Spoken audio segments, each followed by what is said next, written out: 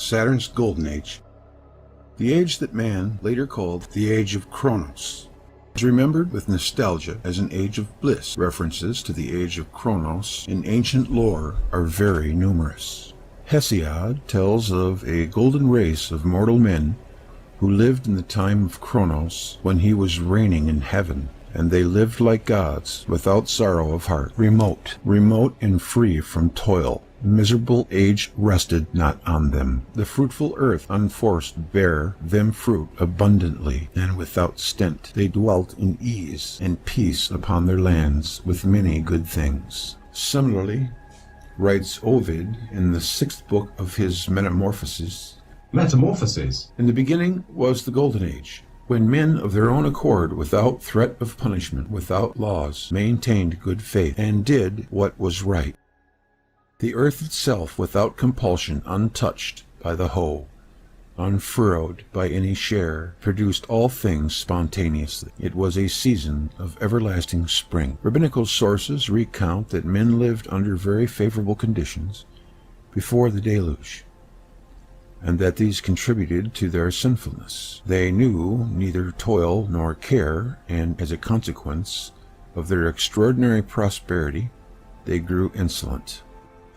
The dominance of Saturn at some remote period in the history of life of the peoples on Earth was of such pronounced and all-pervading character that the question arises whether the adventures of the planet going through many exploits could by itself be the full cause of the worship of the planet and the naming of the Golden Age, the Age of Kronos, Saturn. Saturn exploded and caused the Earth to go through the greatest of its historical catastrophes, and this was completely sufficient to make of Saturn the supreme deity.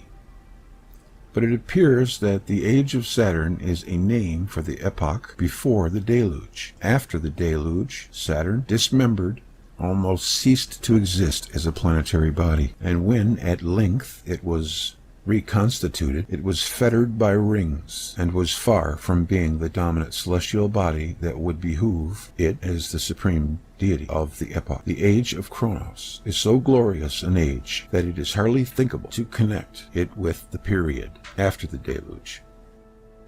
The wailing for Adonis, Tammuz of the Babylonians, or Osiris of the Egyptians, deplored the end of its dominance, not the beginning of it. Then why was Saturn the supreme deity by whose name the great and glorious age before the deluge was named? Because it removed Uranus from its role of chief deity, and to the onlookers on Earth emasculated him. If the distances between the Earth and Saturn and Uranus were then what they are now, then such occurrences could scarcely be observable. Uranus is only faintly visible in the night sky over Mesopotamia in a most translucent night. Saturn is clearly visible, but is not, for an unaided eye, a spectacle in the sky. It was more voluminous and more luminous before the deluge, but if it moved on an orbit not too different from the present one, and Earth were moving approximately in the same quarters where it moves today, then the surprise still persists as how a body on a 30-year-long orbit could make the inhabitants of the Earth on its 1-year-long orbit regard it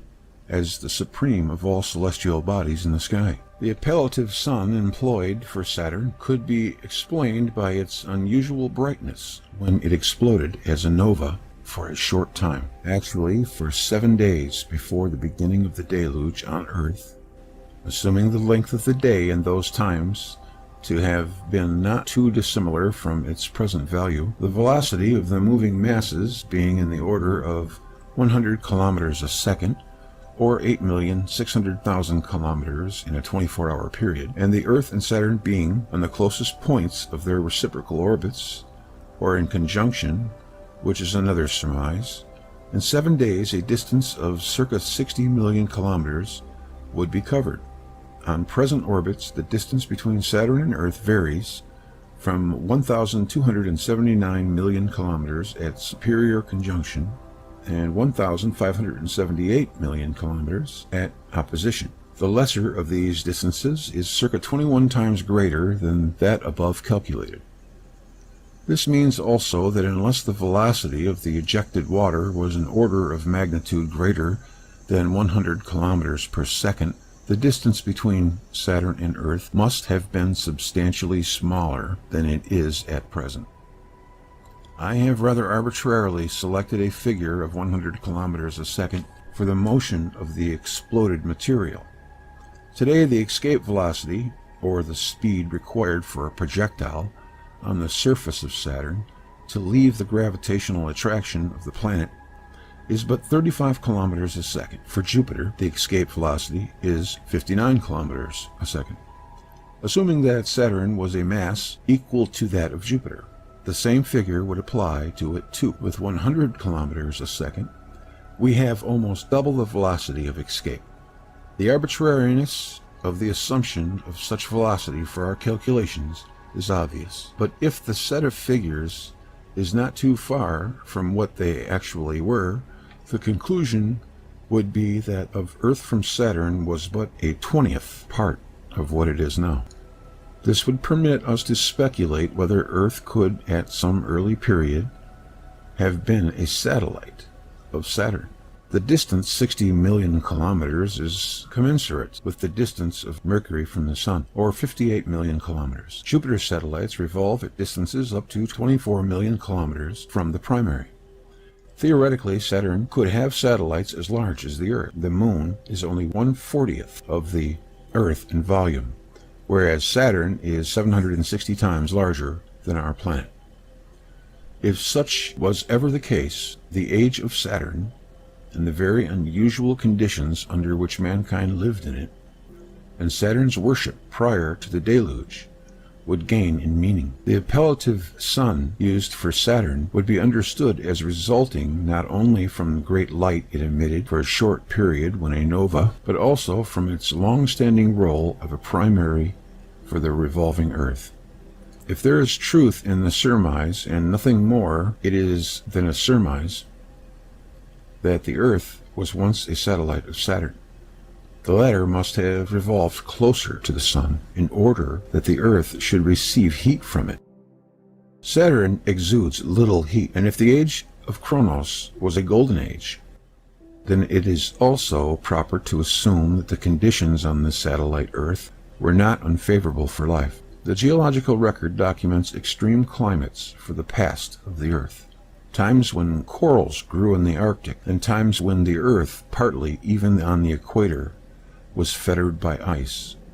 Such climates require definitely abnormal conditions that could be created only by varying positions of our planet as an astronomical body. Therefore, surmises as made in this section are not in conflict with geological and paleoclimatological records. Yet it is not what could have taken place, but what took place, or the historical record that is the proper goal for inquest. In the absence of direct indications, we may only deal with the problem of the Earth as a satellite of Saturn as a hypothetical construction, requiring further elucidation. It is assumed by modern astronomy that the ninth planet, Pluto, was once a satellite of Neptune, which, having collided with Triton, another satellite of the planet, was thrown out of the ring and became an independent planet. The satellite Triton, however, as a consequence of the collision, reversed the direction of its revolution and became a retrograde satellite. Another instance of a postulated conversion of a planetary satellite into an independent planet is discussed by Van Flandern and Harrington in their paper A Dynamical Investigation of the Conjecture that Mercury is an Escaped Satellite of Venus. Thus, the principle of a conversion of a satellite into a planet in its own right is not a phenomenon that is discussed here for the first time. The Golden Age of Saturn, or Kronos, came to its end when the supreme god of that period, the planet Saturn, was broken up. The age of Kronos was not the earliest age of which man retained some, however, dim memories, but farther into the past, the dimness amounts almost to darkness.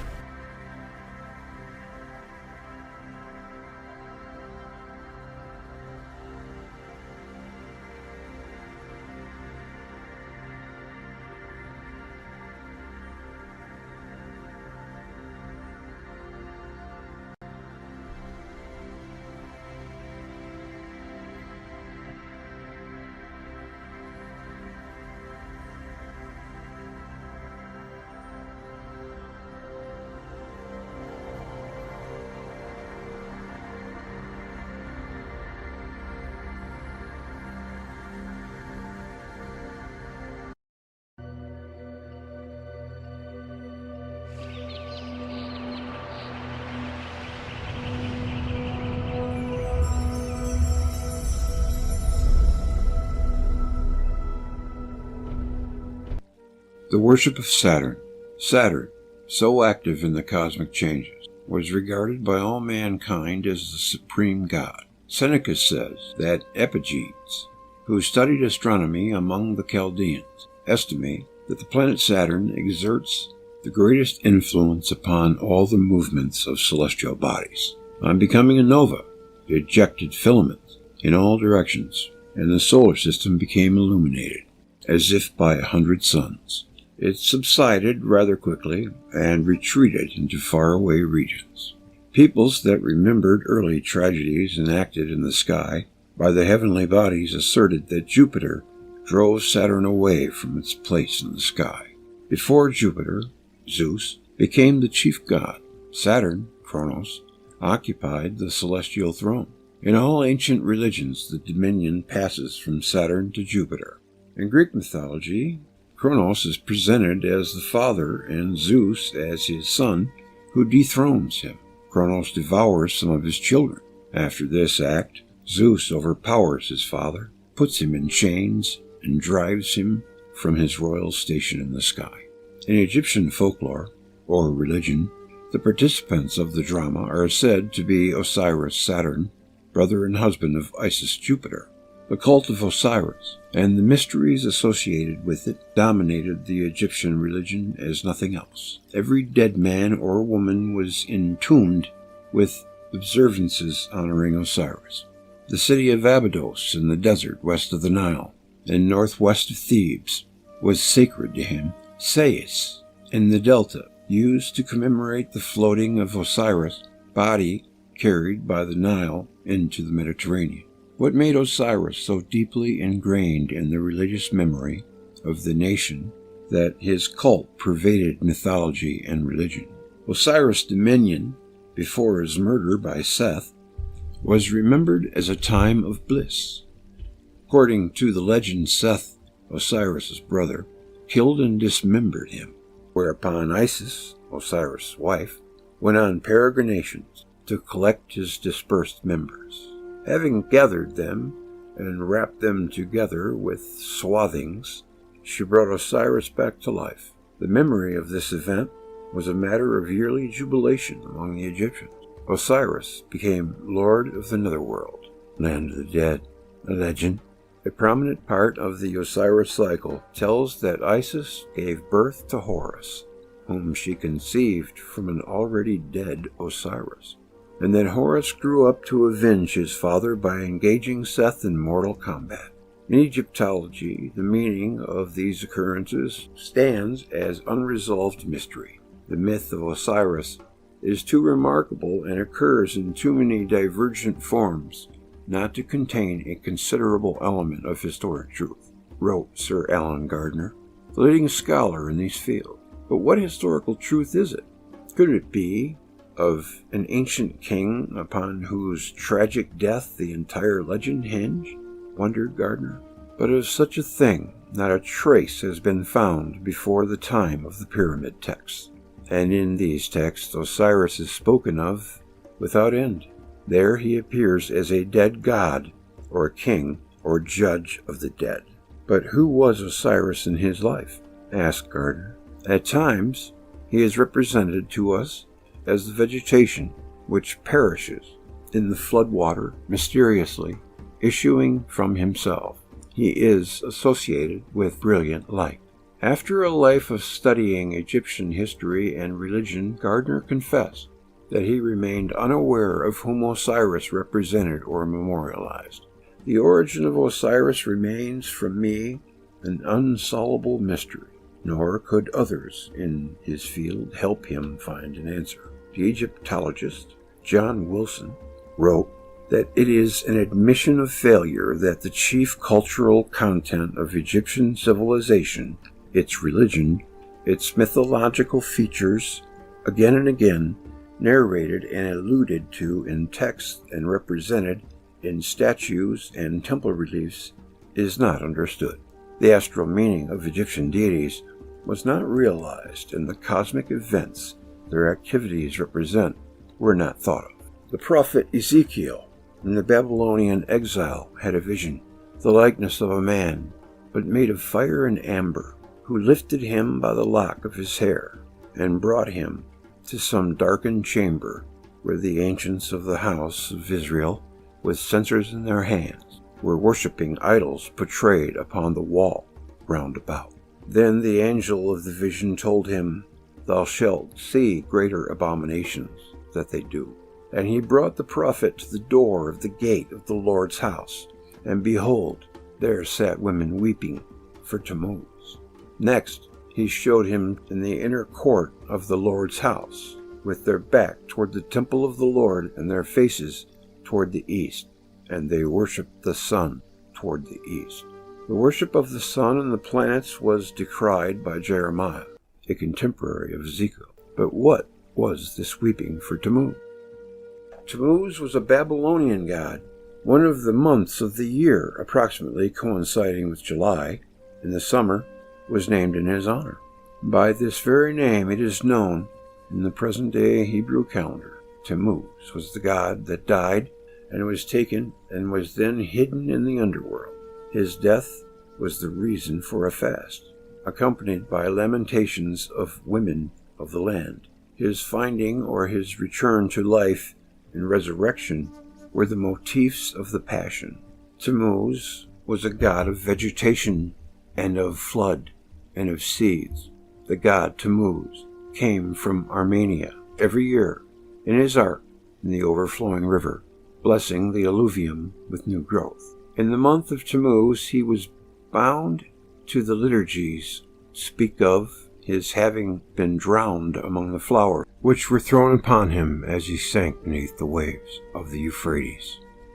The drowning of Tammuz was an occasion for wailing by women. The flood has taken Tammuz. The raging storm has brought him low. Of Tammuz it is also narrated that he was associated with brilliant light, with descent into the netherworld, visited there by Ishtar, his spouse. Tammuz's death, his subsequent resurrection, or his discovery in the far reaches, but no longer brilliant, where the themes of the cult that was not just one of the mysteries, but the chief and paramount cult. The Osirian mysteries for the wailing of Tammuz all refer to the transformation of Saturn during and following the deluge. Osiris was not a king, but the planet Saturn, Kronos of the Greeks, Tammuz of the Babylonians. The Babylonians called Saturn the star of Tammuz. After the deluge, Saturn was invisible. The sky was covered for a long time by clouds of volcanic dust. And the Egyptians cried for Osiris, and the Babylonians cried for Tammuz. Isis, Jupiter at that time, went in search of her husband, and Ishtar, also Jupiter at that early time, went to the netherworld to find her husband Tammuz. For a time, Saturn disappeared, driven away by Jupiter. But when it reappeared, it was no longer the same planet. It moved very slowly. The disappearance of the planet Saturn in the netherworld became the theme of many religious observances, comprising liturgies, mystery plays, lamentations, and fasts. When Osiris was seen again in the sky, though greatly diminished, the people were frenzied by the return of Osiris from death. Nevertheless, he became king of the netherworld, and that is what Saturn is. In the Egyptian way of seeing the celestial drama, Isis, Jupiter, the spouse of Osiris, Saturn, wrapped him in swathings. Osiris was known as the Swathed, the way the dead came to be dressed for their journey to the world of the dead, over which Osiris reigns. Similar rites were celebrated in honor of Adonis, who died and was resurrected after a stay in the Netherland, in Mysteries of Orpheus. Sir James Frazer, the collector of folklore, came to regard Osiris as a vegetation god. Likewise, he saw in the Babylonian Tammuz an equivalent of the Egyptian Osiris, the vegetation god, and carried away by this concept wrote The Golden Bow. built around the idea that vegetation god that dies and is resurrected the following year. A few peoples, through consecutive planetary ages, kept fidelity to the ancient Saturn, or Kronos, or Brahma, whose age was previous to that of Jupiter. Thus the Scythians were called Manda by the Chaldeans, people of Manda, and Manda is the name of Saturn. The Phoenicians regarded El Saturn as their chief deity. Eusebius informs us that El, a name used also in the Bible as the name for God, was the name of Saturn. In Persia, Saturn was known as Kevin or Kavin. Different names for a god in the Bible reflect the process going through the many ages in which one planet superseded another and was again superseded by the next one in the celestial war. El was the name of Saturn, Adonis of the Syrians. The bewailed deity was also like Osiris, the planet Saturn. But in the period of the contest between the two major planets, Jupiter and Saturn, the appellative of the dual gods became Adonai, which means my lords. Then, with the victory of Jupiter, it came to be applied to him alone. In the beginning, Kronos, the Titan that ruled the entire ether, his star, the far-seeing gods called the Shining One, when Saturn was consigned to the darkness of Tartarus. The world passed under the rule of Jove. Tatius refers to a storm during which Saturn was forcibly expelled by Jupiter and ceased to rule. The connection of Osiris with water or flood water is frequently stressed both by the native Egyptian sources and in reports by classical and early Christian authors. Plutarch wrote that the Nile is the most principle and power, that the Nile is the efflux of Osiris, and that Osiris is Oceanus. Egyptians say that Osiris is water. Knock, in his commentary to his edition of Celestis, compared a 1st century Greek papyrus in which it is written, I am Osiris, who is called water. The drowning of Osiris, described by Plutarch, is attested in some of the earliest Egyptian hieroglyphic texts. That Brahma is Saturn was understood by Velikovsky as long ago as the early 1940s, though he did not publish the idea until 1974. In the text of his lecture before the American Association for the Advancement of Science Symposium, so they did know about it. See Pense 7, 1974. Pense was a magazine that used to bi-monthly, I think, or I'm not sure about how often it came out. It might have been a monthly. And then there was also a journal called Kronos 3. So there must have been 2 before that too, 77. Maybe look some of those texts up and do some reading from that. I bet there'd be some good stuff in there.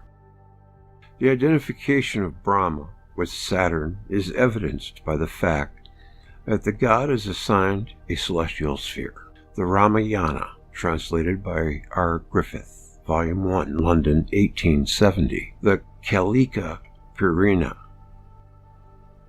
a celestial sphere, should probably be interpreted as an orbit. In the Mahabharata, it is further said that the high-souled Brahma is seated in the highest abode, quoted in Shastra, the flood legend. Brahmaranyaka. The Brahmaranyaka, the Upanishad, places Brahman in the highest world in the cosmology of the Yogavasya of Vyasa. Yogavasya of Vyasa. Yogavasya Yasa. The highest celestial sphere is that of Brahma. In the Vishnu Purana, the Brahmaloka, which is the heaven of Brahma, is the 7th and highest heaven. In some sources of the Brahmaloka, is referred to as Satyaloka. Satyaloka. Tatius, the Histories, in the highest orbit and exerting the greatest influence, moves the star Saturn.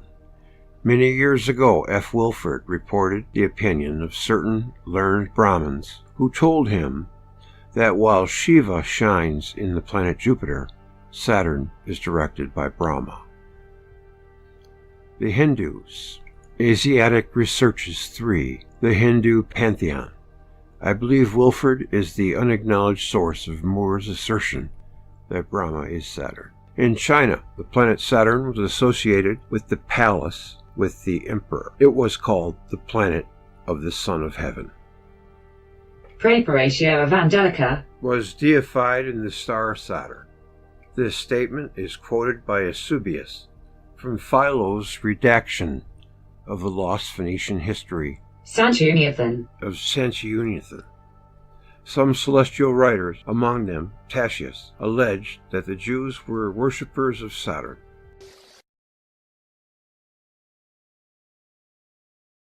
Explained the white crown of Egypt and the rest of these things that he showed us, all from mythology, all from thousands of years ago. These things clearly were seen by civilizations that never talked to each other from the far corners of the earth. It all just clicked together like a three-dimensional jigsaw puzzle in my mind.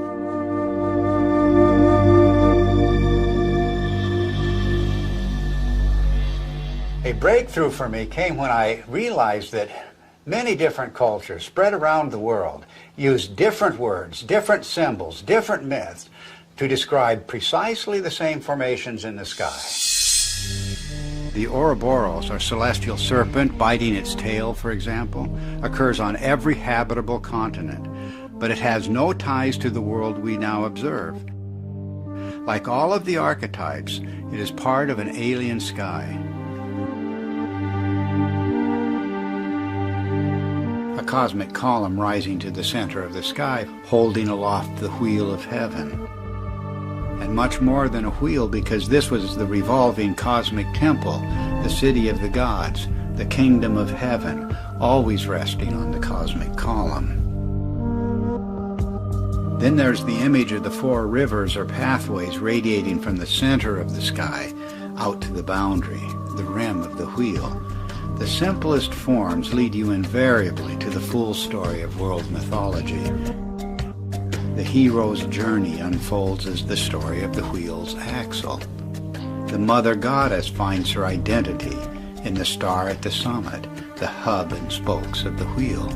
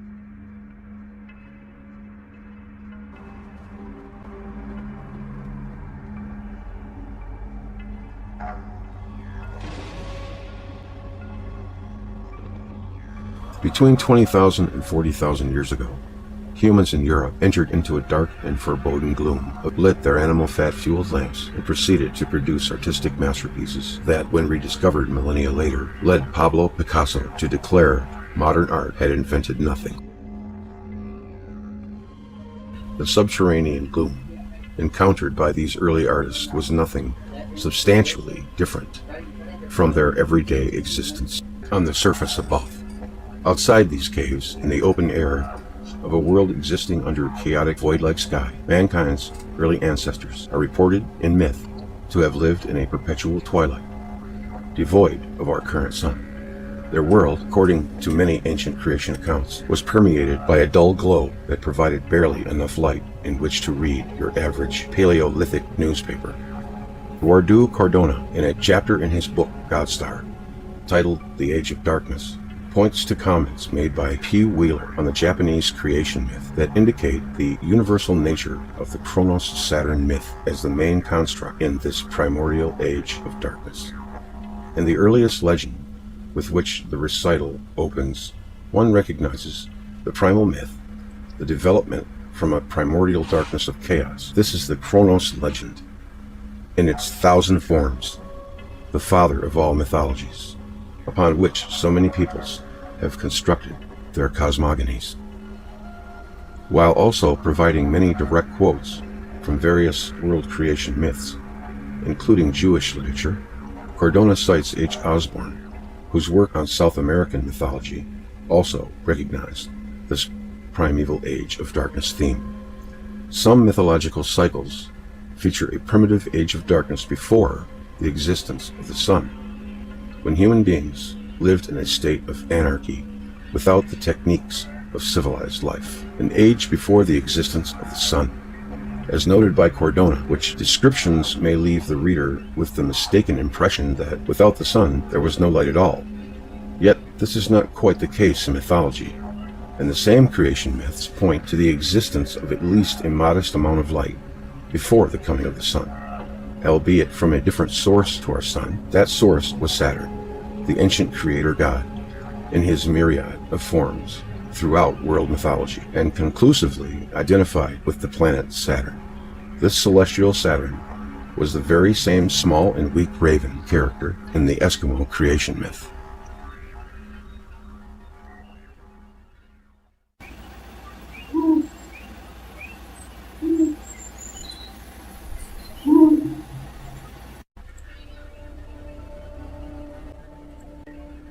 The light of our current sun, as a rule, is not essential to life. Microbial life can exist in a sunless environment, as can species of deep sea life. While photosynthesis in vegetation works best in the darker red light spectrum, rather than the harsh and bright ultraviolet light of the sun, so it is not inconceivable that life on Earth, as we know it, could have existed and even flourished in a predominantly nocturnal world, provided there was some form of radiated red spectrum light or energy. Most species of animal, including those now long extinct, exhibit high degrees of nocturnal adaptation. Of all the higher creatures currently inhabiting the Earth, human beings are probably the least adapted to a nocturnal environment. Yet traditional mythologies remember a time of darkness stretching out into an unknown antiquity, a time in which the god Saturn, in all his manifestations, was small and weak, a mere shadow of the creative force he was destined to become. As mankind's first remembered source of light, long before the coming of the sun, Saturn is said to have cast its pale light on a world without seasons and devoid of any means for humans to calculate time. Locked in a stationary post that is reported in mythology to have been at the northern celestial realms, the primordial Saturn seemingly drifted aimlessly through the skies on a chaotic heavenly milieu resembling the ebb and flow of a dark ocean. In this state of affairs that is referred to in the opening verses of Genesis, when darkness was upon the face of the deep and the Spirit of God moved upon the face of the waters, our conclusion here is that Saturn's primordial source of a dim, timeless light was a duly glowing sub-brown dwarf star, of which Earth was one of its primary and original satellites, and the Earth was nestled close enough to its original host star to have been enveloped in Saturn's opaque and warming plasma sheath. For humans alive on Earth at this time, there would have been no reference to the greater cosmos, and therefore no reference to any moving celestial object with which they could have marked the passage of time. This was a timeless age in which the dim blue-red light spectrum emanating from Saturn would have cast a dark purple-hued glow over the Earth's surface. This, then, was mankind's purple dawn of creation.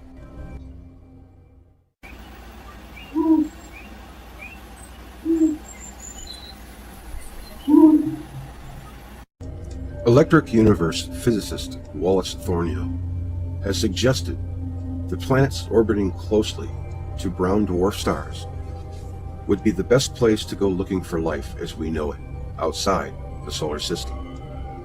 This is a possibility under the EU model because all types of stars, including brown dwarfs, are explained as an electric discharge phenomenon taking place where vast cosmic and electrically live Birkeland currents entwine and pinch down into what is called a Z-pinch, also known as a Bennett pinch. Discovered over 100 years ago, Birkeland currents, or the filamentary gas strings of twisting plasma ropes seen in space, are viewed in the EU model as the galaxy's power lines, feeding electrical power to all of the stars we see in the shining night sky.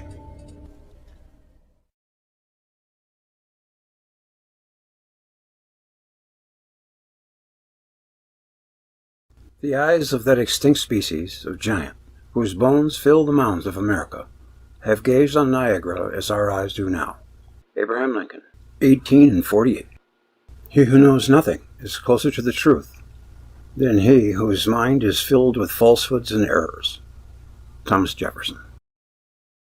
And for even Abraham Lincoln to mention to Congress that there were giants once on the earth, it all makes total sense. Plants grow better in red light. They have fossils of 100-foot tall mushroom in Alaska. This whole red thing with people, like the red ochre people, purple being a royal color. It lends serious gravity to Saturn theory. That the Earth was once a planet of a brown dwarf star system. And how they know that it's a difference from a brown or a red dwarf, I take that as the brown dwarf is just a lot smaller and cooler. Perhaps more stable. He never mentioned anything that I've heard of where life can exist around a red dwarf. They're much more violent. That's the bad thing about living in an environment like that.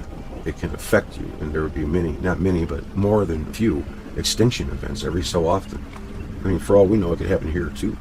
At one particular time, or perhaps several, an ocean's worth of water was dumped on the Earth. Salt, soil, rock, heavy metals, you name it, got sent to Earth from Saturn when it flared or nova. The Earth was bathed in the light of a brown star, Saturn. Earth would have been much smaller as well. For example, a little known fact exists that dinosaurs, even giants, could not lift themselves off the ground or live comfortably in Earth's gravity today. Then it had to be smaller. If it was 1/3 of what it is today, when it was a satellite of Saturn. But nobody ever talks about that, the dinosaurs and their weight issue with today's gravity. They don't even mention it. I'm going to show you some clips from David Talbot's Remembering the End of the World. He says that myth is our key to remembering. The whole universal monarch thing, heaven in the sky, it's very, very interesting. And just trying to show you a clip of the show is leaving out really valuable information. So please, by all means, watch Remembering the End of the World if you haven't already. It's excellent graphics. Blood poured from the mountains which split and came crashing down. And the earth was engulfed in great clouds of darkness.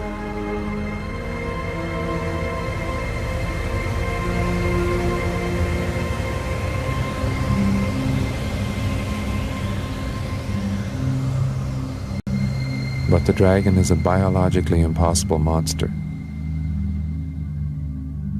So what did the ancient chronicles mean by a dragon moving among the stars and disturbing the planets?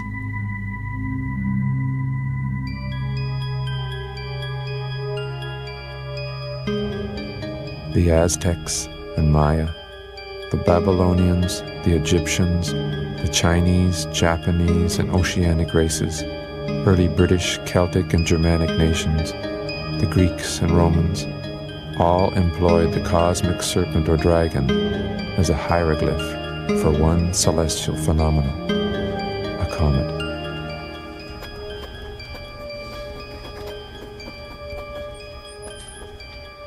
In ancient astronomies, the dragon and the comet carry the same meaning. They mean the end of the world, cosmic night, doomsday.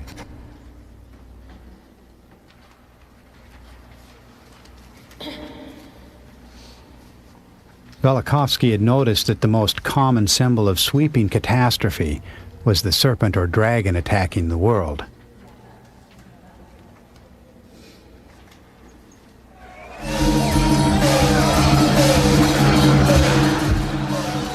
I discovered that from one culture to another, many different hieroglyphs for the comet are attached to the serpent or dragon. Bearded dragons,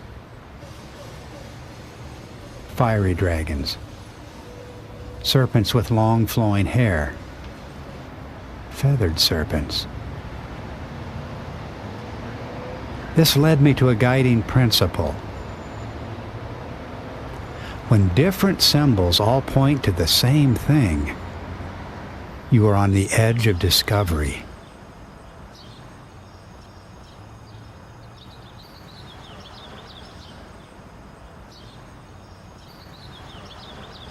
But if the dragon meant the comet, and the comet meant doomsday, what about the other characters in our fairy tale? What about the hero? What about the beautiful princess?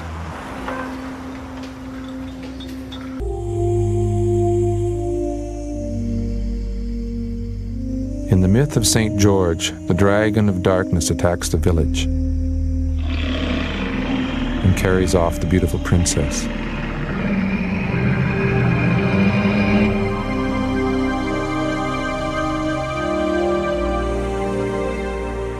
Then along comes the hero, St. George, who vanquishes the dragon and frees the princess. But in the earlier versions of this story, the dragon is the terrible aspect of the princess herself.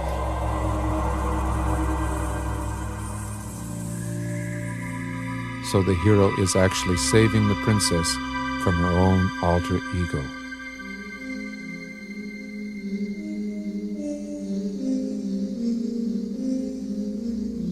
In the later versions, the innocent princesses and fair maidens are often victimized by an ugly witch.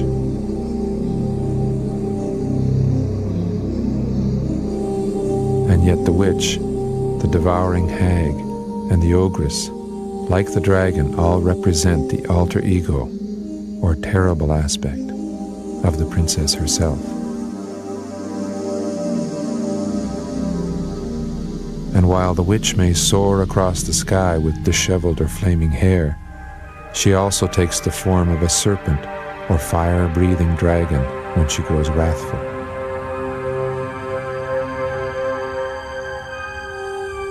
It was said of the witch's hair that it could bring rain, hail, wind, and lightning, exactly what ancient nations said of the comet.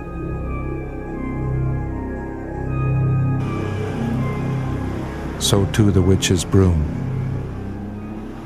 From Europe to Asia, the clump of grass or straw or feathers, the primitive broom or whisk, was an acknowledged symbol of the comet.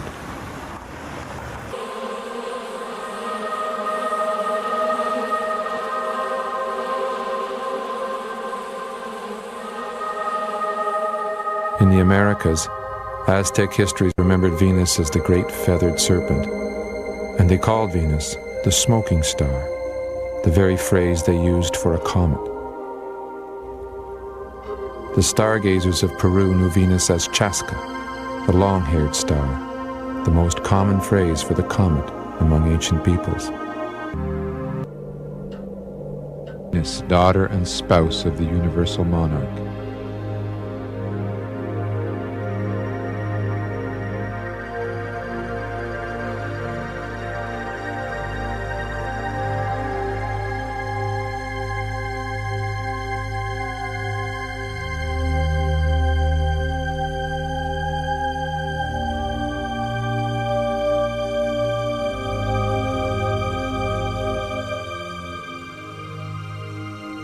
Within the womb of the goddess resided the unborn hero, Mars, heart of the heart, pupil of the eye.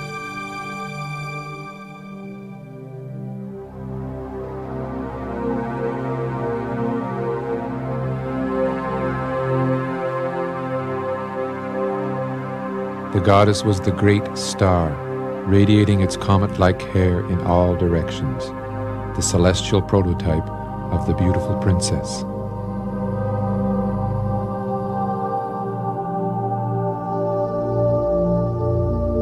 She was the glory of heaven, the animating flame giving life to the ancient sun god. Her place was squarely in the center of the sun. This produced the great wheel of the sun, with the goddess as the nave and the hero as the axle.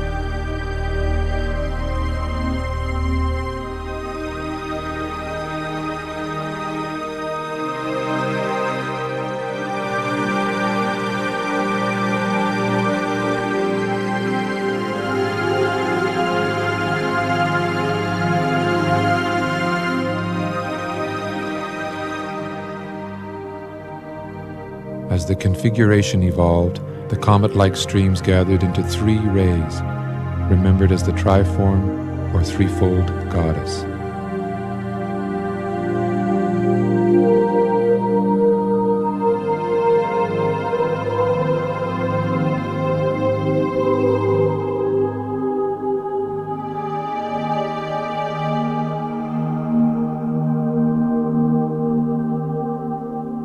Later, this same comet-like material presented 4 streamers or rays, giving the wheel its 4 spokes, 4 luminous winds, 4 life-bearing streams, 4 flaming arrows launched into the 4 directions, and the 4 pillars of heaven.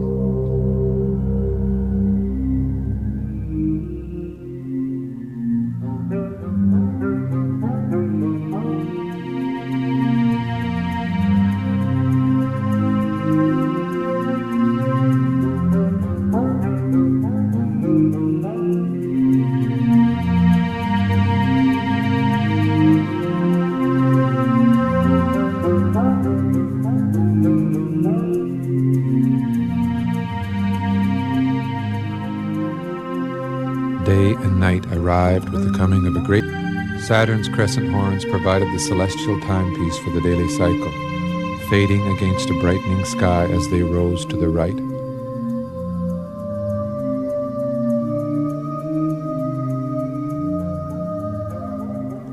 Growing brilliant as they descended to the left.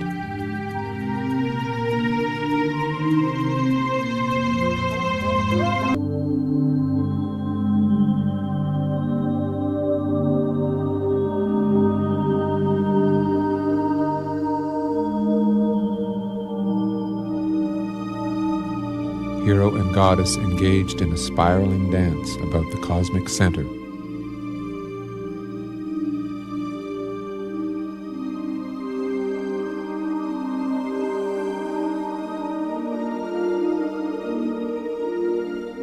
The serpent tail wrapped itself around Venus to produce a band presenting the form of a great eye, so that in its re-entry, Mars became the pupil or the red apple of the eye.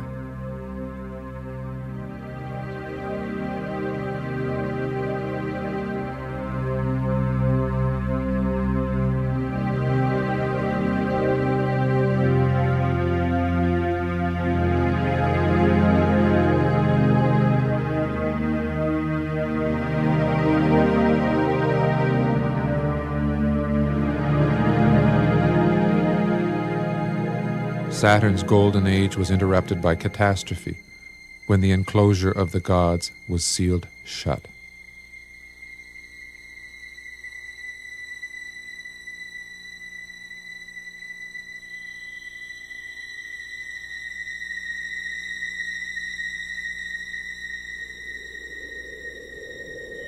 The descent of the hero in his dark aspect brought overwhelming clouds and darkness.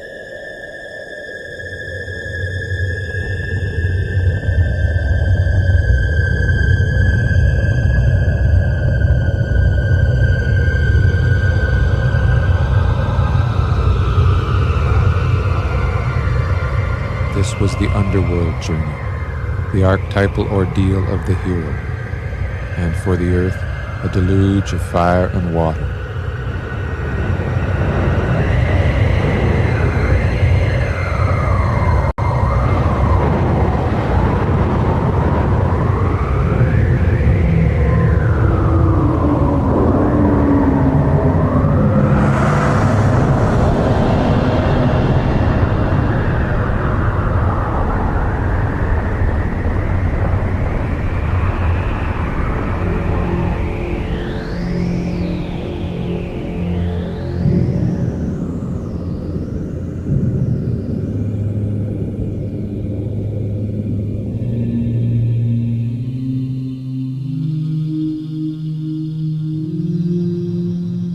Then Mars rose out of the waters of the deep to produce the world mountain.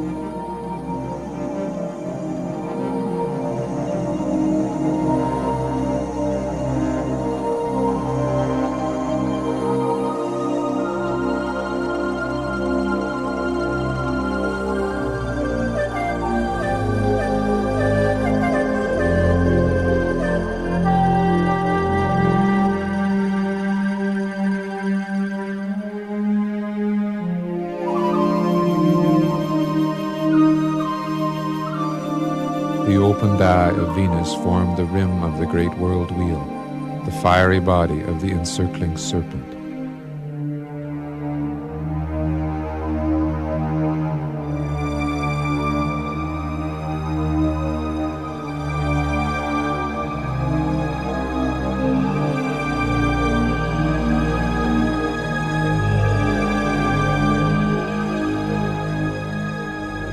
Watered by the four rivers, this was the land of the gods, resting on the summit of the world mountain, a bright crescent forming the horned peak.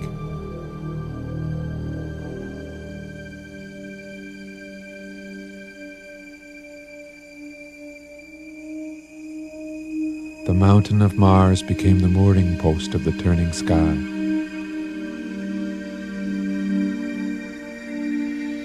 The column of wind or water rising along the world axis.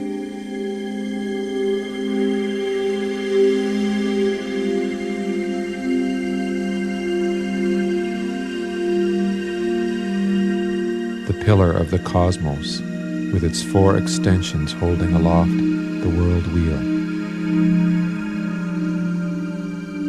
But the ancient paradise did not last. The hero spirited away the goddess, or stole the heart of the universal monarch who tumbled from the summit of heaven.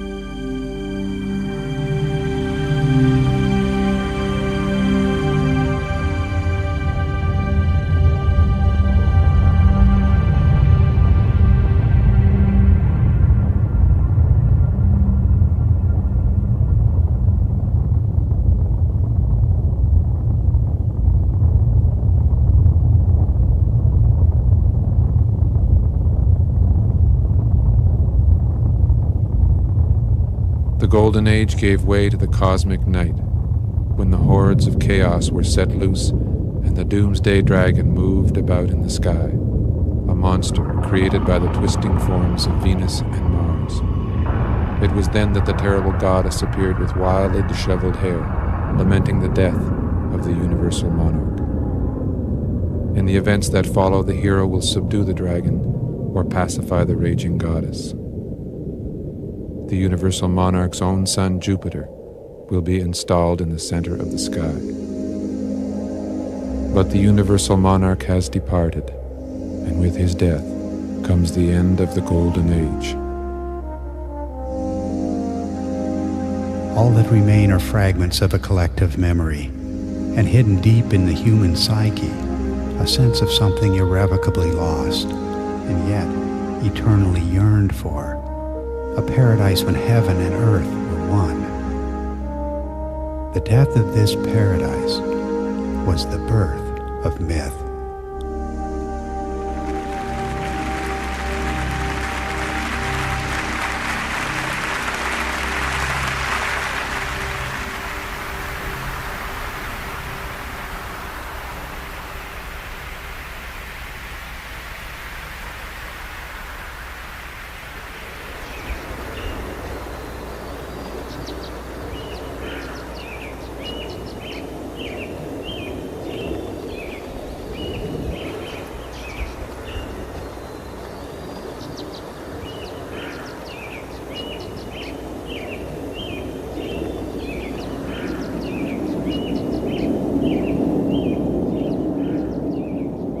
For several decades now, our probes have explored the heavens, returning messages that challenge our long-held assumptions.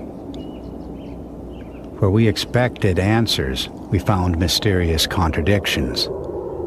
But our expectations were based on an intellectual fiction, the idea of the uneventful solar system.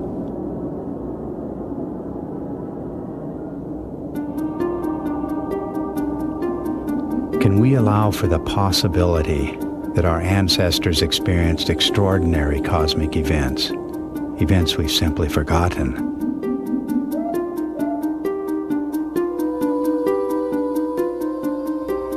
If we allow this idea, even as a possibility, we are inviting a revolution.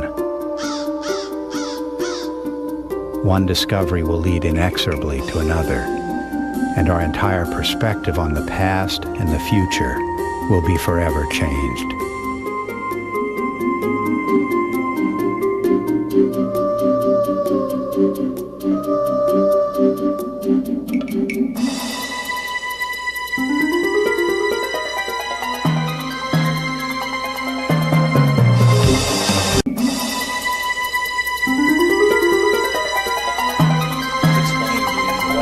Egypt and the rest of these things that he showed us, all from mythology, all from thousands of years ago. These things clearly were seen by civilizations that never talked to each other from the far corners of the earth.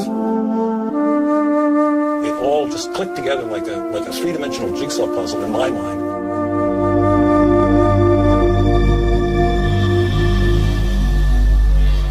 A breakthrough for me came when I realized that many different cultures spread around the world use different words, different symbols, different myths to describe precisely the same formations in the sky. The Ouroboros, or celestial serpent biting its tail, for example, occurs on every habitable continent, but it has no ties to the world we now observe. Like all of the archetypes, it is part of an alien sky. A cosmic column rising to the center of the sky, holding aloft the wheel of heaven. And much more than a wheel, because this was the revolving cosmic temple, the city of the gods, the kingdom of heaven, always resting on the cosmic column. Then there's the image of the four rivers or pathways radiating from the center of the sky out to the boundary, the rim of the wheel. The simplest forms lead you invariably to the full story of world mythology. The hero's journey unfolds as the story of the wheel's axle. The mother goddess finds her identity in the star at the summit.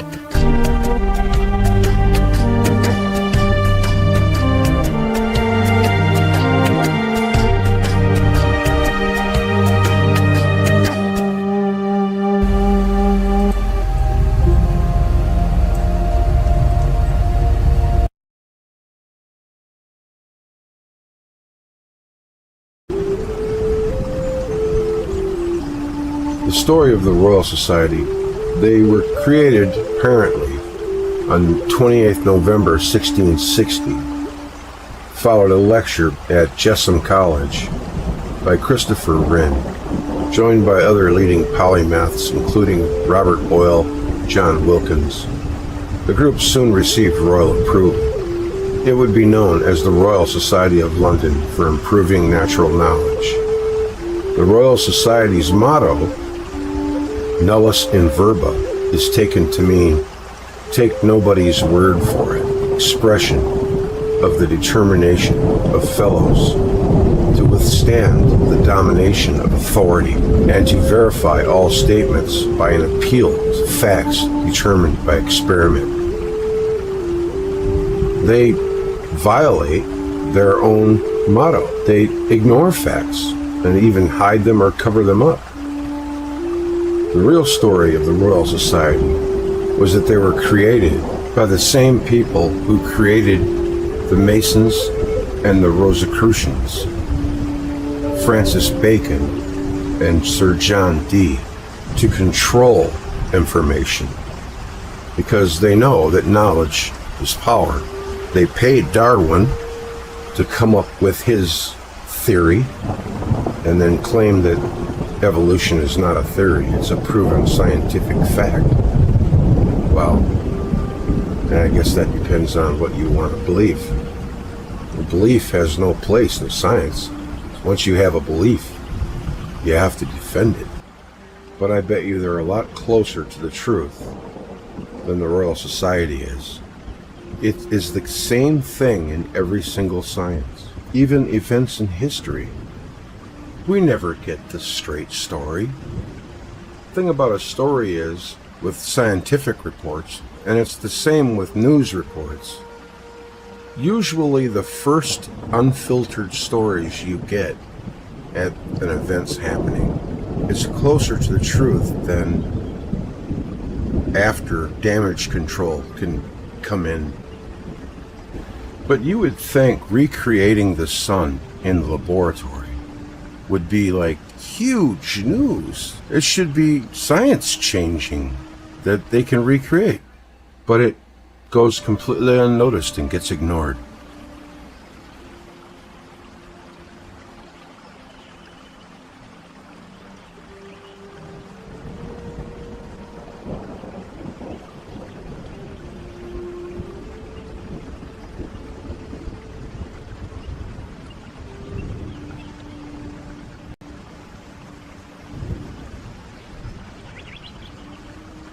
Garb.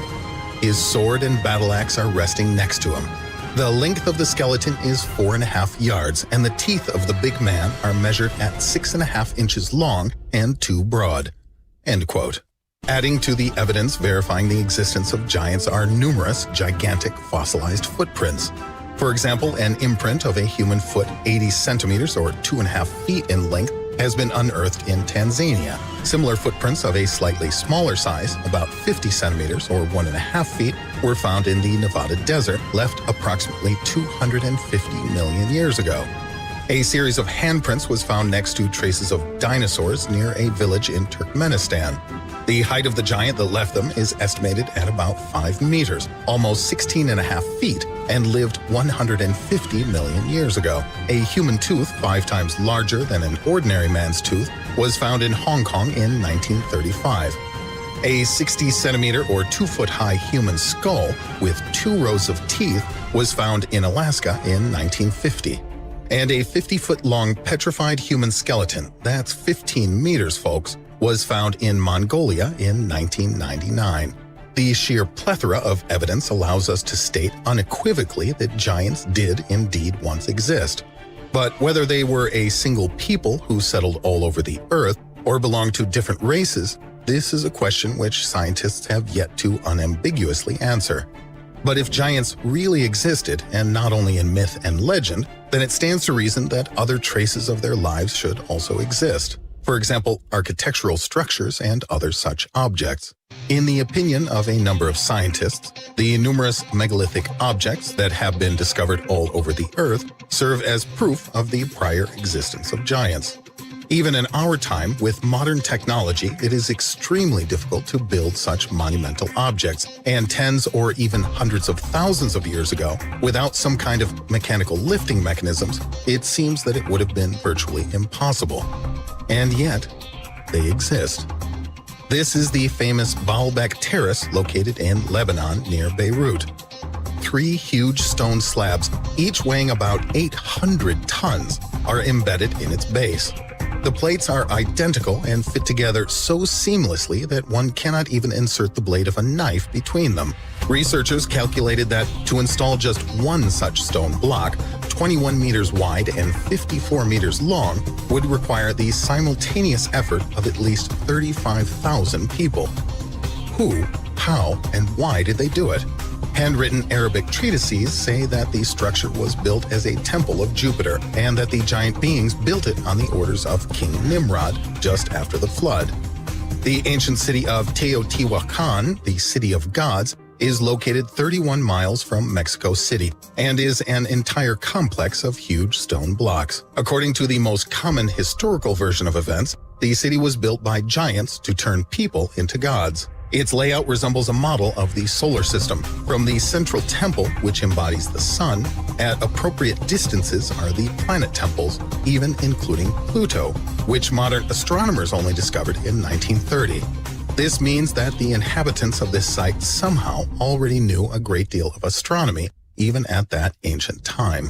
Regarding objects that giants might have built, scholars also include the Egyptian Sphinx, the English Stonehenge, the stone figures of Easter Island, and the Tibetan City of the Gods. Not only are these structures themselves amazing, but also their geometrical connection with each other.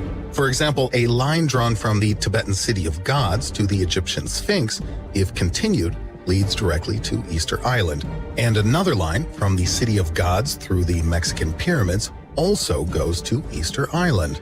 These two lines delineate 1/4 of the Earth's surface, and a line drawn from the City of the Gods to Stonehenge divides this quarter exactly in half.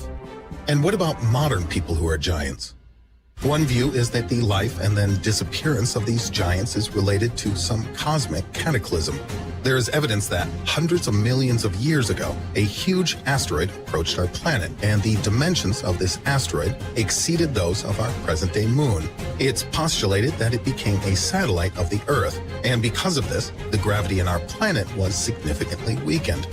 It was then that the giants appeared and developed a fairly advanced civilization. Hundreds of thousands or even millions of years later, this satellite descended from its orbit and disintegrated, its debris falling to the Earth.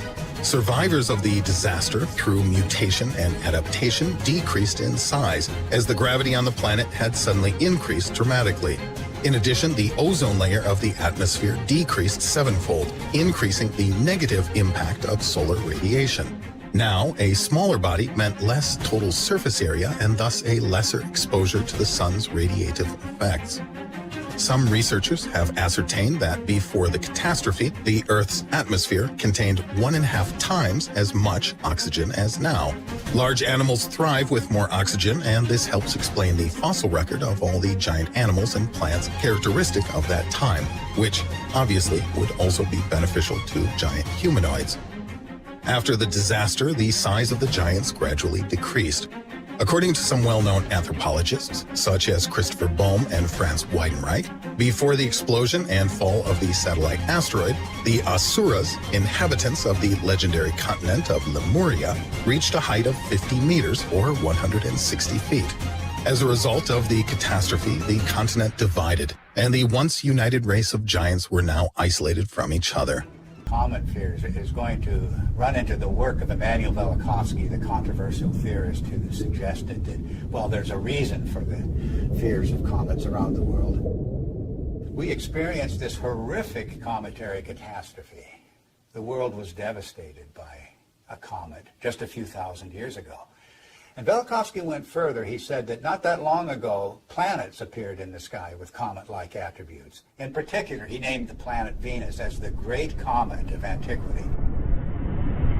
Both Walt Thornhill and I disagreed with many components of Velikovsky's reconstruction, but we also felt that Velikovsky had nailed certain principles that can help us to understand the early cultures.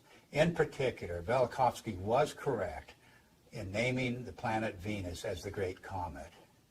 And the cometary language of Venus goes far beyond anything that Velikovsky himself published.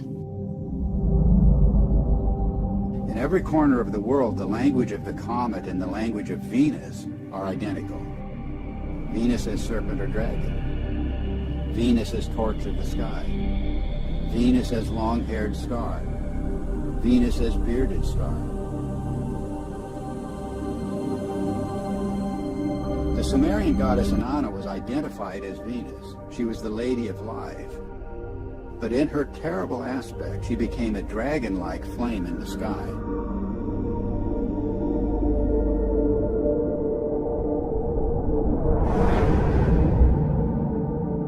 The texts say, like a dragon, you have deposited venom on the land,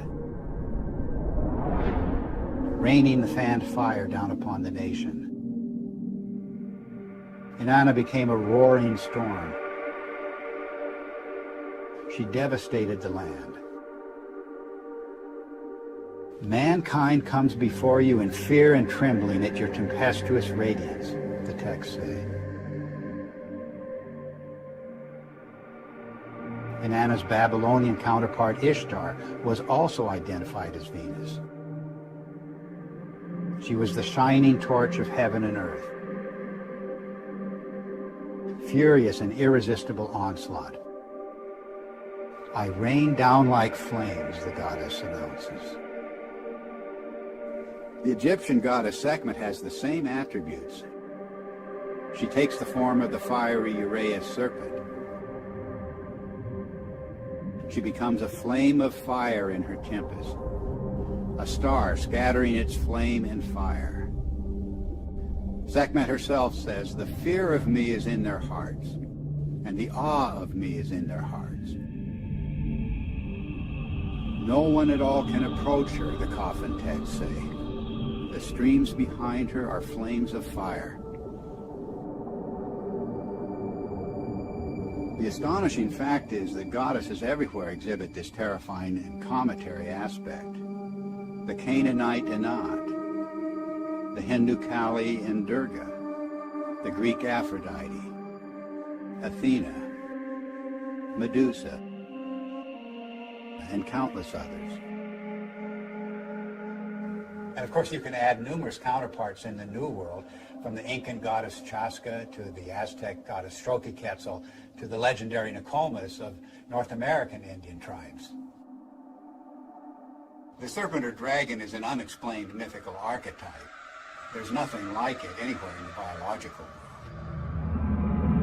And yet the same recurring features will be found in cultures the world over. The dragon's disheveled hair and shaggy beard. Its knotted aspect, and its worldwide appearance as entwined twins.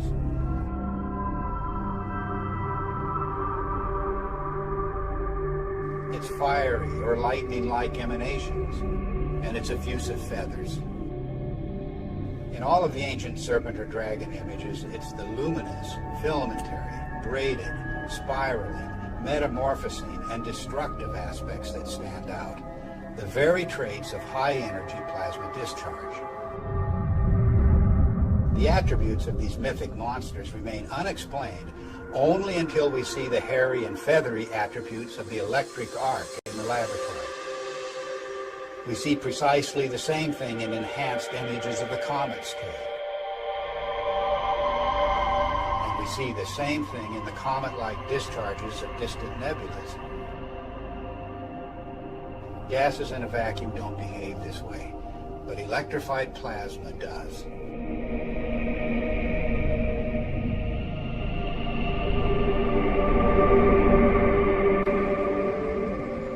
Peter Mungo Jupe from the Thunderbolts group is talking about instant fossilization of the electric force.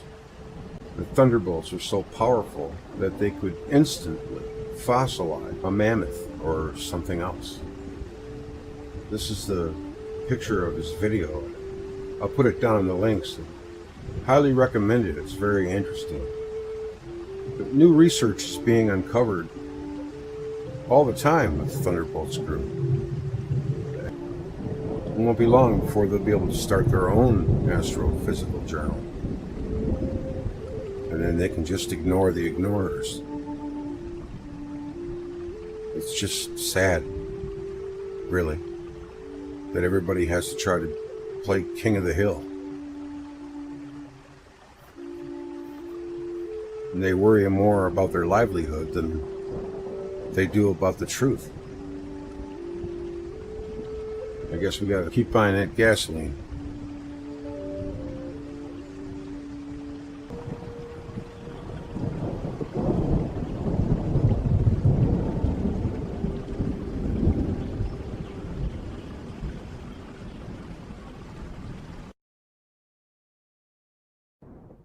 Welcome to Space News from the Electric Universe, brought to you by the Thunderbolts Project at thunderbolts.info.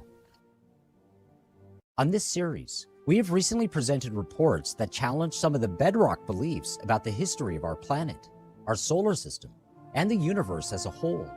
When it comes to our own world, The fundamental belief system shaping all of modern geology and astronomy is uniformitarianism, or the notion that changes in nature happen incrementally over eons of time.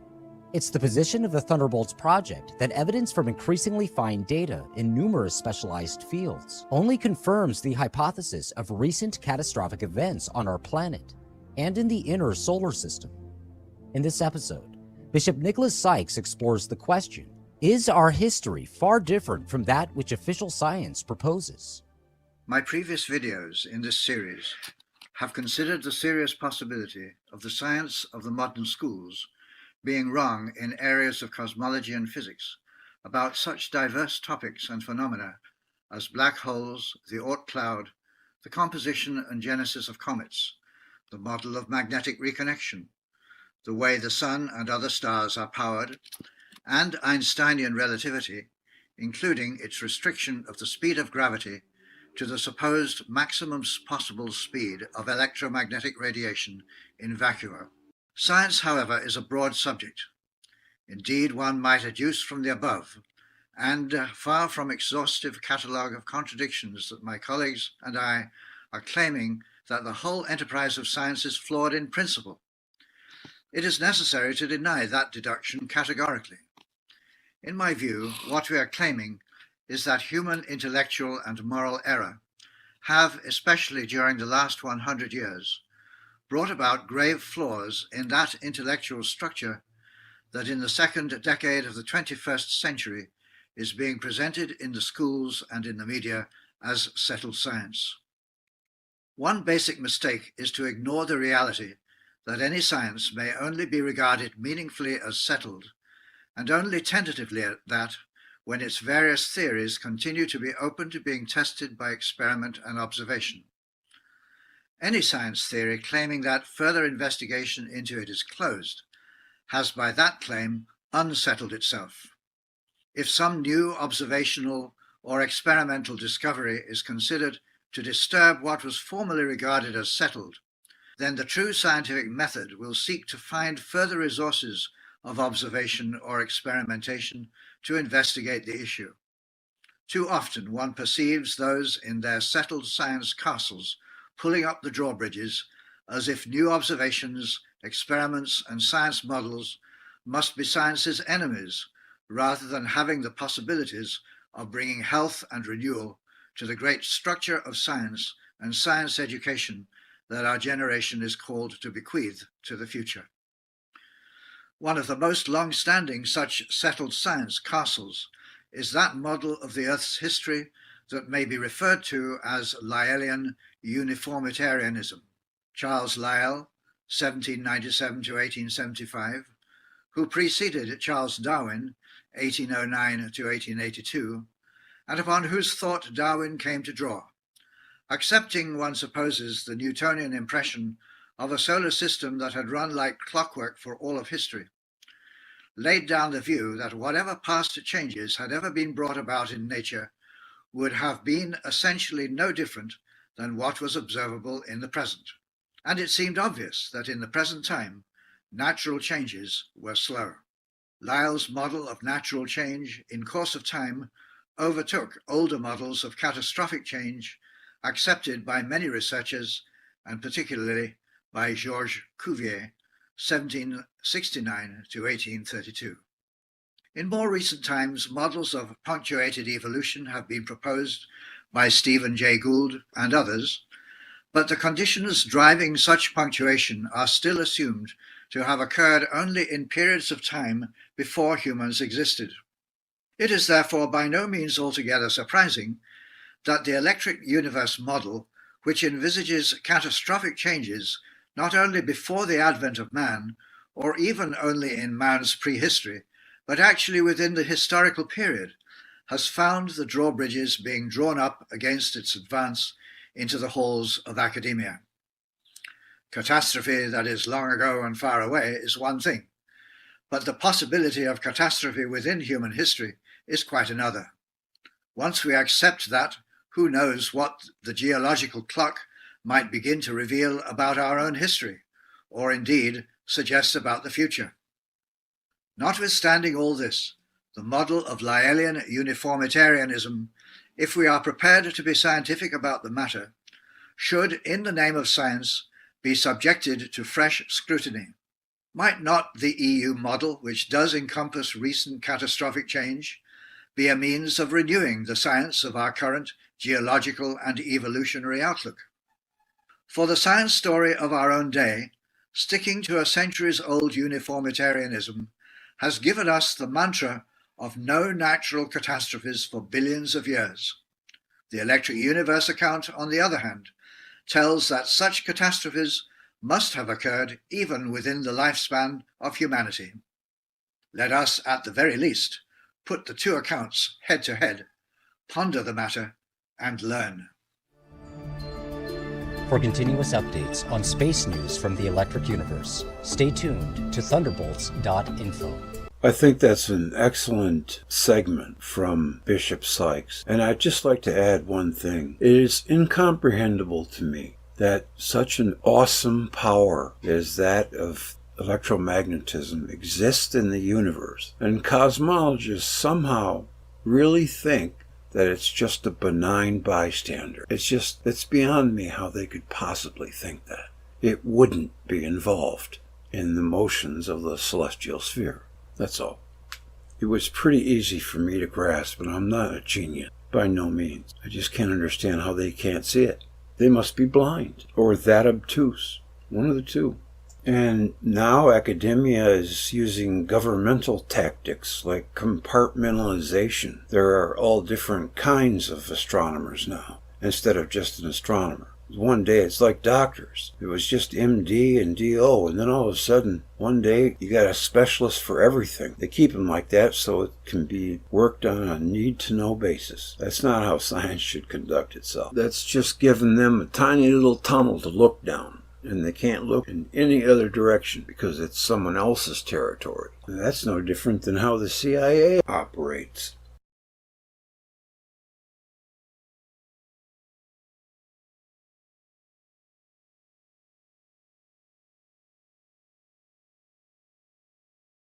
To been the situation for the Earth when it was orbiting Proto-Saturn, presumably.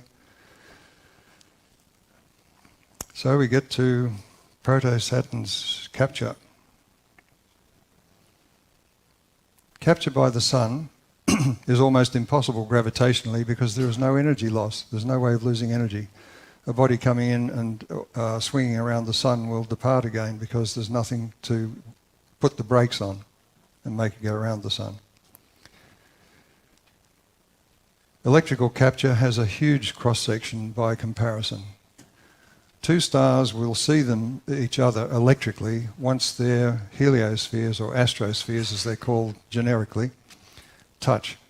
Now the Sun's heliosphere is 100 astronomical units in radius.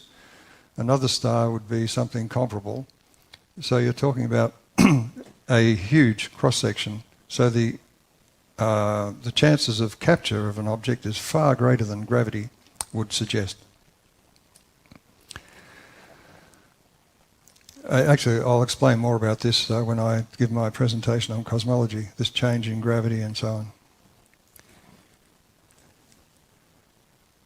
So Proto-Saturn changed from being a star, that is an anode in interstellar space, to becoming a cathode or cometary body in the Sun's heliosphere.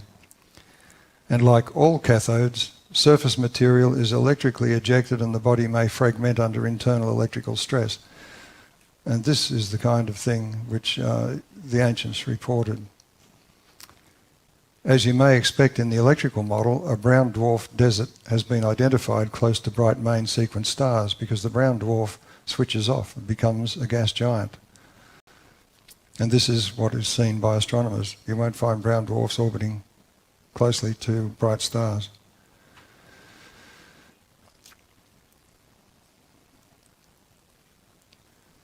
So gravitational theory only accommodates accretion disks. Expulsion disks are believed impossible despite the copious evidence of stars ejecting matter in jets. Even the Sun does it in a modest coronal mass ejection kind of way. It's also interesting to note the large number of close orbiting gas giants about nearby stars. This fits the electrical fissioning argument and not the nebular accretion model. Gas giants have also been discovered at distances from their stars where they couldn't have formed within the age of the star. All of the impossible planets and stars being discovered are not impossible in the electric universe model. Instead, they are expected based on that model. I'll deal with this issue in my presentation on cosmology. So it explains why there are so many hot Jupiters that have been found closely orbiting a star.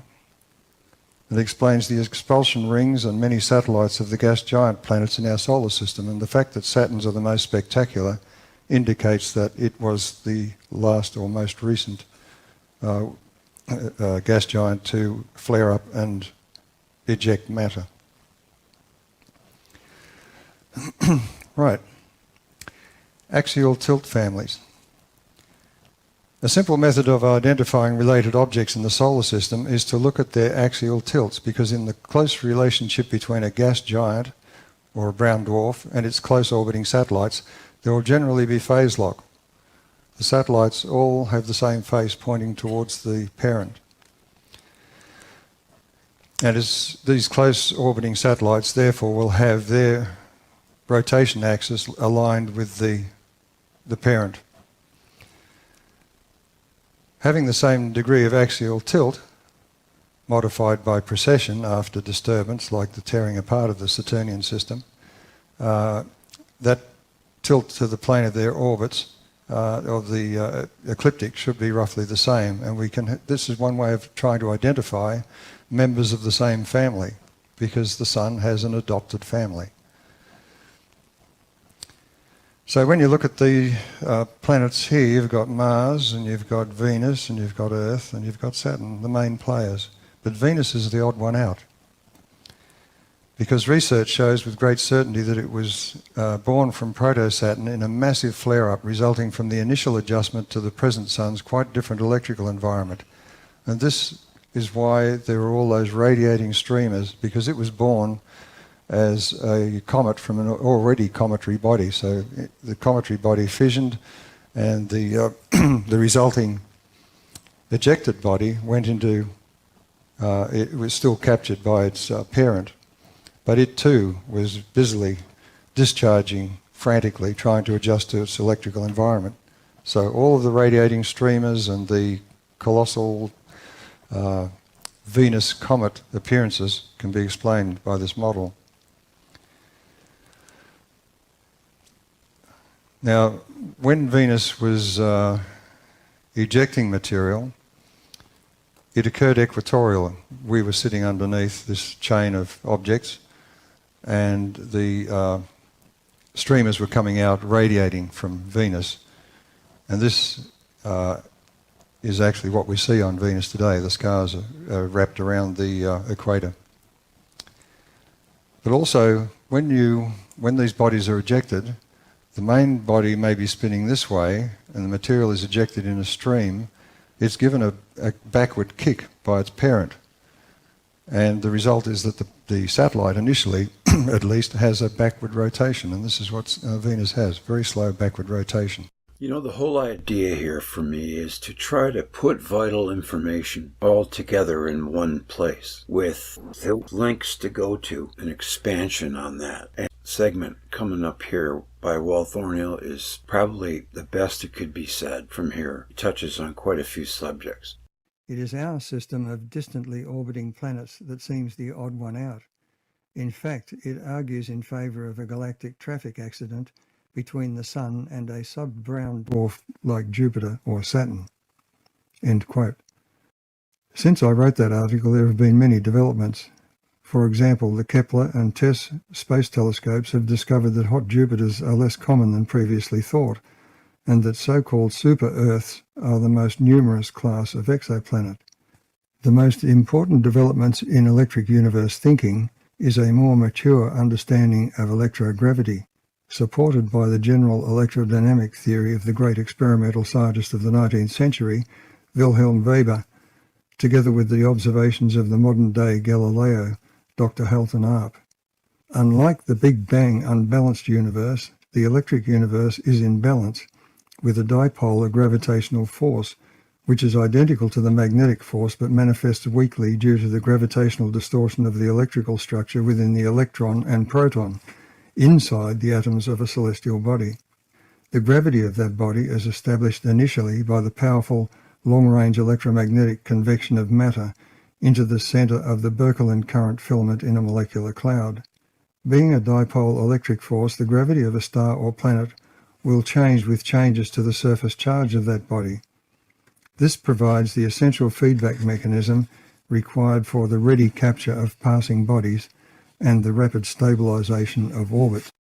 Halton Arp provided a fundamental benchmark for real cosmology when he found that the universe is not expanding.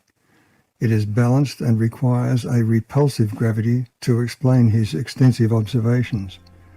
The electric universe had to meet that observational benchmark, and it does so for the simple reason that all celestial bodies will be spherically polarized with the same gravitational pole facing outwards.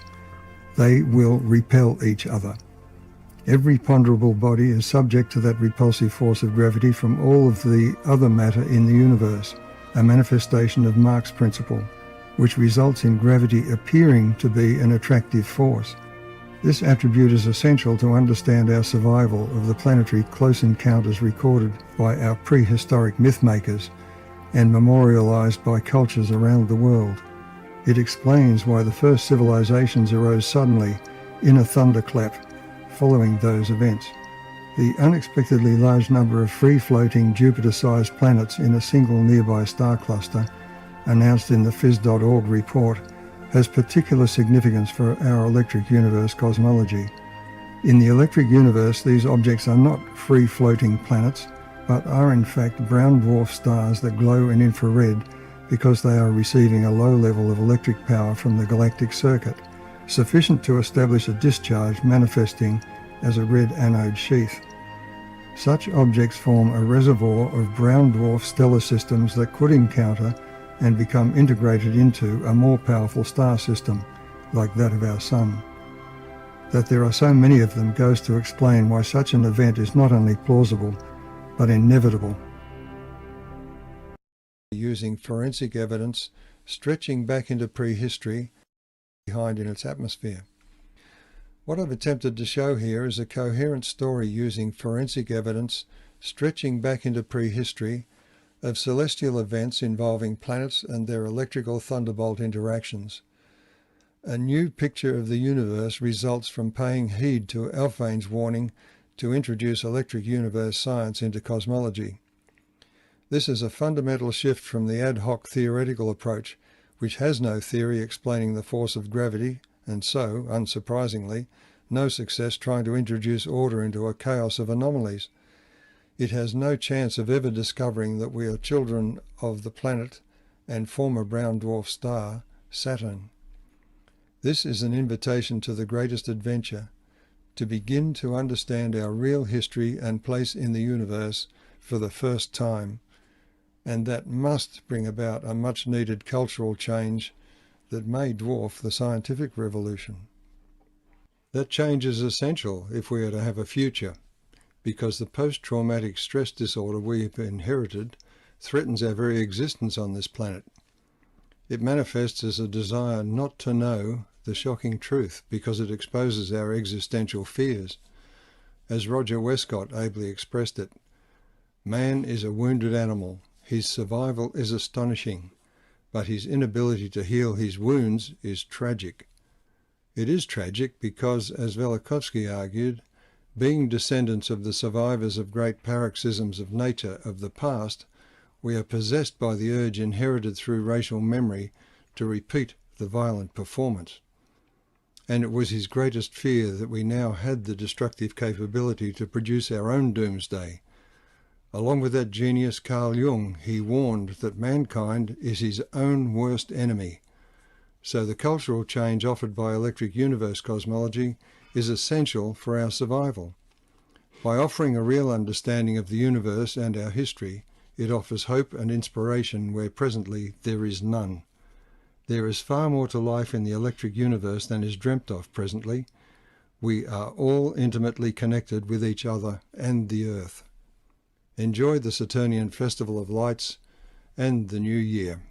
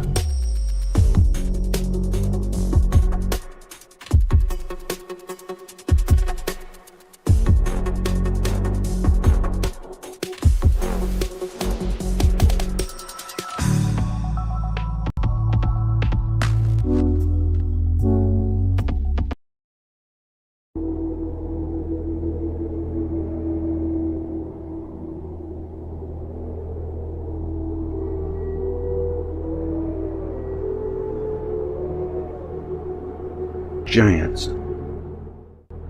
The traditions of peoples all over the world are quite unanimous in asserting that at an earlier time a race of giants lived on the earth, that most of the race were destroyed in great catastrophes, that they were of cruel nature and were ferociously fighting among themselves, that the last of them were exterminated when, after a cataclysm, a migration of peoples brought the forebears of the peoples of today to their new homelands.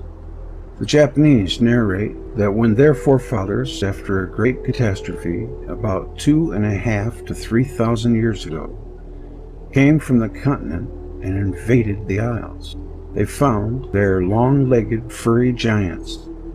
These giants were called Ainu. The forefathers of the Japanese were defeated in the first encounter, but in the second encounter they were victorious. Extinctions described the wandering of the people of the Western Hemisphere in the 4 ages of the world. The first age came to its end in the flood. In the second age, called the Son of the Earthquake, there lived the generation of the giants, which was destroyed in the cataclysm that terminated this age.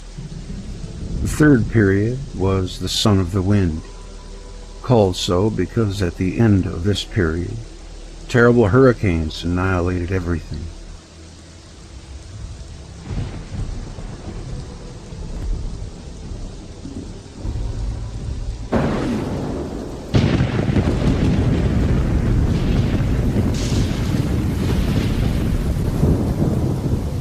The new inhabitants of the New World were Yulmi and Zakaloka, who came from the east to find a foothold at Patachin. Here they met a number of giants, the last survivors of the second catastrophe. The fourth age was called the Fire Sun because of the great fire that put an end to this epoch. At that time, the Toltecs arrived in the land of the Anahuac, put to flight by the catastrophe. They wandered for 104 years before they settled in their new home. Also, F.L. Gamara, in his Conquista de Mexico, in the chapter about Cinco Sols Q Son Idades, Sonidades, wrote, "The second sun perished when the sky fell upon the earth. The collapse killed all people and every living thing, and they say that giants lived in those days, and that to them belong the bones that our Spaniards have found while digging mines and tombs. From their measure and proportion, it seems that those men were 20 hands tall, a very great stature, but quite certain." The Hebrew scriptures, as preserved in the Old Testament and in the Talmud and Midrashim, narrate that among the races of the world in the previous age were races of giants, men of great size, tremendous strength and ferocity, who were destroying other races, but also were turning upon each other and destroying themselves.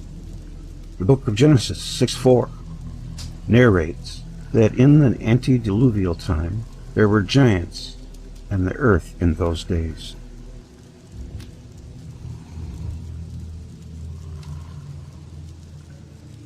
The Greek book of Baruch narrates that over 400,000 of the race of giants were destroyed by the flood. After the flood, there were only a few districts where some of them remained alive. When after a number of centuries another catastrophe ruined the world, and the Israelites left Egypt and sent a few men to explore Palestine, those reported that the people of the land were generally of tall stature, and that besides there we saw giants, the sons of Anak, which came of the giants. And we were in our own sight as grasshoppers, and so were we in their sight. This description clearly differentiates between the people of tall stature and the giants, and the supposition the Israelites found in Palestine, a normal race only taller than themselves, and thought them to be giants, is not supported by the text. A similar distinction is made in Deuteronomy 1:28. The people is greater and taller than we, and moreover, we have seen the sons of the Anakim, giants. There, they, a few families, lived in Hebron. Numbers 13:22. At the time when the Israelites approached the fields of Bashan in the Transjordan, only Og, king of Bashan, remained of the remnant of the giants. Joshua 13:12 and Doi 3:11. The other individuals of monstrous size had been annihilated in the meantime. Behold, his bedstead was a bedstead of iron. Is it not Rabbith of the children of Ammon? 9 cubits is the length thereof, and 4 cubits the breadth of it. After the cubit of a man, the text implies that at the time the book of Deuteronomy was written, the bedstead of Og was still in existence, and was a wonder for the onlookers. The giants were the remnant of a race close to extinction. Og was of the remnant of the giants that dwelt Ashtaroth and Edrei. Joshua 12:4. They were also called Emim, or the furious ones. The Emim dwelt therein, Moab of the Transjordan. In times past, a people great and many and tall as the Anakim, which also were accounted giants, as the Anakim, but Moab calls them Emim. This branch of the giants was already extinct. But the 2 cosmic ages earlier, in the days of Amraphel, king of Shinnah, and Abraham, the patriarch, Imam flourished in the Transjordan. Genesis 14:5.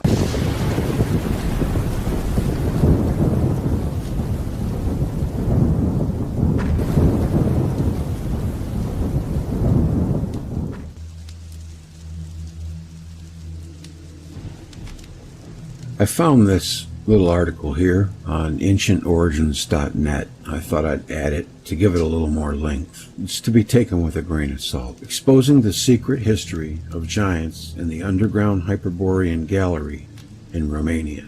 With Rosia, Montana being a mining area, a number of interesting discoveries have been unearthed there over the years. One of the most interesting being a skeleton of a 10-meter tall, 32.8-foot giant, which was found in 1976.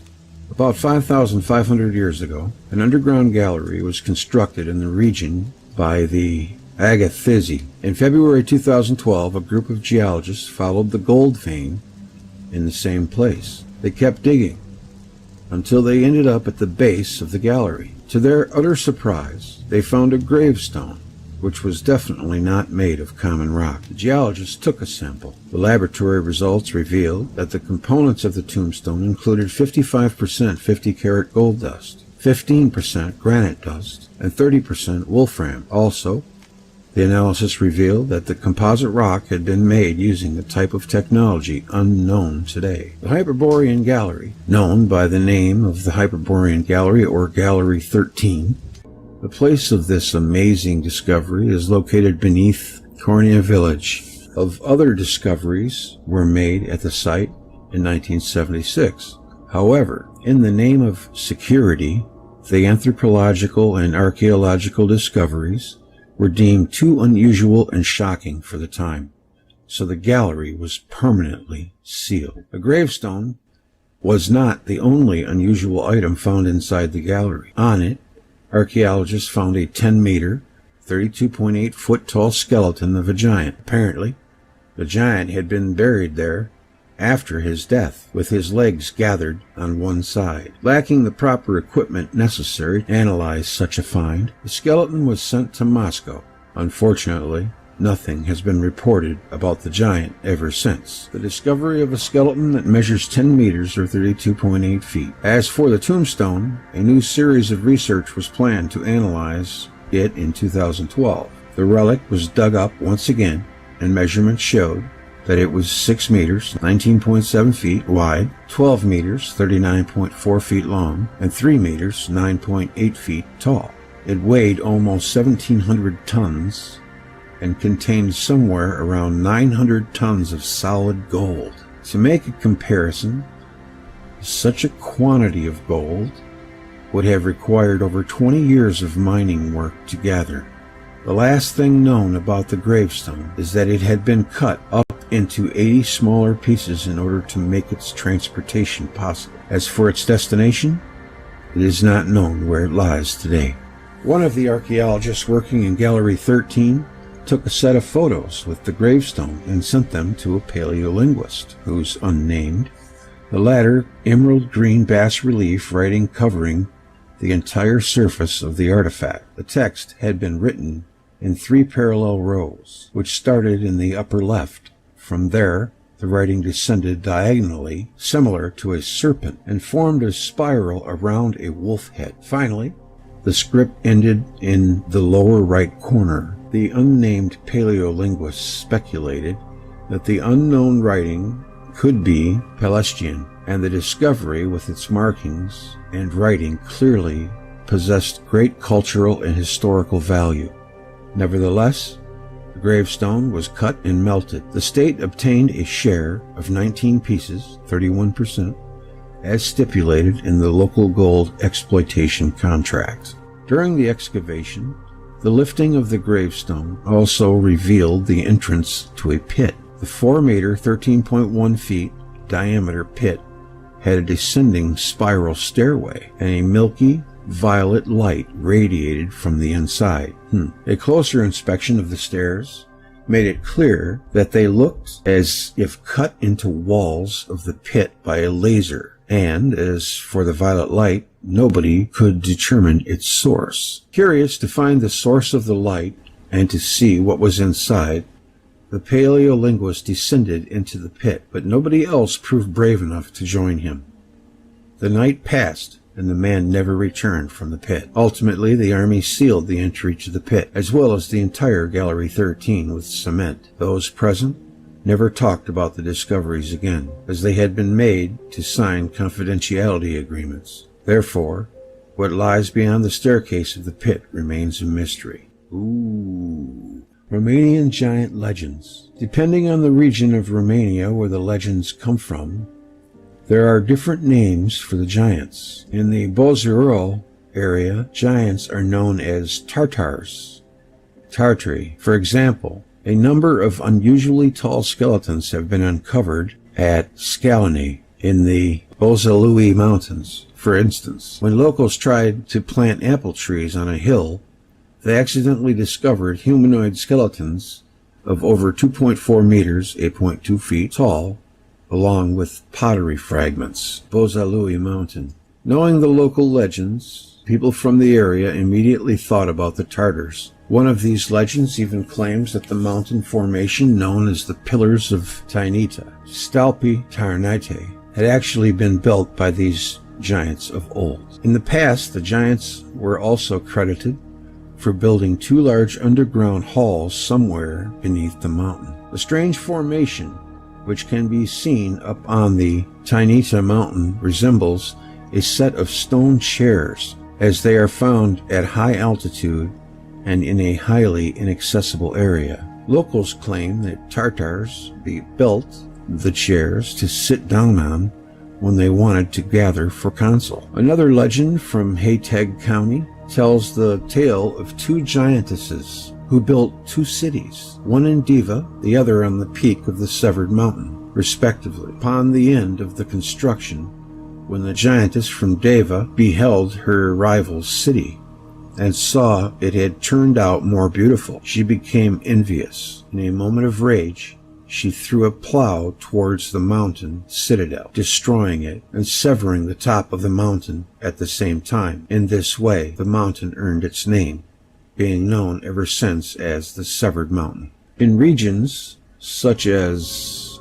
Teleorman, Jeju, and southern Montania, giants are known as Jidovs. A local legend speaks about a hero going by the name of Novak, who fought a Jidov. Once the giant was defeated, he ran away to save his life, but in his flight he left a mark on the ground. So other formations called Magiri by locals who believe that these have been built by giants. Giant discoveries in Romania. A number of archaeological discoveries have been made in Giurgiu. For example, it was found that in Arjadava, King Barabista had his first city, before he unified the Dacian tribes of the area. Yet, an even more interesting discovery was made between the years 1940 and 1950. In this period, archaeologists unearthed 80 humanoid skeletons, which appeared to be giants. The huge skeletons measured about 4 to 5 meters, 13 to 16 feet in height. Giant skeletons have been unearthed in other parts of the country as well.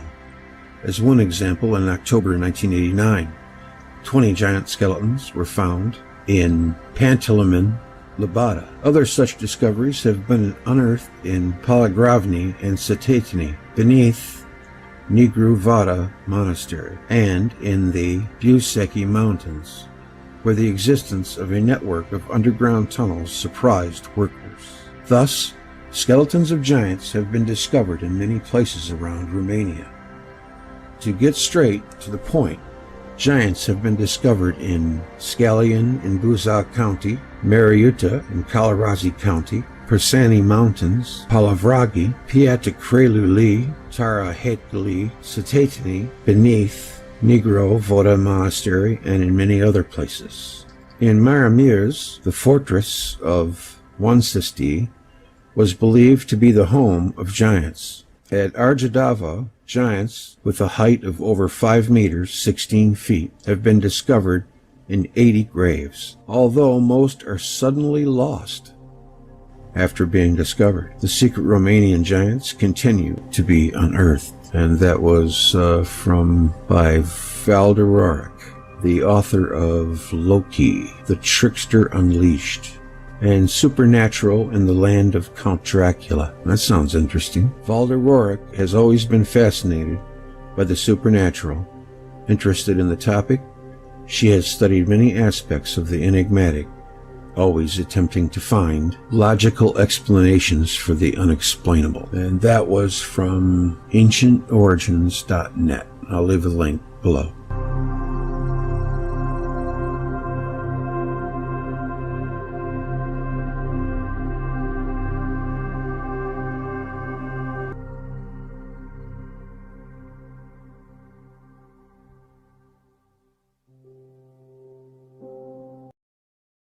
What are your thoughts about the Nephilim and the so-called fallen angels? Do you believe they are just mythological creatures created by mankind's imagination?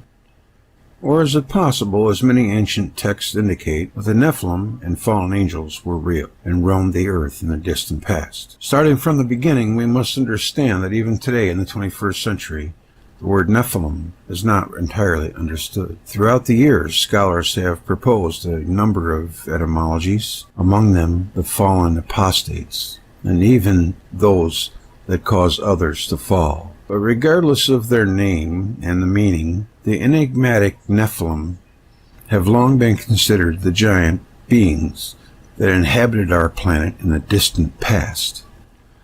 In recent years, many authors would argue that based on numerous ancient texts, we may conclude that the Nephilim could have been an ancient alien species that inhabited the earth in the distant past. This theory, while heavily opposed by skeptics, has become accepted by many people in recent years. Many argue that based on several texts and interpretations of these mysterious beings, the Nephilim were in fact mysterious beings that dominated over the planet before the Great Flood. In many ancient texts, they are referred to as giants, and some ancient texts suggest these mystery beings are in fact the descendants of fallen angels. In the Hebrew Bible, the word Nephilim occurs on 2 occasions, both times in the Torah, the first one being in Genesis 6:1-4, just before the story of Noah's Ark, and the second one is Numbers 13:32 and 33, when spies sent to Canaan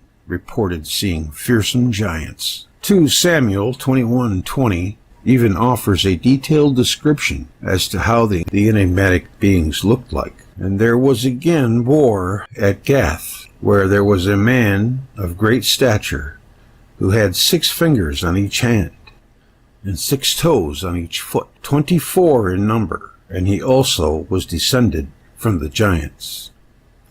But perhaps the most important archaeological evidence supporting the existence of these beings is the 2,000-year-old Book of Giants, which is said to describe how these beings were destroyed. The enigmatic and somewhat controversial Book of Giants was discovered over 50 years ago. It was found in the Qumran caves, among thousands of antique scrolls that offered extremely important insight into our past. But in addition to the numerous texts and articles, we can watch and read about the Nephilim. Nephilims were offsprings of the sons of God and the daughters of men before the deluge, according to Genesis 6:4. The name is also used in reference to giants who inhabited Canaan at the time of the Israelite conquest of Canaan, according to Numbers 13:33.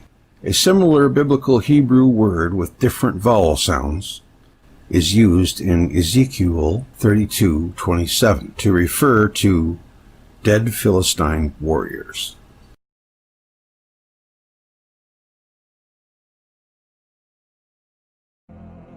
Nephilim. The present state of the moon and of Mars and other celestial bodies does not imply that in the past they were equally desolate.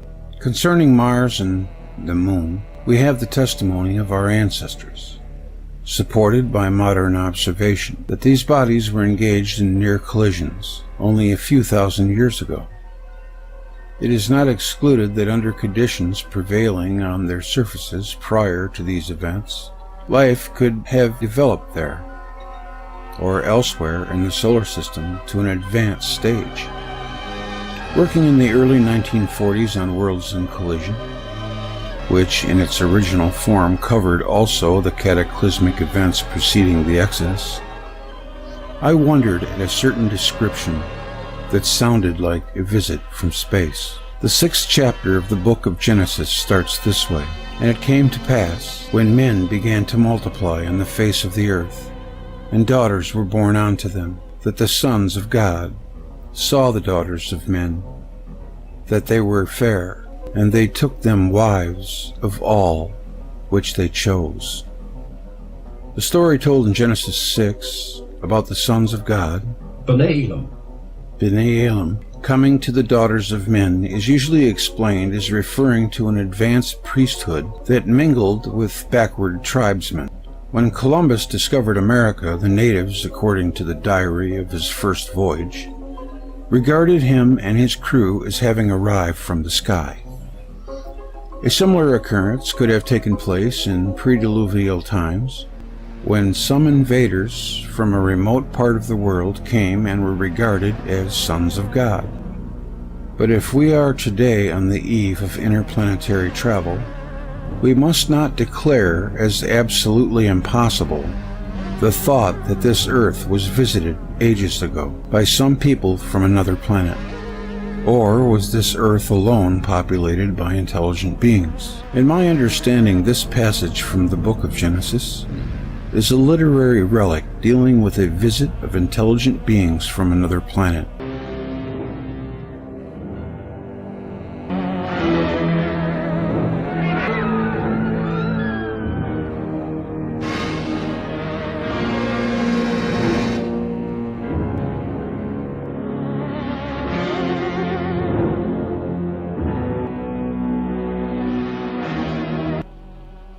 It appears that the extraterrestrial visitors made their landing as if in advance knowledge of the impending catastrophe of the deluge.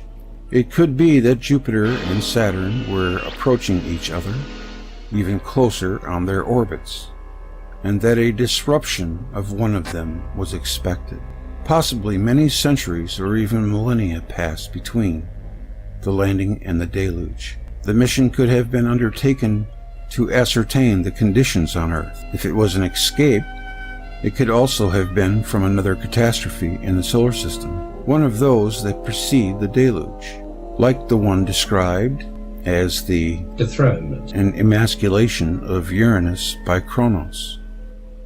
If the ancient legends of a battle between the gods and Titans, so persistent in the Greek world, but also in the mythologies of other civilizations, have any historical value, we may try to find what may have been the substratum of this fantasy. It seems that following great convulsions of nature, observable in the celestial sphere, giant bodies were hurled on the earth. They arrived, burned, and were crushed by impact. But at least one group of escapees succeeded in safely reaching the earth. They descended on Mount Hermon, or Anti-Lebanon.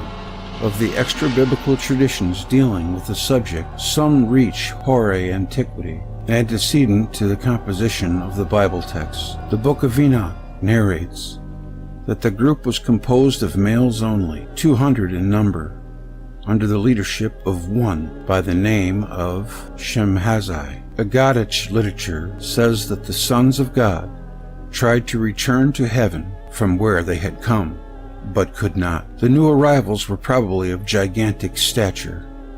Their progeny with women of the earth were giants. The Nephilim were on the earth in those days, and also afterward, when the sons of God came in to the daughters of men, and they bore children to them. These were the mighty men that were of old, the men of renown.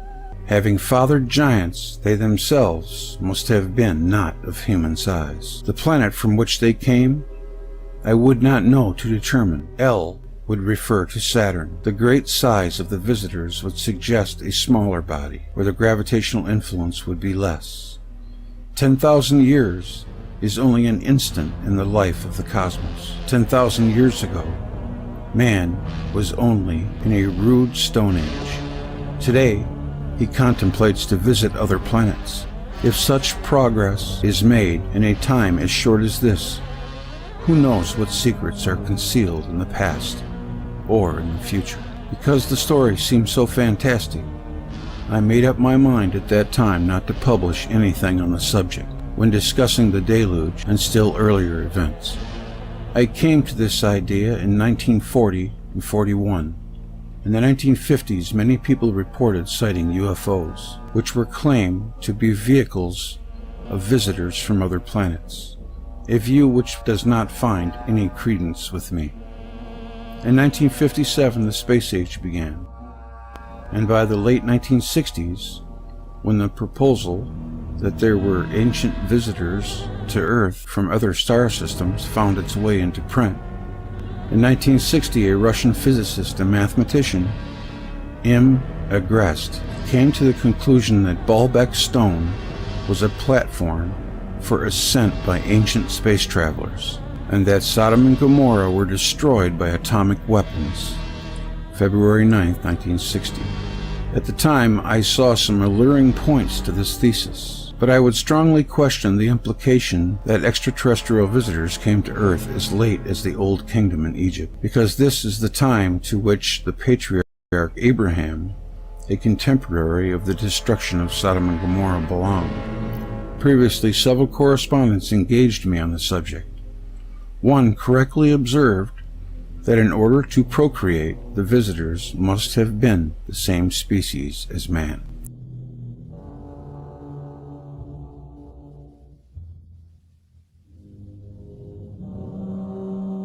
The Nephilim would more correctly be rendered as sons of gods, and may possibly be taken in the sense of sons of planets, or those who came from the planets. Several sources, including the Book of Enoch, and Clement of Alexandria maintain that the Nephilim brought with them much astronomical and technical knowledge which they imparted to mankind. They couldn't have been all bad.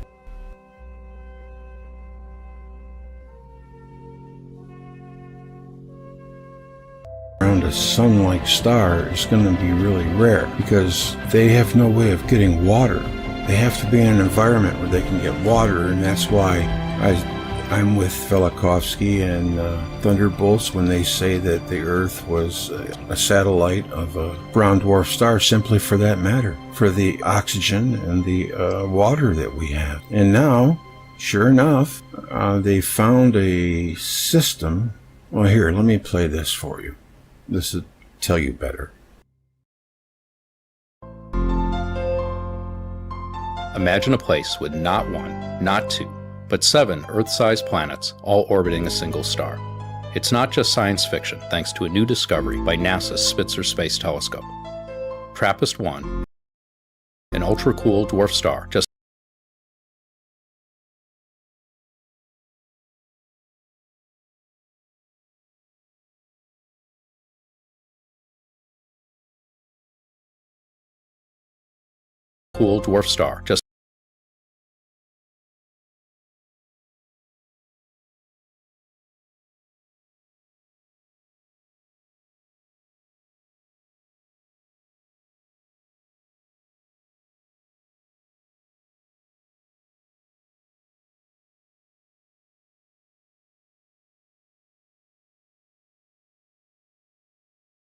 planets, all orbiting a single star.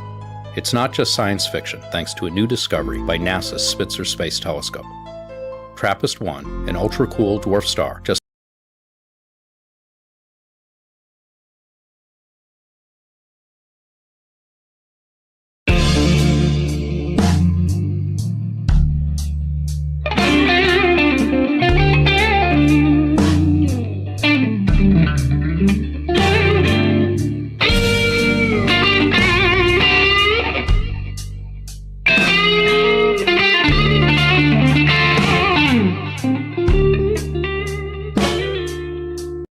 one time ever carried them, owing to their enormous hills, had tusks about 14 feet long and over 3 feet in circumference. One author says of them, it is a mystery how these animals ever carried them, owing to their enormous size and leverage. The SILIWAK fossil beds are stocked with animals of so many and such varied species that the animal world of today seems impoverished by comparison. It looks as though all of these animals invaded the world at one time. This sudden bursting on stage of such a varied population of herbivores, carnivores, rodents, and primates of the highest order of the mammals must be regarded as a most remarkable instance of rapid evolution of species, writes D.N. Wadia in his Geology of India. The hippopotamus, which generally is a climatically specialized type, Deutera, pigs, rhinoceroses, apes, oxen filled the interior of the hills almost to bursting. A.R. Wallace, who shares with Darwin the honor of being the originator of the theory of natural selection, was among the first to draw attention in terms of astonishment to the SILIWAK extinction. Many of the genera that comprised a wealth of species were extinguished to the last one. Some are still represented, but only by a few species. Of nearly 30 species of elephants found in the SILIWAK beds, only one species has survived in India. The sudden and widespread reduction by extinction of the SILIWAK mammals is a most startling event for the geologist as well as the biologist. The great carnivores, the varied races of elephants, belonging to no less than 25 to 30 species, the numerous tribes of large and highly specialized ungulates, hoofed animals, which found such suitable habitats in the SILIWAK jungles of the Pleistocene epoch, no more in an immediately succeeding age. It used to be assumed that the advent of the Ice Age killed them, but subsequently it has been recognized that great destructions took place in the age of man, much closer to our day. The older geologists thought that the SILIWAK deposits were alluvial in their nature, that they were debris carried down by the torrential Himalayan streams. But it was realized that this explanation does not appear to be tenable on the ground of the remarkable homogeneity that the deposit possess, and a uniformity of lithologic composition in a multitude of isolated basins at considerable distances from one another. There must have been some agent that carried these animals and deposited them at the feet of the Himalayas, after the passage of a geological age repeated the performance. For in the SILIWAK hills there are animals of more than one age and signs of more than one destruction. There was also a movement of the ground. The disrupted part of the fold has slipped boldly over for long distances, thus thrusting the older pre-SILIWAK rock of the inner ranges of the mountains over the younger rocks of the outer ranges. If the cause of these paroxysms and destruction was not local, it must have produced similar effects at the other end of the Himalayas and beyond that range. 1,300 miles from the SILIWAK hills in central Burma, the deposits cut by the Irrawaddy River may reach 10,000 feet. Two phosphorylous horizons occur in this series, separated by about 4,000 feet of sands. The upper horizon bed, characterized by mastodon, hippopotamus, and ox, is similar to one of the beds in the SILIWAKs. The sediments are remarkable for the large quantities of fossil wood associated with them. Hundreds and thousands of entire trunks of silicified trees and huge logs laying in the sandstones suggest the denudation of thickly forested areas. Animals met death and extinction by the elementary forces of nature, which also uprooted forests from Kashmir to Indochina, threw sand over species and genera in the mountains, thousands of feet high. End of subchapter. Hi there. The following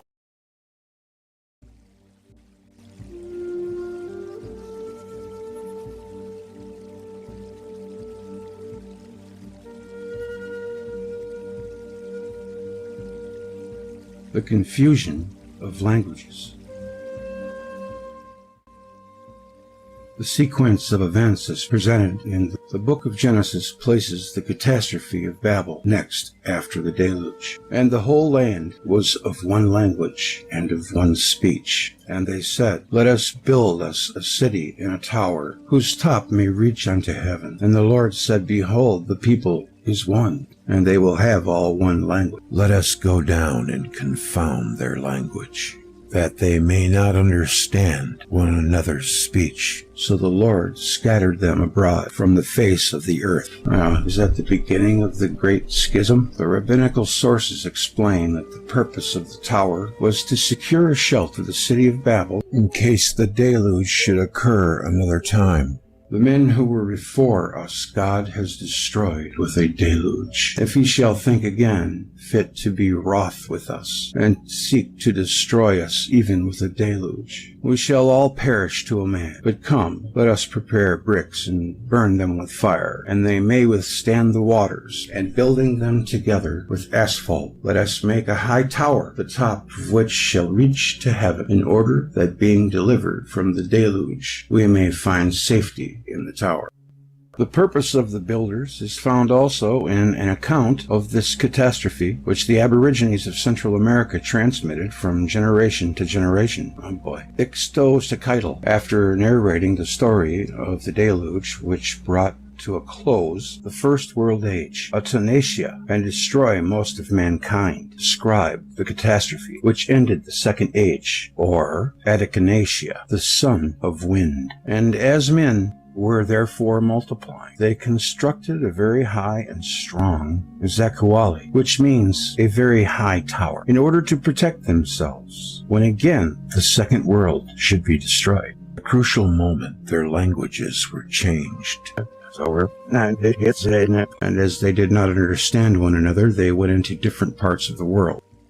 The same author also gives another version of the same catastrophe. When 1,715 years had passed since the deluge, men were destroyed by a violent hurricane, Hurricane, which carried off trees, mountains, houses, and people, great buildings, although many men and women escaped, especially those that were able to take refuge in caves and places where this great hurricane could not reach. Similarly, wrote Gomorrah circa 1510 to 1560. The wind which occurred at that time was so great and of such force that it overthrew all the buildings and trees and even broke mountains apart. That's got to be some wind, man. Many of the sources which recount the destruction of the Tower of Babel maintain, in close accord with the Mexican account, that the catastrophe was caused by a violent wind. Thus, the Sibyl is said to have prophesied, "When are fulfilled the threats of the great God with which he threatened men, when formerly in an Assyrian land they built a tower, and all were of one speech, and wished to rise even till they climbed unto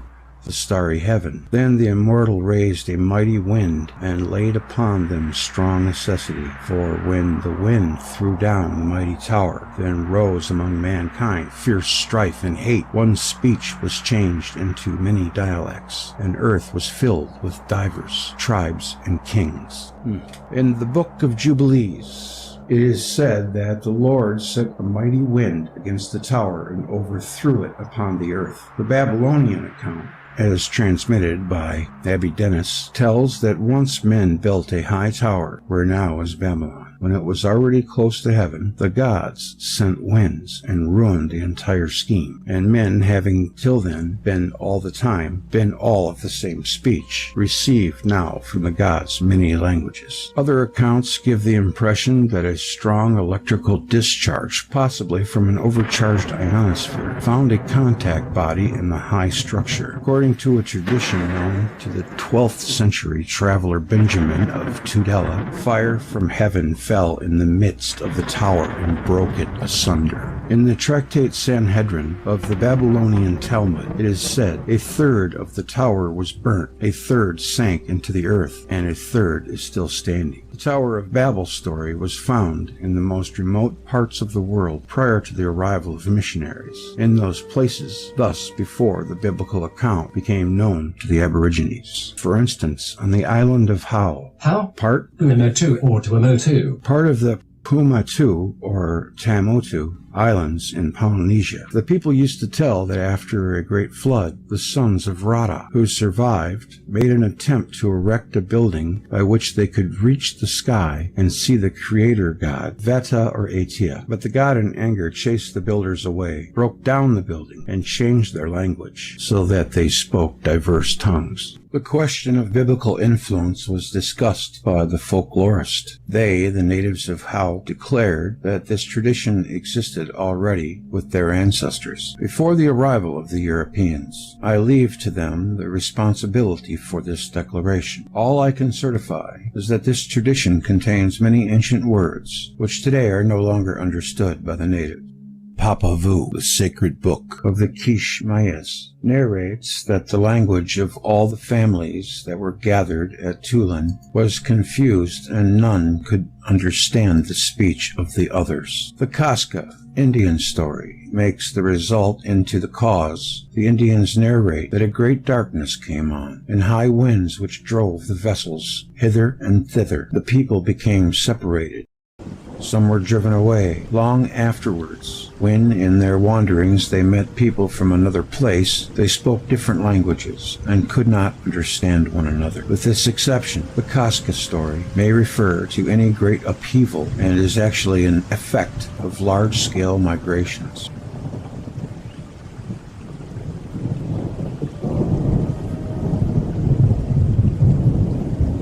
The traditions of the peoples make the catastrophe the immediate cause of the confusion of languages and the dispersion as well, while the account in Genesis and that given by Abydos and various other sources connect the story with a certain place in Mesopotamia. The traditions localize it in many different countries. In each case, the entire population of the world is said to have been affected. If the nature of the catastrophe was cosmic, the same occurrence could have taken place in different countries.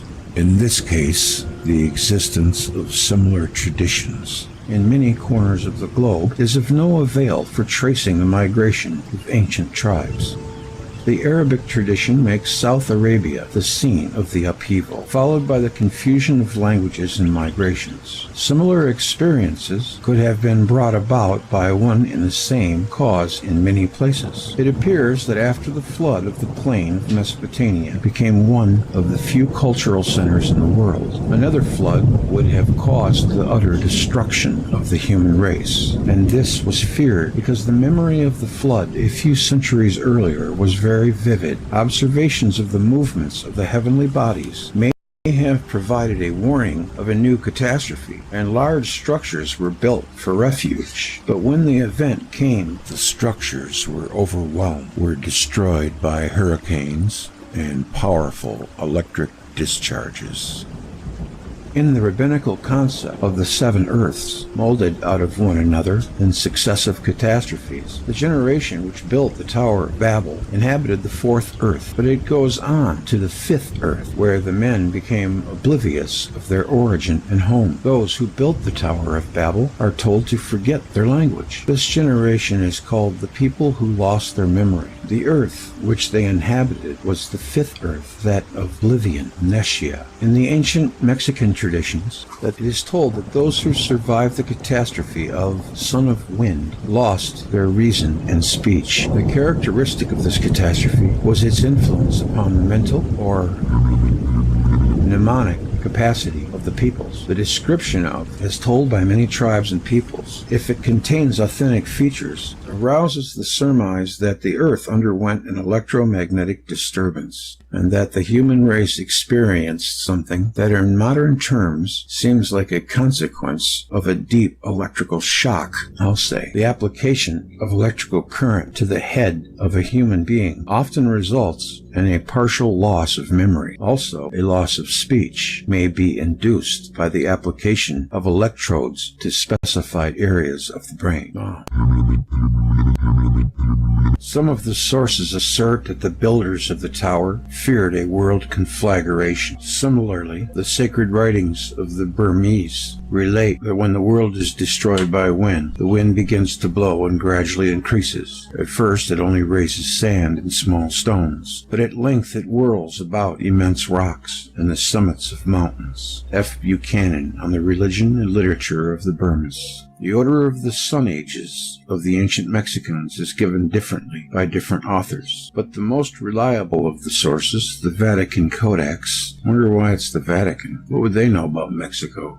Ixtlilxochitl and Venetia all agree that Echinacea, or the Son of Wind, was the second age, following after the Son of Water, or Echinacea. The tradition that fire from heaven destroyed the tower is also a feature of some of the Mesoamerican accounts. The legend recorded by Pedro de los Rios concerning the foundation of the pyramid, Cholula, told you about them pyramids, Cholula, in Mexico, after the waters of the deluge had recorded one of the survivors, Cholula, where he began to build a large structure. It was his to raise the mighty edifice to the clouds, but the gods, offended at his presumption, hurled the fire of heaven down on the pyramid. Many of the workmen perished, and the building remained unfinished. Fraser adds that it is said that at a time of Spanish conquest the inhabitants of Cholula preserved with great veneration a large aerolite,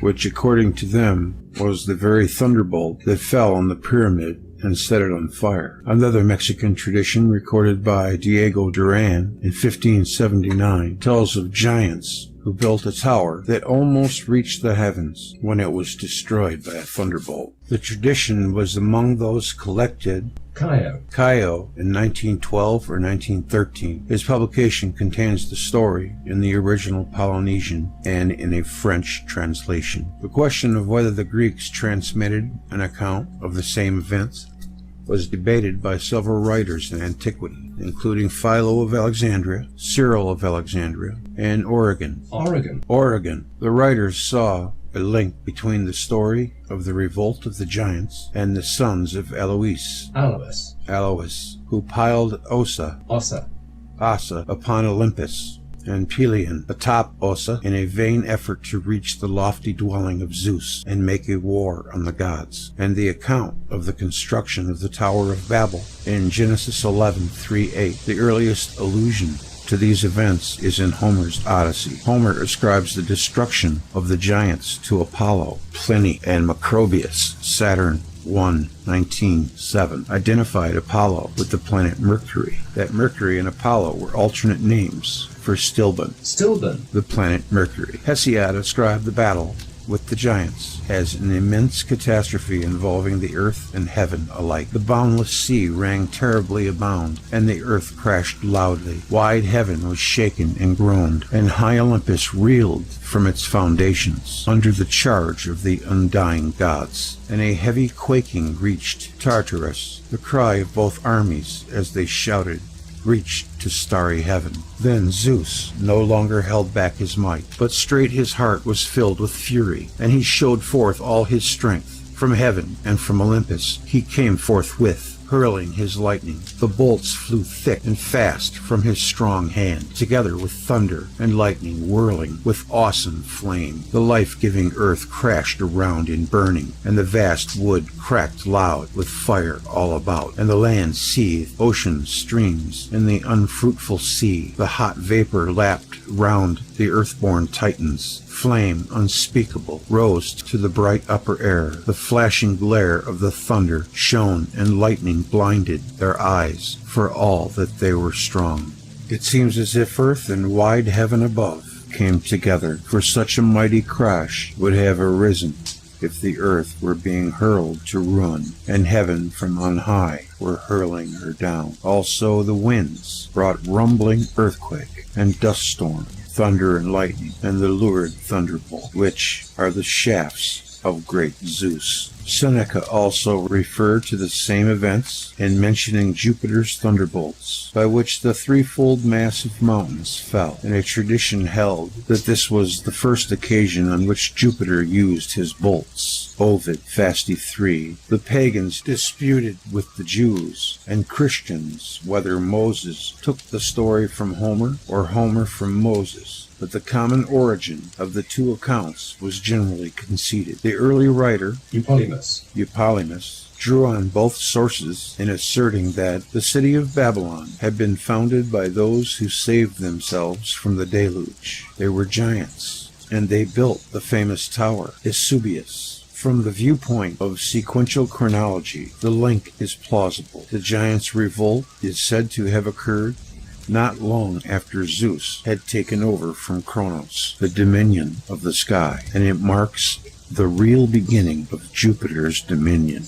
And to end this long tale, this is told in allegorical form in the tale of the wanderings of Adam, the myth of man. Adam, traveling through all 7 earths, is a transparent allegory of the physical and human history of Earth. Midrash Rabbah to Genesis. Exodus, Ginsburg Legends 1. Zohar Ruth and other sources in Ginsburg Legends 5. It is said that the place where the tower once stood retains the peculiar quality of inducing a total loss of memory in anyone who passes it. Really? The native races, San Francisco, 1882, H. Bancroft. The electrical convulsive therapy used in psychiatry for the treatment of certain mental cases is administered by passing current through electrodes on the forehead. Shock treatments conducted through the brain.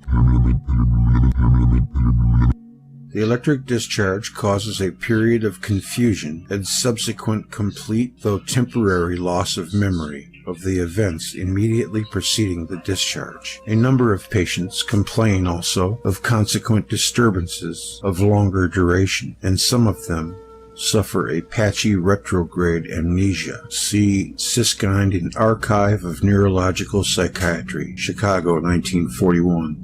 That's why I like to read the footnotes, because there can be as much information there, if not more, than the article or the book.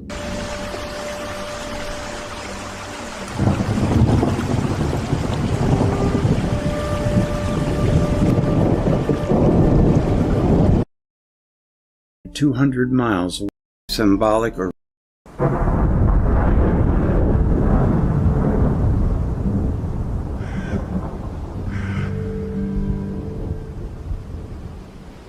giants and mythology. We must not remind them that giants walk the earth." Frank Miller, Batman, Dark Knight Returns, 1987. Even though human memory fails to penetrate the true mysteries of our remote past, mythology provides us with a framework by which we can glean a semblance of humanity's origins, the many myths of giants, gods, and other advanced beings whose power supposedly once ruled this planet. Today remain the strongest mono-archaeological evidence we have to support the idea that a race of giants once peopled the earth. In this chapter, we will explore many of these myths, which are more than nebulous accounts concocted by unsophisticated humans, much more than metaphors or stories bearing symbolic or religious significance. They are what survive out of our history prior to the great age of cataclysms, which destroyed the global civilization and changed humanity and this planet for the subsequent 8 millennia. Now, for the first time, the truth about giants in our past is finally coming to light. Semantic derivation of the term giant.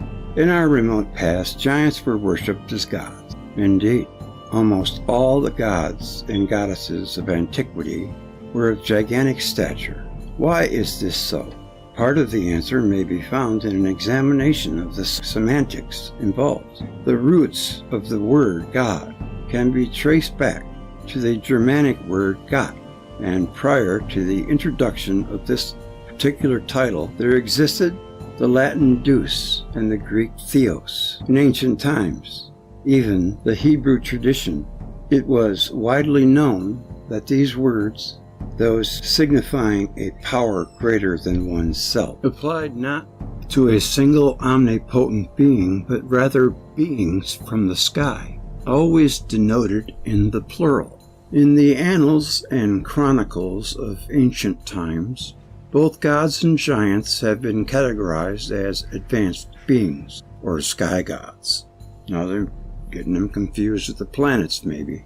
This is a very interesting point in of itself, but it also raises an important question. What difference, if any, exists between gods and giants? Who were these giants described in ancient times? Were they mere fantasies? Or do they represent a very real, very tangible link to our prehistoric ancestors? Mainstream science teaches us that creatures such as giants, ogres, and other monstrous beings are merely mythical icons from our remote past and have no basis in reality. Our ancestors, terrified of a world they did not understand and could not control, devised these myths to bring order and predictability to a chaotic primeval world. Such are the conclusions of academia in its final death throes. Through a study of ancient mythology combined with advances in archaeology and technology, we are coming to understand that the giants were actually highly advanced and may have possessed technologies comparable to or even surpassing our own. They were, for example, excellent record keepers and had significant knowledge of astronomy, medicine, and engineering. Thus, we ought to take seriously their seemingly extraordinary tales of titans, frost giants, and cyclops.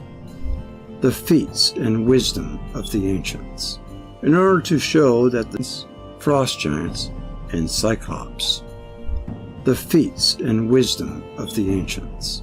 In order to show that the giants of antiquity were not the product of an unsophisticated imagination, it is necessary to first establish as fact the feats and wisdom of the ancients. This inevitably leads into a discussion of their pre-modern technological advancements, achievements, some far more advanced than those of today. Once their sophistication has been demonstrated, we can more objectively address the issue of the existence of giants. What we have found is the civilizations of the world, of the ancient world, were far more advanced than many archaeologists are prepared to admit. A deceptively small device found in 1900 on the island of Antikythera, 25 miles northwest of Crete, lends credence to this assertion. Retrieved from the submerged wreckage of a Greek galley by fishermen and sponge divers. Boy, those guys are amazing. They hold their breath for up to 6 minutes. The device was actually a working computer, intricately devised, not by Apple or Dell, but by the Greeks during Hellenistic times, circa 323 to 146 BCE. David Childress, author of Technology of the Gods 2000, rightfully boasts of its discovery as being tantamount to finding a jet airplane in the tomb of King Tut. Hence, of other technological feats from antiquity have survived into the 21st century as well. For example, texts and detailed drawings of flying crafts called Vimana in the Sanskrit writings of India give us at least some indication that the remote past, someone or something flew the skies above Earth. Let's assume for the moment that the ancient traditions of the gods imparting knowledge and wisdom to early human race were not mere fantasy, but based on eyewitness accounts of actual events. This, then, would not be a misinterpreted record of an ancient alien visitation, but direct account of an earlier race of giants, passing on what it had learned from the gods to humans, in a form of succession, passing the torch to another generation of ancient Terrans, or earthborn beings. One of the many tribes of humanity that were passed the torch of civilization very early on from the primeval giants of old were the Chinese. Confucius records that in China, during the reign of the 5 monarchs from 2852 to 2206 BCE, flying carriages existed in that country. However, it is difficult to ascertain the full extent of the technological wonders the Chinese may have possessed because, prior to his death, circa 210 to 209 BC, Emperor Shenshi Hongti ordered the burning of hundreds of thousands of books, including all of those in the royal libraries. Childress, 2000. A few lucky tomes, however, escaped the wrath of the imperial torches. Well, that went on quite a few, more than once. Went on in the Middle Ages again, too. From them, a few accounts of advanced technology possessed by the ancient Chinese have survived to this very day. The ancient Chinese, in addition to the invention of flying craft and military technology, also developed practical innovations for mass consumption. An individual named Bai Xing introduced the technology of movable type in 1045 CE, more than 4 centuries before the printing press of the first Gutenberg Bible. And to resist earthquakes, quite common in China. The Chinese are rumored to have invented the first earthquake-resistant houses. Moreover, around 725 CE, 2 Chinese inventors were credited with developing the first mechanical clock. In addition, gunpowder was common to the Chinese, which they employed beginning in the 9th century or earlier. Gunpowder was used for fireworks and as a means to frighten opposing armies or to announce the coming of the invading force rather than as a weapon. According to Childress, the Chinese have always had a great scope and vision regarding their projects. Not only was the Great Wall a colossal endeavor, but the Grand Canal of China, which connects the Yalu River with the Yangtze, is 20 times longer than the Panama Canal. Yet the Chinese constructed it without modern equipment, starting over 1,300 years ago. There are other mammoth projects that are still unknown or waiting to be discovered, such as the largest pyramid in the world near Xi'an.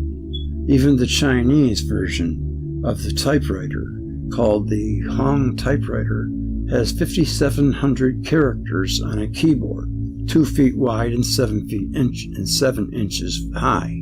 Chinese armies also employed the use of poison gas more than 2,500 years before it was invented and used by the West in World War I. They also developed cast iron in the 4th century BCE, more than 1,700 years before it was first used by Europeans, and created steel from cast iron in the 2nd century BCE, more than 2,000 years before the Westerners manufactured it. And the funny thing is the technology came from the West to begin with. Then the West got wiped out, and it looks like the East maintained a lot of it. How is it then that the Chinese were so technologically advanced at such an early stage of their culture's development? Renowned British scientist, historian, and sinologist Joseph Needham of Cambridge University echoes this very question when he writes with regard to the splendor of early Chinese inventions. First, why should they have been so far in advance of other civilizations? And second, why aren't they now centuries ahead of the rest of the world? David Childress implies that the answer lies in the inherited knowledge from an older civilization. Its discoveries, writes Childress, like ours, are just the rediscovery of ancient technology from the roller coaster ride of history. I posit Chinese civilization may have been jump-started by an extra-mundane source during the time when the primeval giants passed on knowledge to the chosen people of the new era. As you will see, we will argue for this theory throughout the book, as it is one of the fundamental tenets of our research. Giants as part of our collective unconscious. Since they first walked the earth eons ago, giants have become a part of our collective unconscious, a terrifying Jungian archetype that captivates the imagination. They form the cornerstone of the myths, legends, and traditions of almost every culture on earth, and in many cases these narratives have remained unchanged for millennia. Such myths often depict a civilization ruled by giants that is destroyed by a global deluge and eventually forgotten. These myths and legend help us to decode the secrets of that forgotten chapter in human history. Indeed, these gigantic inhabitants of our imagination are not mere figments, but rather the cultural phantom residue from our past experiences as a species. They are, in fact, imprints or echoes of a remote but very real dark age that we have mostly long since forgotten. Until now, as with all mythological accounts, they are but blurred images of a far more profound reality. Let's look at some specific examples of giants mentioned in the myths and legends of the world, beginning with the Inca civilization. Inca myth describes the Ayuca race, the Ayuca race, which includes 4 twin giants who hold up the sky. In this myth, as in many others like it, the human race becomes unruly and ungrateful. Angered by this, the 4 giants agree to let the sky tumble down and crash into the sea. The result is a global flood that obliterates much of humankind. The idea of the sky crashing to Earth and destroying virtually all civilization resonates with Plato's Atlantis and some more recent speculation regarding its demise. Some theories suggest that a comet or asteroid may have impacted Earth sometime during our remote history, causing the destruction of these ancient and advanced cultures. In Irish mythology, we learn of the Formarach, a giant sea people. Their leader, Balor, guides them to the shores of Ireland following the Great Flood. They then become the native inhabitants of that island. While some scholars locate the Formarach's point of origin in Spain or North Africa, others claim that the original homeland of these pre-Celtic giants was Atlantis, thought to have been located 200 miles west of Gibraltar. The Giant's Causeway in Northern Ireland is also linked to the giants in that its natural geologic formations consist of massive basalt columns that were claimed to have been the work of giants. In the 3rd millennium BCE, the Hurrians were the dominant race of Anatolia. The Hittites, who conquered the Hurrians around 2000 BCE, absorbed many of their religious beliefs and mythological traditions, including the myth of Alalu, the first king of heaven, a giant god who thrived on a mountainous island situated in the Western Ocean. Well, you know what that is. That's the polar configuration. A giant god who thrived in the mountainous island situated in the Western Ocean, which was often referred to as the Sea of the Setting Sun. The Western Ocean was an earlier name for the Atlantic Ocean. Author and historian Frank Joseph believes that this tradition of giant gods and the island in the Atlantic is a Hurrian memory of the mountainous island of Atlantis. Alalu's son was the mighty Kumarbi, the mythic personification of the Atlantic Ocean, and the Hurrian equivalent of the Greek god Titan Kronos, Saturn. Kumarbi placed the world on his mountainous neck, and this, in addition to being the equivalent of Kronos, he also was the Anatolian equivalent of the Greek deity and Titan Atlas, the founder of the mighty Atlantean Empire. The Key of New Guinea recalled a race of demigods or giants called the Nemo. They were said to be taller and stronger than the mortal race of today, but they were lords of the earth before the Great Flood. They taught the Key ancestors the fundamentals of agriculture and house construction. The Nemu were wiped out during the deluge, but their bodies were transformed into blocks of stone. This final feature of the myth, Frank Joseph writes, betray the Key's reaction to megalithic structures found occasionally in New Guinea, often composed of prodigious stonework they identify with the pre-flood of Nemu. The natives of the Fijian Islands believe that their ancestral land called Baratu sank long ago into the Pacific Ocean. This ancestral realm was obliterated when the heavens fell down, and fire and water melded together to produce the island of Samoa. The survivors, known as the Hitti, were thought to be a race of giants, the children of Atlantis. They built a monumental arch standing almost 20 feet high, Joseph, 2005.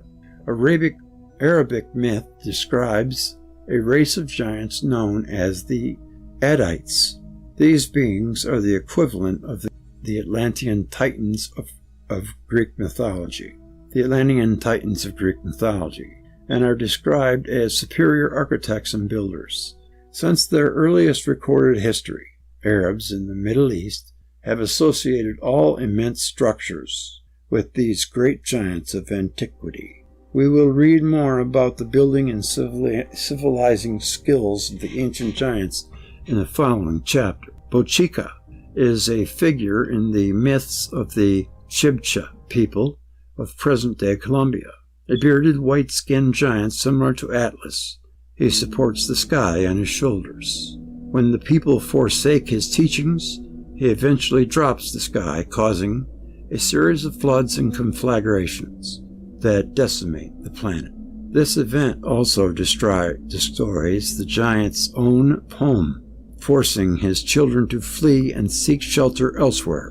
In the end, they settle along the coast of Colombia, eventually becoming the country's native Indian inhabitants. As you can see from this small sampling, a sheer number and variety of giant myths and legends is staggering. Indeed, they can be found in almost every culture on Earth. As stated above, many of these mythologies include beings closely related to the Titans, who supposedly once ruled Atlantis. And of course, there is also the recurring narrative of a great cataclysm that destroyed a civilization sometime in the remote past. Such common themes and motifs lay the groundwork for an even broader discussion. Let's examine some of the additional accounts of giants now. Giants in India. In the spring of 2000, in a virtually uninhabited desert region of northern India, the American team of archaeologists uncovered the ancient skeletal remains of a human being of phenomenal size. An elite team of excavators from the American government made the discovery, with support from the Indian military, which holds jurisdiction over the area. Along with the gigantic bones, the team discovered tablets bearing ancient inscriptions. These tablets detailed the story from Indian mythology regarding the supreme god Brahma, who existed in the beginning and created the cosmos as we know it. This deity, according to the inscription, created creatures of gargantuan size. Remember the SILIWAK hills? In the remote past, and commanded them to bring order to chaos. They soon became the rulers and guardians of humans, but they were consistently combating each other and engaging in profuse military engagements, along with fits of aggression and territoriality. Sounds like us today. They eventually failed their purpose and had to be destroyed. Some sources claim that the American team and Indian government secretly believe that these cyclopean relics belong to a vanished race of giants that Brahma created. Following the initial excavation, the Indian government sealed off the area, allowing access only to Indian government officials and authorized representatives of the American government. In the Sanskrit writings of India, we learn of the Daityas or water giants. They are mentioned in the Vishnu Purana and the Mahabharata, two of the most ancient and highly revered Hindu sacred texts. The Daityas were the offspring of Vishnu. These water giants are the East Indian equivalent of Titans of Greek mythology, which include Atlas and other kings of Atlantis. These writings describe how Vishnu's mother conquers the earth for the gods and becomes the first of the mighty Daitya. This ultimately makes her the upholder of the sky, what Frank Joseph describes as the moral order of the cosmos, therefore identifying her with the Greek titan Atlantis, who creates the island of Atlantis and holds the burden of the world on his shoulders. According to the Vishnu Purana, these water giants reside in Tripura, the Triple City, the metropolis now a sunken island located far across the impenetrable Western Ocean, the Atlantic, echoes Plato's own descriptions of the lost civilization of Atlantis. The immortal Greek philosopher wrote that this submerged landmass was beyond the Pillars of Hercules, in the middle of the Atlantic Ocean. In addition, the triple city of the Vishnu Purana is clearly emblematic of the trident of Poseidon, the patron god of Atlantis. In the final war, both the Daitya and Tripura were destroyed, which is yet another similarity to the myth of Atlantis. Seems like we just can't stop hating each other. But before the cataclysm, the people were pious. The Rakshas are also worthy of recognition, if only for their gruesome and diabolical reputations. Hindu belief maintains that the Rakshas were thoroughly wicked human beings in previous incarnations, and that their reincarnation as one of the most hideous giants was punishment for past sins. According to the Ramayana, these giants were born from Brahma's foot. Other myths trace their bloodline back to the demon Palastia, or to the other devils such as Kasha, Niridi, and Nirida. Rakshas are described as mean, vicious creatures, exceedingly ugly, gigantic in stature, and black as soot, unequaled in their ferocity. They interpreted sacrifices, desecrating burial sites, harassing priests, and took possession of impressionable young humans. In fact, their crimes are too numerous to describe here in full. They were often depicted with two fangs protruding out of their mouths like vampires, with sharp nail-like claws, prowling through the night like wandering beasts. Due to their obvious connection to the mythology of vampires, Rakshas have been associated with the undead, further emphasizing their venomous beast-like persona. They were also portrayed as cannibals. Giants in the New World, from myth to history. In the earliest written accounts of almost every culture, we find descriptions of fierce, light-skinned people who were once the central force of a lost civilization. Science writer Terence Aim, in an email message to the author on January 22, 2011, describes the following series of events in addressing the presence of giants in ancient North America. He also discusses some of the encounters between European explorers and various gigantic Caucasian aborigines in Central and South America. According to Aim, the Paiute tribe of present-day Nevada tells of an ancient war they waged against a primordial race of white-skinned, red-haired giants. Why always war? The Paiute claim that they were as tall as 12 feet in height and called the imposing Caucasians the Sitika. Sitika literally means tool eaters.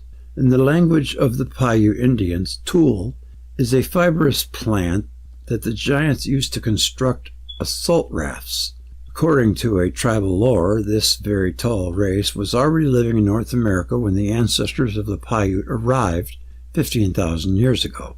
The modern scientific dogmatism dismisses such reports as sheer fantasy, but there has to be more to it than just a case of overactive imagination. I'm beginning to think nothing is just made up of whole cloth. Everything has an amount of truth to it. And indeed, hundreds of excavations, including sites in Virginia, New York State, Michigan, Illinois, Tennessee, Arizona, and Nevada, support the Paiute account. Hard scientific evidence specifically buttressing the legend of a war with red-haired giant Caucasians first came to light in 1924 at Lovelock Cave in Nevada. We all know about that. According to the legend, during the pitch of battle, the Paiute pursued the giants into the cave, where they took sanctuary, and continued to resist the tribe. Ignoring their demands to exit the cave and face the tribe head-on, the enraged tribesmen covered the cave with brush, and then ignited it into flames. They must have had a lighter or something, or matches, hoping to burn their enemies out. A small number of stalwart giants ran from the cave entrance and were immediately pummeled by a barrage of arrows. Nice guys. Those who remained in the cave were overcome by intense fumes and perished. In 1911, skeletons and fossils were found in the area, dating to the time of the legend's origin. More than 10,000 artifacts were unearthed, including mummified remains of 2 red-haired giants, One of them was female, 6.5 feet tall. It's not a giant, that's a tall person. Giant's like 25 feet tall. And the other male, a towering 8 feet. Of course, they did get smaller as time went on. These relics proved once and for all that the Paiute myth of war against these race of white-skinned, red-haired giants was not a fantasy, but was a fact, stark reality. Evidence in the form of broken arrows that had been shot into the cave of a dark layer burned material confirms the description of the climactic battle scene that concludes the legend. 2 very large skeletons were unearthed in the Humboldt dry lake bed near Lovelock, Nevada. Among the human remains was the skeleton wrapped in a gum-covered cloth, not unlike those found in Egyptian mummifications, and measuring some 8.5 feet tall. The other was an astonishing 10 feet tall. Now you're starting to talk, now you're starting to get right. I think maybe 13 to 15 would really be a giant. But, what about 50 feet? The Book of Mormon, which also speaks of giants, calls these original inhabitants the Jaredites, often considered the Olmec of Central America. But it is more likely that the Olmec were just a single part of a much more widely distributed population.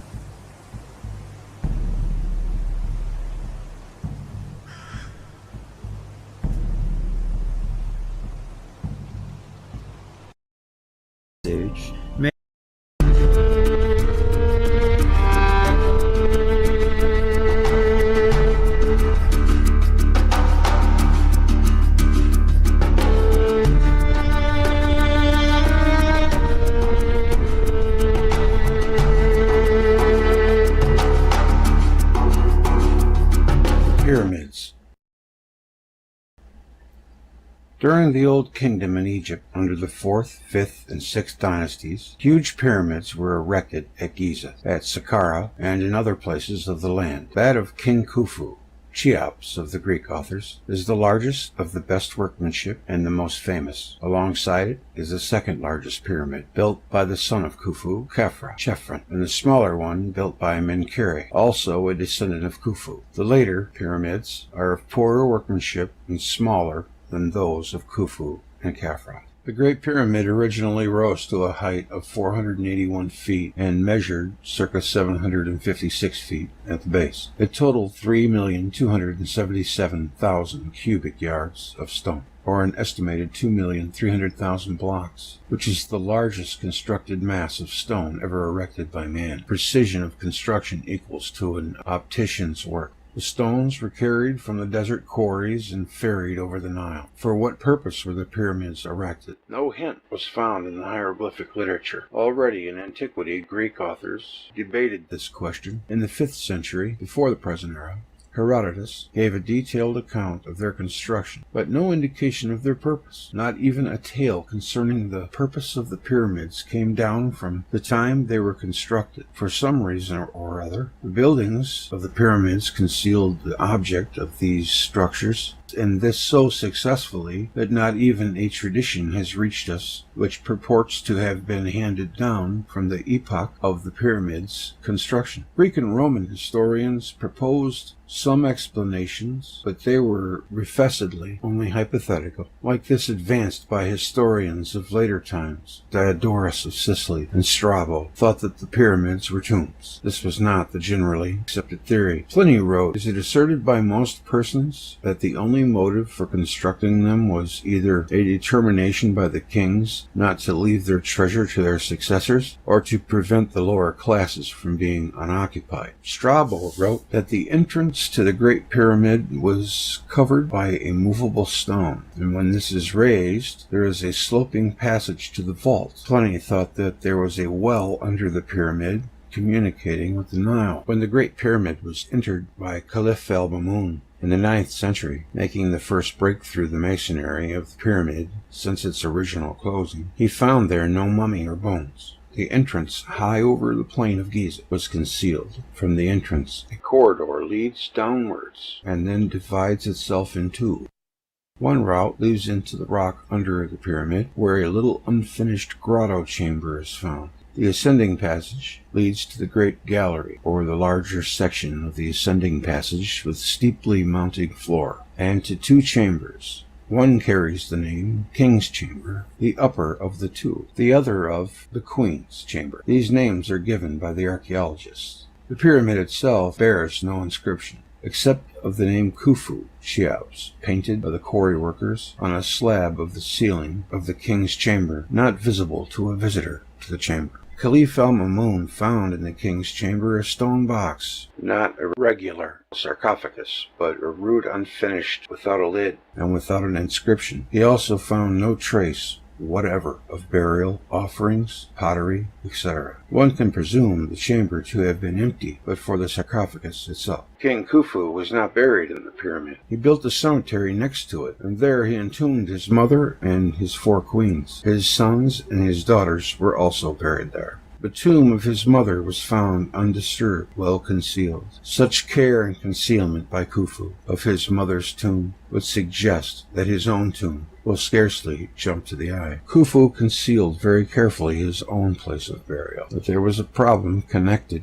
with Khufu's burial was known in later Egyptian times, and the question was put into writings as to who knew the places of burial of Amenhotep, Seneferu, and Khufu. As though it were an oft-repeated query, it shows that the Egyptians did not think of pyramids as tombs. It is possible that Khufu's sarcophagus will be found in the royal cemetery which he built and where he concealed the tombs of his beloved ones. But whatever it may be, the Great Pyramid was built for some other purpose than internment.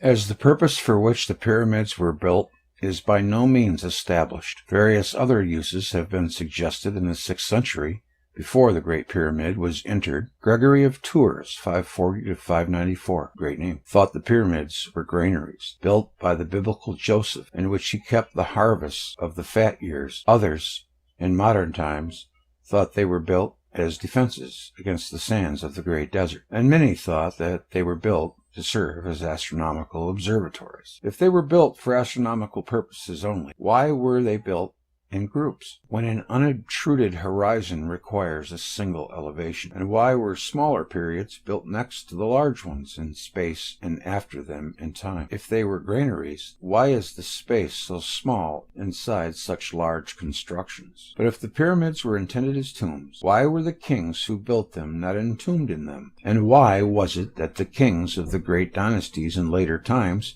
who built the imposing temples and palaces of Thebes and Memphis, did not care to build pyramid tombs for themselves? Some even suppose that the kings who built them did not know their purpose, which is a rather strange solution. Cheops did not intend the Great Pyramid to serve as a tomb, nor indeed, if we are to believe the reasonable deductions which are based upon historical accounts, did he, Cheops, or his Egyptian subjects, know what purpose this immense edifice was intended to serve, wrote an author. To which another author remarked, "We can picture Khufu and his officials meeting with furrowed brows, and the king saying to them, 'What on earth am I building this thing for?' As a rational purpose was not discovered, a mystical one was suggested. A great effort was made by several inquirers to find geometrical laws symbolized or perpetuated by the pyramids.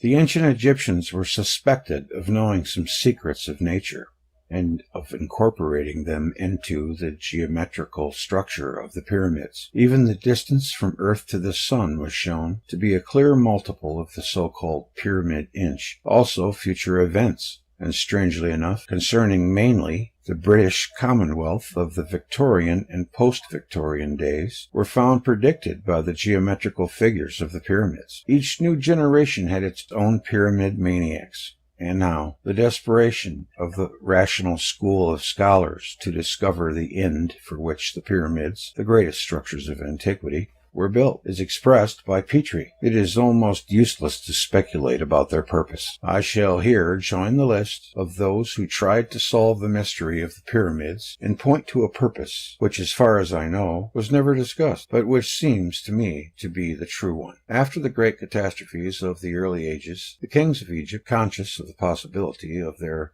repetition, erected the pyramids as huge shelters for themselves and the most important persons of their household. Pyramids as shelters have large bases and enormously thick walls to protect the chambers inside from hurricanes, avalanches of meteorites, or brimstone, poisonous gases, and inundation. Pyramidal form is statically the strongest possible structure for opposing a vertically directed impact from above meteorites, as well as lateral pressure of floods and hurricanes. The entrance is situated not on the level of ground, but high above it. The water of a flood 40 feet high would not penetrate the pyramid of Cheops. But if the water were to rise as high as the entrance and force the door, it would not reach the chambers, which were situated at a higher level. The outer surface of the pyramid was covered with smooth stones and was not in steps, as it has been since the stone facade was removed and used for other purposes during later ages. This smooth surface was the best protection against a shower of bolides, and served also to protect against the penetration of water. The entrance door was a swivel construction. 2 narrow channels inclined 31 degrees northern and 45 degrees southern to the horizon served for passage of air to the king's chamber. They could be closed off at their lower end. No large bolide could enter these channels. They were also placed in such a manner that from the inside of the pyramid 2 standard points of the sky could be observed. But if the pyramids were tombs, no observation of the sky would take place there. And if they were observatories, 2 small fixed openings would enable the observer to see only very limited squares of 2 sides of the sky. But by observing 2 points of the sky, one could judge meteorological conditions on the outside, and also, in the case of a clear sky, whether the 4 directions remained unchanged. 2 other narrow channels, similar to the first ones, connect the lower chamber, the Queen's Chamber, of the Great Pyramid with the outside, but the last 5 inches of these channels were not open, and a stone plate separated the chamber from the channels. From this and other evidences, it was concluded that the work of construction had been interrupted, and that there had been an alteration in the original plan. But it would appear that the second pair of the ventilating shafts was purposely not tunneled into the lower chamber. This precaution is understandable if we realize the purpose of the whole construction. The constructors of the pyramids had very much in mind the possible effects of earthquakes, and they solved their problem very satisfactorily. The sides of the Great Pyramid, which are built at an angle of 51 degrees 51 minutes to the horizon, can hardly have their stones moved from the outside. A movement to the inside is barred insofar as the pyramid is filled from the apex to the base with stones, the only exception being the chambers and the corridor to them, including the Grand Gallery. The King's Chamber in the Cheops Pyramid has 5 superimposed ceilings of great blocks of granite. The rest of the pyramid is built of limestone. Should one granite roof give way, the next one would absorb the shock. The tremendous shocks experienced by the entire globe when the orbit changed and the poles were displaced,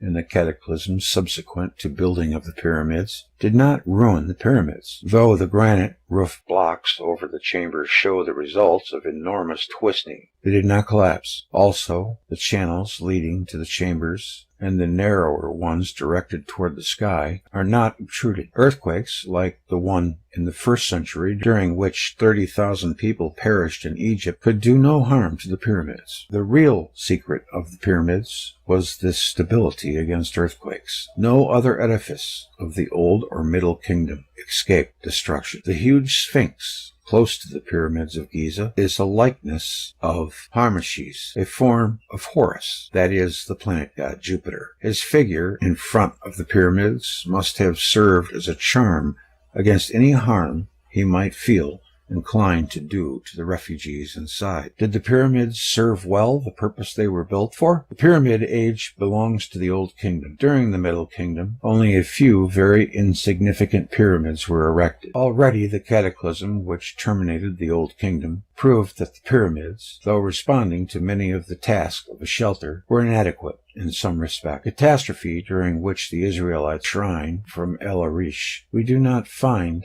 that the royal family went to seek refuge outside the palace. Nobody left the palace during the 9 days of the tempest. Also, the biblical story tells of casualties in the family of the king and his palace when the earth was convulsed and the houses were smitten. Apparently, at that time, the futility of the shelters had become known. This implies that during the cataclysm, which put an end to the Old Kingdom, the pyramids were recognized as potential fatal traps. The pyramids were not sufficiently protected against electrical discharges. Lightning is attracted by the vertex of the pyramid. The builders of the pyramids knew, of course, the fact that tall buildings attract lightning. They must have also known that lightning is abundant in the storms that accompany and follow cataclysms. It seems to me that the ancient way to protect a building from lightning must have been by building thick walls and erecting pillars around the buildings. Electrical currents travel the periphery of a cable. The enormously thick walls protect the inner chambers from electrical discharges, but this protection could be proven as sufficient only during ordinary thunderstorms. When at the close of the Old Kingdom, interplanetary contacts caused tremendous discharges. Some of the pyramids became electrocuting chambers. The field of saltpeter, potassium nitrate, close to the pyramids, show where the bolts fell. Some of the pyramids drew to themselves ramifications of the great bolt.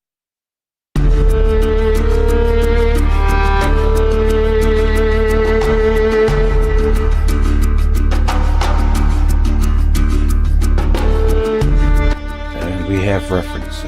I heard it from someone that was talking about Velikovsky that he thought that they were shelters, and I was right. I did hear that. It's probably the best guess, really. I think the one them being for electric power is an interesting hypothesis. But E.B. Smith, Egyptian Architecture as Cultural Expression, New York, 1938. Herodotus 124. F. Petrie, Natural History. The not entirely dissimilar theory propounded by Kurt Mendelsohn, who suggests the principal motive for building the pyramids lay in the desire to transform an agricultural village community into a centralized form of society. Pyramid Technology, 1973. Mendelssohn's technical discussion of great value, independent of his other conclusion. Riddle of the Pyramids, London, 1974. F. Petrie and his Pyramids of Egypt, London, 1883, page 168, interpreted Strabo's statement as referring to a swivel door, and though any remains of it would have disappeared, with the removal of the pyramid's outer casing sockets, which may have served to accommodate such a movable entrance block, were found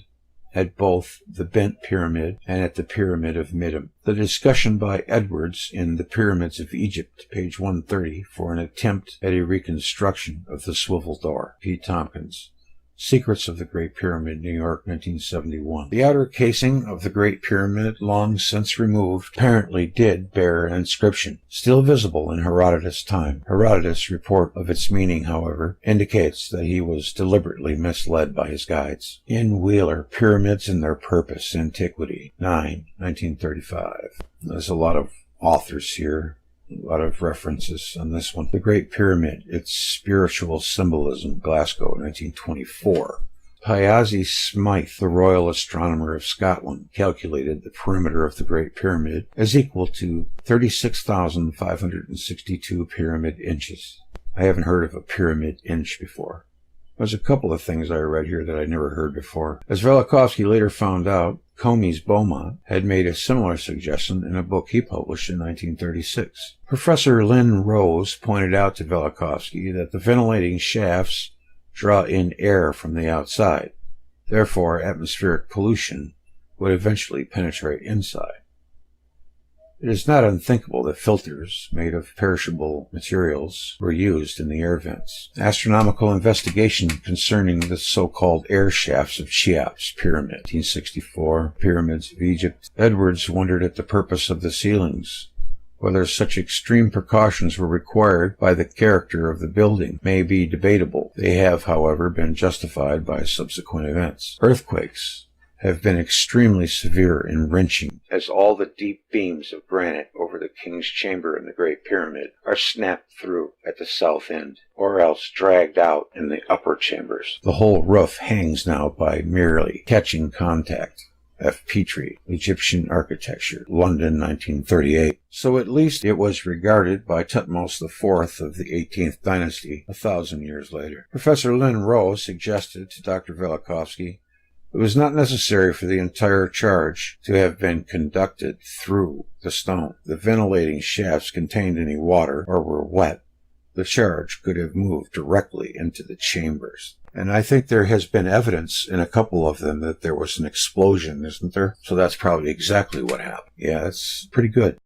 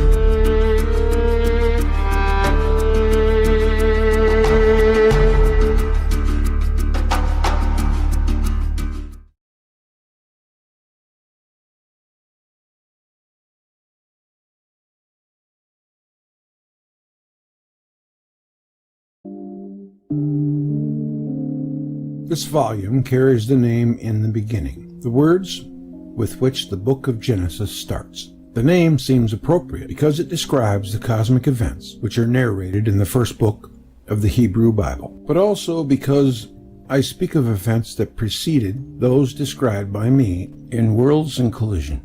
Thus, the name of the book conveys to the reader the notion that here is an earlier history of the world, compared with the story of Worlds in Collision, although it is the second volume in that series. In some sense, it is the first volume, being the earlier story.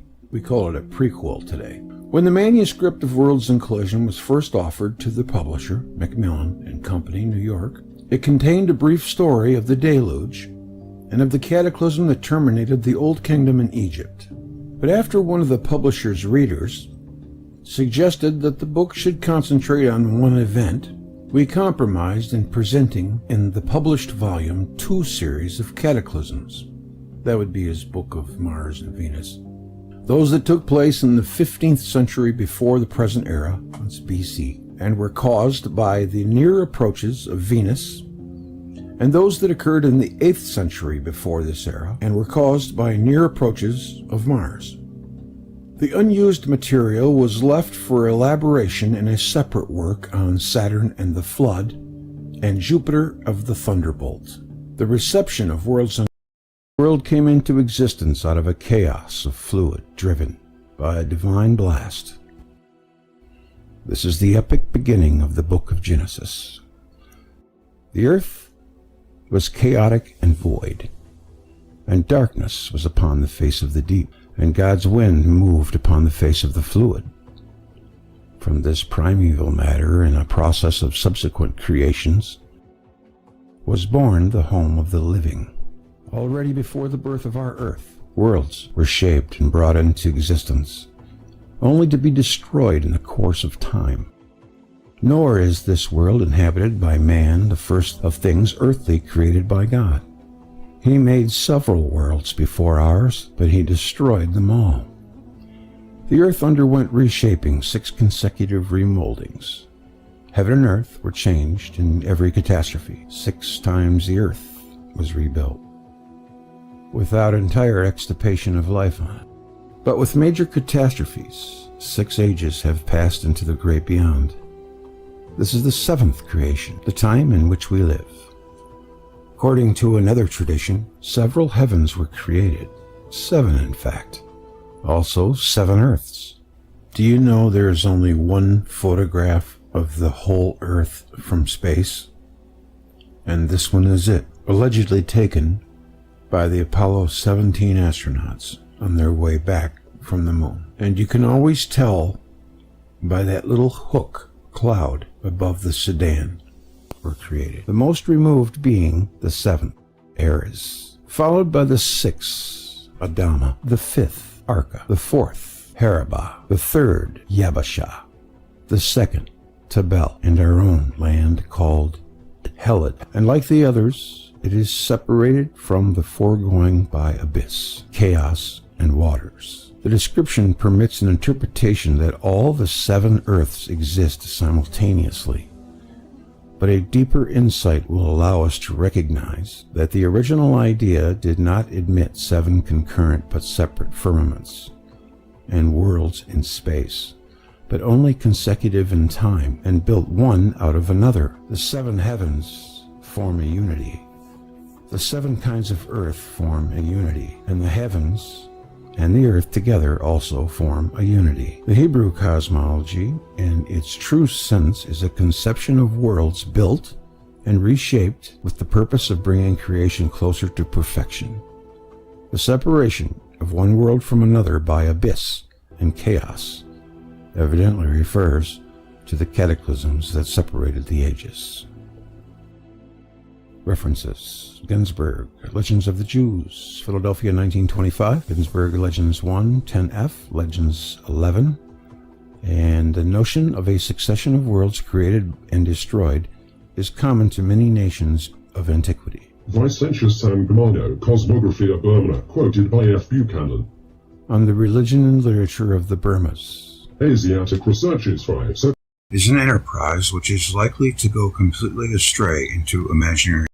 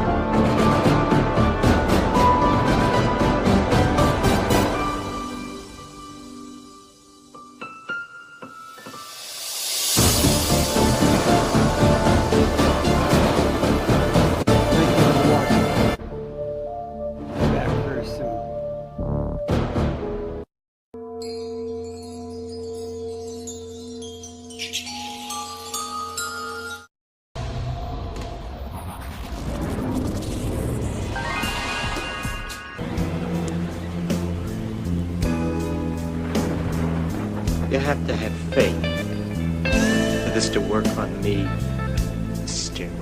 Vincent.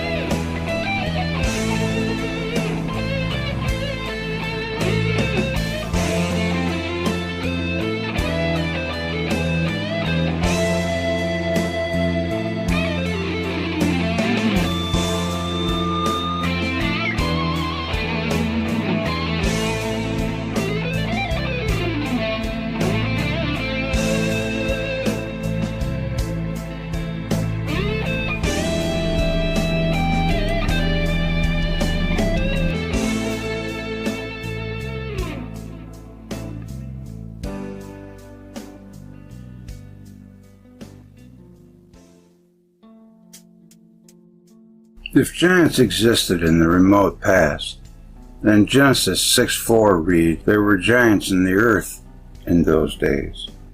They must have had customs of their own that included religious practices and traditions, well worth knowing. Had they not been lost forever? Well, maybe not forever. Prehistory tells us all about the extinction of the dinosaurs and the unforeseen rise of brute man, the troglodyte, the Neanderthal, the Cro-Magnon, and then Homo sapien. The prehistoric record, like the Akashic record, offers evidence of much more than that. Records of giant beings and giant earthquakes, universal deluges, stupendous volcanic explosion, incredible conflagration, and tremendous meteoric impacts. These were terrestrial and celestial events of planet-encircling magnitude, all outlined in the psychological records of mankind, the individual subconscious or the collective unconscious. If there were humanoid creatures to witness such events and extinctions, they must have been traumatic in the extreme. The suggestion is that events of apocalyptic dimensions result in racial trauma, cultural amnesia, and individual denial, post-traumatic disorder brought about by apocalypses.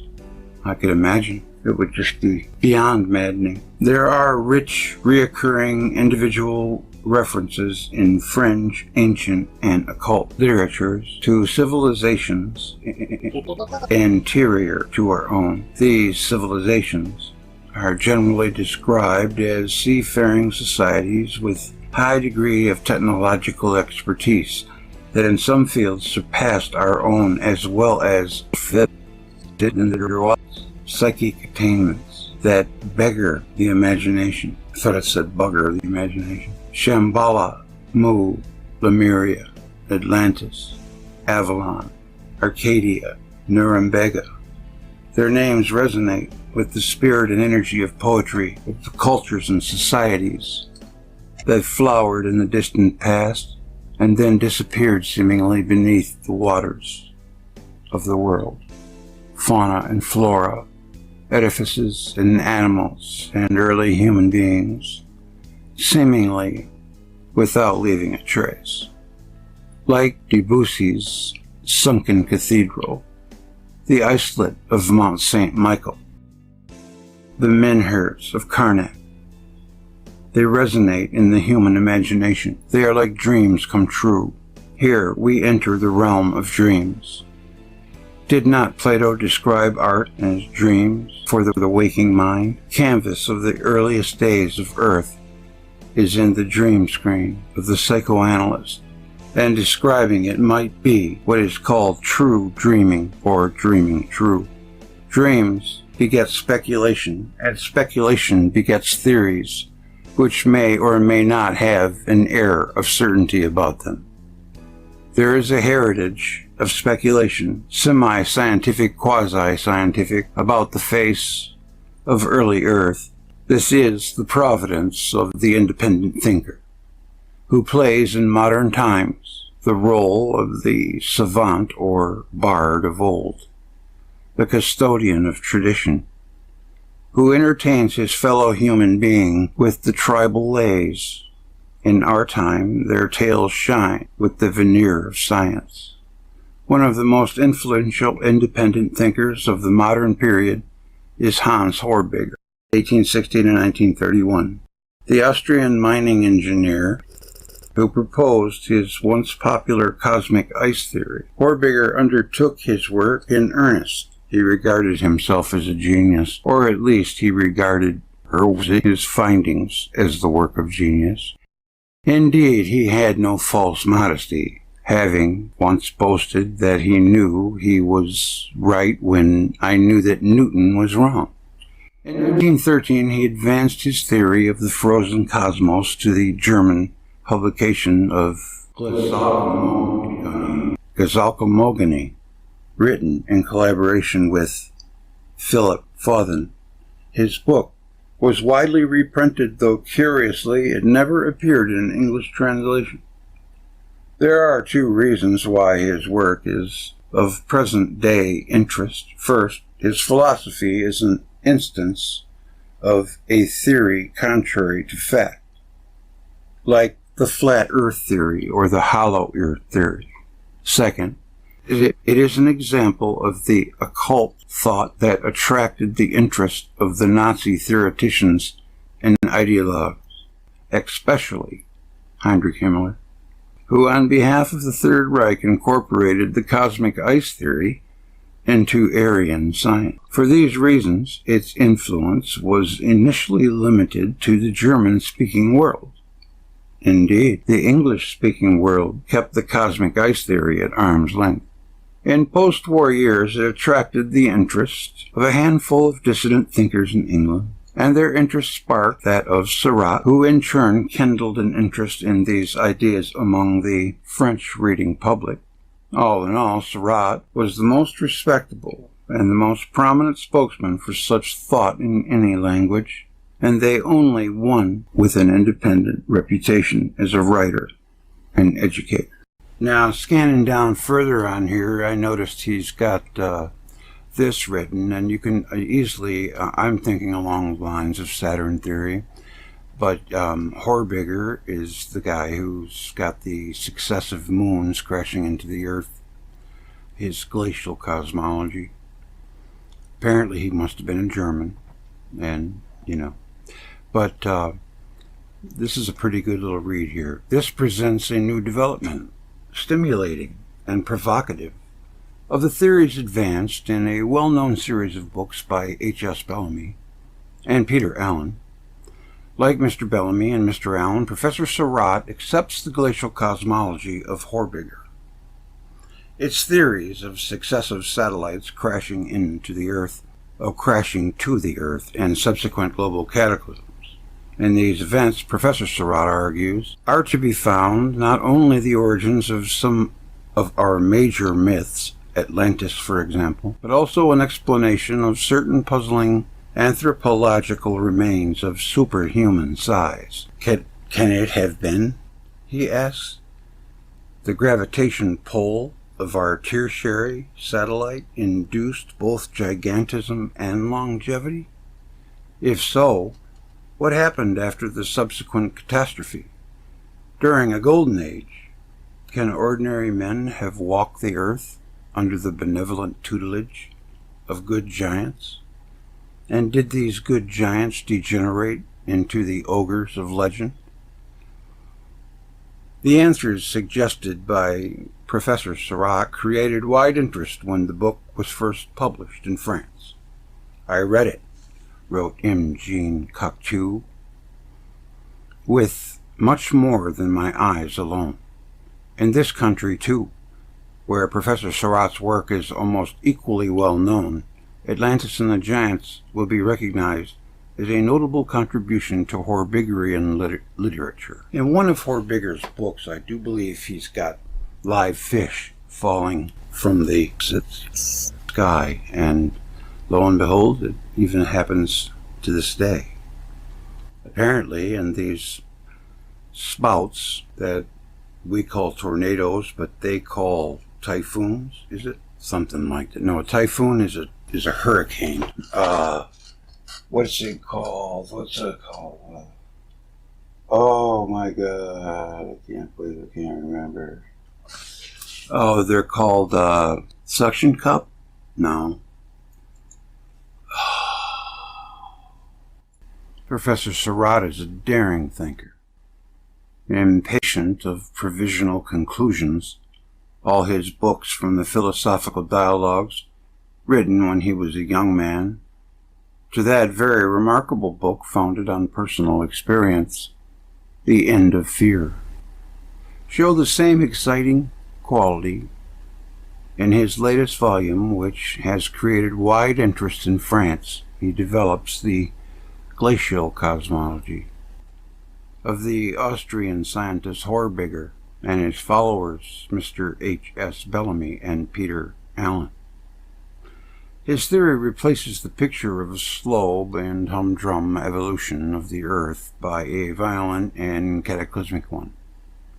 It describes terrestrial ages in which 3 moons in succession revolve so close to the Earth that, to quote Professor Surratt, they outshone the Sun, being very much larger, and later circled the Earth several times a day. Well, now, you know, we could just replace those moons for planets, because, like Ramon said, they're going to have an uplifting effect on the Earth. All of a sudden, everything's going to be a lot lighter, people are going to grow a lot bigger, animals, and later crashed on the Earth and destroyed all nations. The attraction exerted by these moons was so great that it gathered the waters of the Earth into a great bulge around the equator. That would be the Absu, I would imagine. Professor Surratt believes that they brought 2 golden ages to mankind. For he holds that man was not born until toward the last phase of the second moon. Perhaps 15 million years ago. Perhaps 15 million years ago. During first and the second golden age, high civilizations existed, fostered by benevolent moons. So this would be our 3rd time around. I've heard that before. Then the moon crashed, and the piled up waters at the equator poured north and south, inundating islands and continents. It was on an Earth left by the territory catastrophe that our own modestly attractive moon rose. Horbiger's theory of glacial cosmology is not officially accepted by scientists, yet the Horbigerian theory does seem to give a reasonable explanation for more things than the official one. For instance, the gigantic plants and the huge fossilized animals. Professor Surratt points out that an organism plant or animal buried normally today does not fossilize. It rots away. Fossils must have been formed by extraordinary pressures, such, perhaps, as the crash of a moon. And there are the stories, records, Professor Surratt would call them, of a giant race. He believes that the giants really existed, and he has an ingenious explanation for them. When those earlier moons circled close to the Earth, the gravitation exerted by them lessened the weight of all creatures, drawing them upward. Living things grew taller, and the giant race was born when the moon crashed. Professor Surratt believes that some of the giants escaped and later became the teachers of their high civilization to ordinary mankind. They lived to fabulous ages. In Greece, long after their death, they became gods or titans. But on giants, Professor Surratt relies mostly on the Bible, for there are the described objectively, without any theological coloring, since Jehovah, the one true God, could not admit companions or rivals. The Horbigerian theory does provide a possible explanation for the appearance of giants and the creation of man. The atmospheric conditions, let us say, on the other hand, a golden age when men were taught and ruled by wise giants, is perhaps nothing more than a pleasing imagination.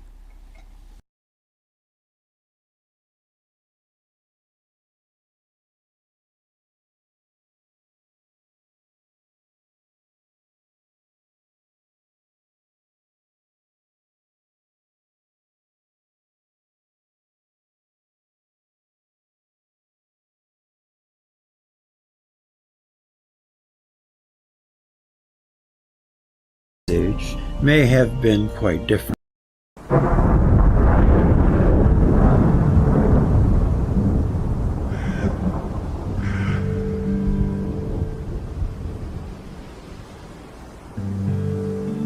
In Ether 1526, the Mormon scriptures claim, Ether, that they were large and mighty men as to the strength of men. The 16th century chronicler Fernando de Alva Cortez Ixtacatl wrote, "In this land called New Spain there were giants, as demonstrated by their bones, and have been discovered in many areas." The ancient Toltec record keepers referred to the giants as Quinametsin, and as they had record of the history of Quinametsim, they learned that they had many wars and dissensions among themselves in this land that is now called New Spain. They were destroyed, and their civilization came to an end as a result of great calamities and as punishment from the heavens for graves, sick, sins that they were committed. Allen and Allen.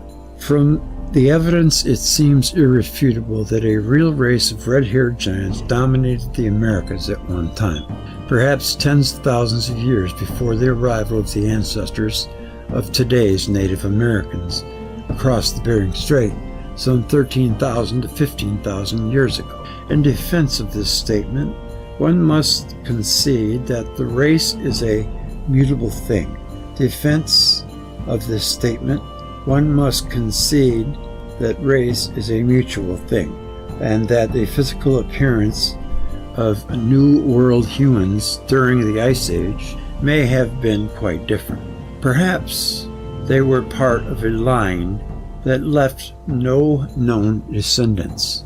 By the same token, the presence of a forgotten Caucasian population in Asia that would have walked across Beringia with other Asiatics is also a possibility. This would explain some of the unusual results from recent genetic testing, which has confirmed the presence of Caucasoid genes in some of the existing ancient remains. Western Europe, explorers such as Ferdinand Magellan, Sir Francis Drake, Hernando de Soto, and Commodore Byron, the famous poet Lord Byron's grandfather, all reported encountering living giants all across the North American continent, remnants of a once proud and noble race of Caucasian superhumans. Later, I think I got a little bit of that too. Later in Chapter 6, we will explore more accounts of giants in the New World. But first, let's examine what they have been one of their early roles in the history of the human race. We will then attempt to define a viable scientific explanation for the genesis of giants. Where did the giants come from? And if not the stars, did they evolve on Earth? And if so, how? We will examine both topics in the following chapter. The early role of giants and other catalysts for their genesis. Giants, builders of ancient civilizations. In the earliest accounts, which are most prevalent in the Greek and Near Eastern tradition, giants of prehistory are often depicted as great builders and engineers of all the structures left to us by the ancients. Perhaps the most enduring are those that are universally known as megalithic monuments. These great archaeological achievements are compelling, not only because of their immense size, but also because of the ambiguity concerning their origins. Who built them? When? Why? And equally important, how? In European folklore, giants were often credited with creating these massive stone monoliths. Indeed, there is more direct mythological connection between giants of the prehistoric construction of these megalithic structures and the eventual doom of a lost civilization.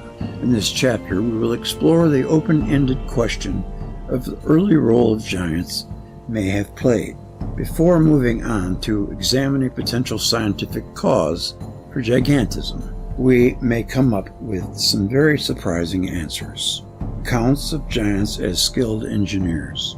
In the book of Numbers, Moses sent a pre-invasion reconnaissance into the Promised Land to gather intelligence about the Canaanite enemy. The scouts reached as far as Hebron, where they found, much to their surprise and horror, that the descendants of Anak were still inhabiting the region. Pioneering biblical archaeologist G.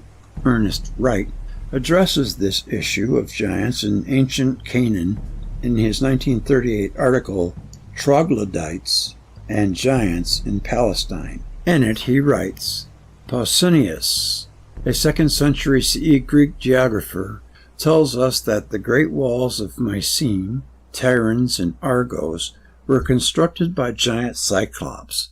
Hebrews, viewing some of the cities of Canaan, which we now know have possessed walls as thick as 18 feet and often built of cyclopean masonry, might well have thought in terms of giants just as did the Greeks. Biblical expert Ronald S. Hindell corroborates this view in the March-April 2009 edition Biblical Archaeology Review, in which he writes that when the Israelites were confronted with the vast cyclopean walls of the old ruined Canaanite cities, they inevitably concluded that the indigenous population of Canaan did in fact consist primarily of giants. This conclusion, says Hindell, is born out of many biblical texts. When the spies returned to their equally horrified commander and prophet, Moses, they reported, "The people who live in the land are powerful, and their fortified cities are very large. And indeed, we saw giants there. All the people that we saw in it are men of great height. We seemed in our own eyes like grasshoppers, and so we seemed in their eyes." For the most, that should be Velikovsky, or the original text. They got someone named Hindell credited here for that. I've read that before. For the most part, in its naturally easier place to ancient reports in a modern context, and assume that the original writers simply were confused and didn't know what they were talking about. That seems unlikely. However, because these cultures were highly sophisticated, although they were not as advanced as the culture of Atlantis, they were probably more or less on a par with our own culture today. When they made conscientious descriptions of people, places, and events, they were not doing so as children. They were making intelligent and highly rational interpretations of what they were witnessing. So yes, it is highly likely that the people of Canaan were indeed giants, as described by these spies in the Old Testament. Hindell also mentions the Battle of Jericho, a racial cleansing of the Canaanites at the hands of the Israelites, wherein the city of Jericho was destroyed and hundreds of thousands of Canaanite men, women, and children were killed, as stated in Joshua 6:20. Joshua and his troops marched around the city once a day for 6 days. On the 7th day, they marched around it 7 times, and on the 7th circuit they blew their horns and shouted. When the people heard the sound of the horns, the people shouted a mighty shout, and the walls fell down. It was creations such as the walls of Jericho that best illustrate the building capability of the early giants. However, from this quotation, we see that even masonry allegedly built by them wasn't totally indefensible. The ancient historian Josephus confirms that these giants were indeed skilled architects. He mentions 2 pillars, one of stone and one of very hard brick, which the giants erected to stand as a lasting testament to their engineering skills. They were constructed so that at least one might survive the great deluge to come. The giants feared that this final catastrophe would destroy everything that had been built by their hands. In Antiquities of the Jews, Book 1, Josephus wrote, "Now these pillars remain in the land of Syriad to this day. Noah quitted the land of Seth for fear that his family might be annihilated by the giants.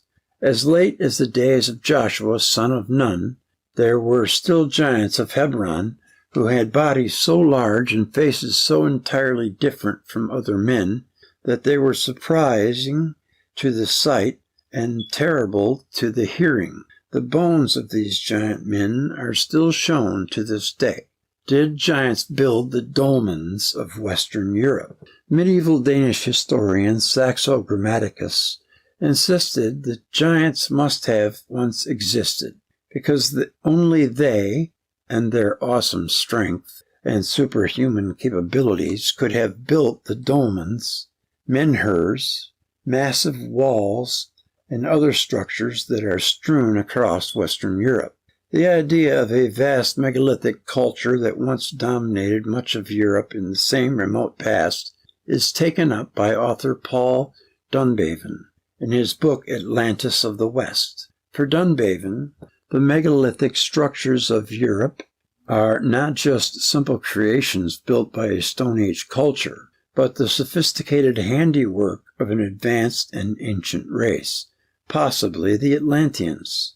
Indeed, Britain was once named Albion, after a Titan king of Atlantis. Dunbavin believes that Atlantis lies beneath the Irish Sea and was submerged in 3100 BCE when a comet struck the Earth. Well, you know that. That's what they have, impacts, causing the Earth's crust to shift and thus shrinking some of the existing land masses, including those in and around ancient Europe. Dunbavin, 2003. Armenian Stonehenge. The fallen temple of Baalbek, one of the most ancient and archaeological significant megalithic sites in the world, is Baalbek, where the bones of what may be ancient giants have been found. Baalbek lies approximately 86 kilometers northeast of the city of Beirut in eastern Lebanon. This most enigmatic of holy places is one of the Near East's most important Roman and pre-Roman temple sites of study by historians and archaeologists. In 1898, a German expedition there claimed to have discovered no evidence of occupation prior to the Roman period, despite other claims suggesting a very ancient habitation of the site.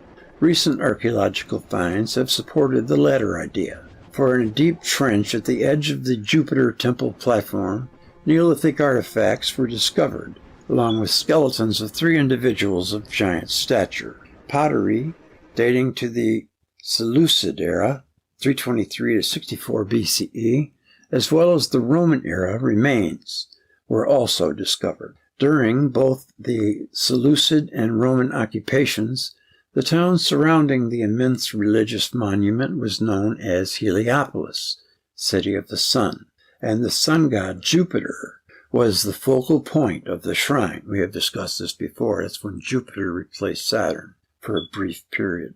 The Roman god Jupiter had overtaken and supplanted the Greek god Zeus.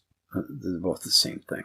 Who replaced the earlier god Baal, well, that was Saturn, who identically shared some common characteristics with Zeus and subsequently Jupiter.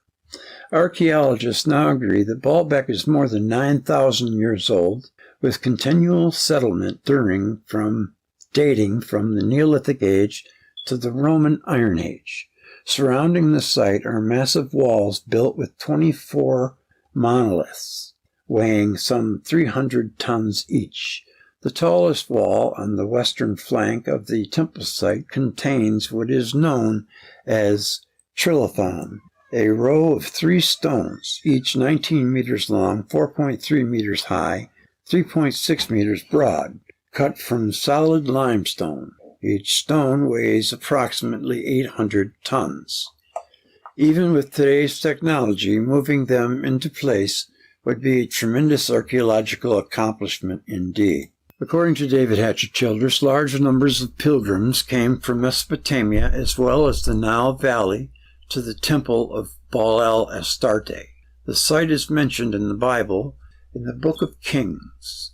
There is a vast underground network of passages beneath the Acropolis. Their function is unknown, but they were possibly used to shelter pilgrims, probably at a later period. How then was Baalbek constructed? Ancient Arab writings explain that the first stages of Baalbek, including the trilithon and other massive stone blocks, were built following the Great Flood at a mandate of King Nimrod by tribe of giants. Again, we see the same giant motif lending credence to the race of giants theory. How could so many disparate cultures in so many isolated locations all around the world arrive at the same supposition giants were responsible for building the great megalithic monuments of prehistory? Well, you know, Baalbek dwarfs anything built in Rome or Egypt. It does look like it was built for giants. Stonehenge, the giant's ring. Another significant megalithic site needs little introduction. We are referring, of course, to the glorious Stonehenge, perhaps the most famous megalithic structure in the world. One fascinating story concerning Stonehenge is a 12th century account written by Geoffrey of Monmouth. In his work, Hysteria Regum Britanniae, also known as the History of the Kings of Britain, Geoffrey maintained that the rocks of Stonehenge were healing rocks, and that had been imparted from Africa, and that they had immense curative properties. Collectively called the Giant's Dance, Stonehenge had, according to Geoffrey, originally been constructed on Mount Killarus in Ireland.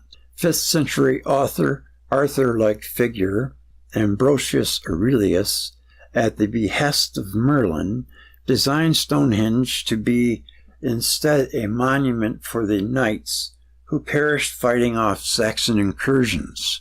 Thus, the king dispatched Merlin, Uther Pendragon, and 15,000 knights to Ireland to capture the monument and bring it back to Britain.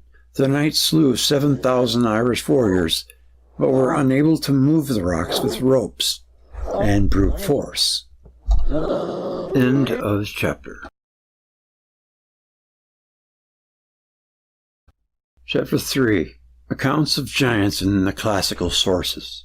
As we shall learn, according to the Greek myth, as conceived by such seminal authors as Hesiod and Homer, the primordial earth produced a series of primeval monsters and giants, human-like beings known as Titans, who became the first race of Greek gods.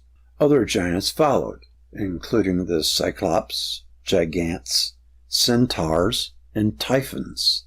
In this chapter, we will explain ancient evidence of them, primarily from sources derived from the classical world, and explore how inhabitants of the classical world were on a very physical search to find evidence for themselves that these giants once roamed the earth, a land of gods and monsters. The ancient Greek writers called their country a land of gods and monsters, referring to the often pernicious Greek deities and their hundreds of various giants, monsters, demigods, and other creatures that inhabited it. These giants, however, such as the Cyclops, Antaeus, and Orion, were surprisingly human-like, and they were not altogether disproportioned to human beings, for they mingled in love and strife with them. Bullfinch, 2004. But those other giants who waged war against the gods and exhibited superhuman, even godlike powers were far more gigantic in size than their weaker brethren. Examples of these gigantic giants include Tityus, who was said to have been so large that while resting on the plain near Mount Olympus, his massive body covered some 9 acres. Now, that's a giant. Enceladus, too, required the whole of Mount Etna, upon which to rest his enormous head. Where is it? Still others, like Boreas, had 100 arms. Typhon, the sea beast, excreted fire from his abominable lungs. Bulfinch explains that, according to the Romans, at one time they put the gods to such fear that they fled into Egypt and hid themselves under various forms. Jupiter took the form of a ram, whence he was afterwards worshipped as the god Ammon, who with carved horns. Venus, a fish. Mercury, a bird. At another time the giants attempted to climb up into heaven, and for that purpose took up the mountain Ossa and piled it on Pelion. They were at last subdued by thunderbolts, which Minerva invented and taught Vulcan and his Cyclops to make for Jupiter. The Greek religious writer Hesiod describes the giants vividly. They were warriors of immense strength and power who donned gleaming white armor and brandished long spears and other deadly weapons. Treated with poison, these depictions of the giants as cruel combatants adept at the art of war conform to later portrayals in ancient Greek and Roman art. The idea of a revolt against the gods, however, did not emerge until the 6th century BCE, with the first artistic depictions of the conflict. While the poet Hesiod often makes clear that the giants were highly warlike and violent creatures, there was no evidence of those tendencies being directed at the Olympians until a much later time. I'm going to have to look that up, see if I can find some pictures for it. The war. Backing up the myths with science and excavating giant bones in antiquity. Having touched on a few mythological accounts of the giants, let's now turn for a brief moment to the field of archaeology, where we will see the physical evidence may or may not support the mythological accounts, while bearing in mind that the results of any study regarding the examination of ancient giants purported to be those of ancient giants must be met with caution, but also with an open and prepared mind.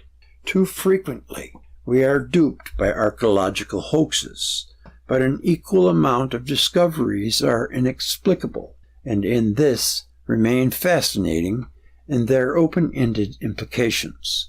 The finding that you will read about next, called The First Fossil Hunters, written by historian and folklorist Adrian Mayer, are some brief examples of the latter. Skeptics claim that what the ancients really found were bones of long-extinct mammals and dinosaurs, such as the mammoth or triceratops. Wherever the truth may lie, for mainstream scholars the choice is simple. Either ancient peoples mistook prehistoric remains of dinosaurs or extinct mammals to be those of the giants and heroes described in their ancient myths, such as the Nephilim, as described in the Bible, or the Greeks' very own Titans and Cyclops, or they downright imagined that they were the remains of giants because they wanted to believe this was so. In any event, the compelling nature of these unearthed bones caused a great bone rush amongst the people of the city-states of ancient Greece and later among the larger territories of the Roman Empire. They were already searching for relics to make money. We will have more to say on this bone rush a bit later in the chapter. But for now, let's look at more of the classical accounts that mention giants before we explore how the concept of giants fits within the cosmology of our classical forebears. The planets were closer. Homer's giants.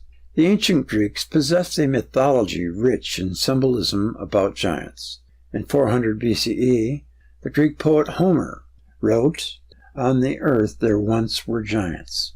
To the ancient Greeks, Homer was much more than one of their most highly revered writers. In their view, his two principal works, the Iliad and Odyssey, were divinely inspired. Together they formed the Bible of the entire ancient Greek civilization. Well, the story of Iliad is the story of close encounters with Venus and Mars and the moon, and Jupiter was there too.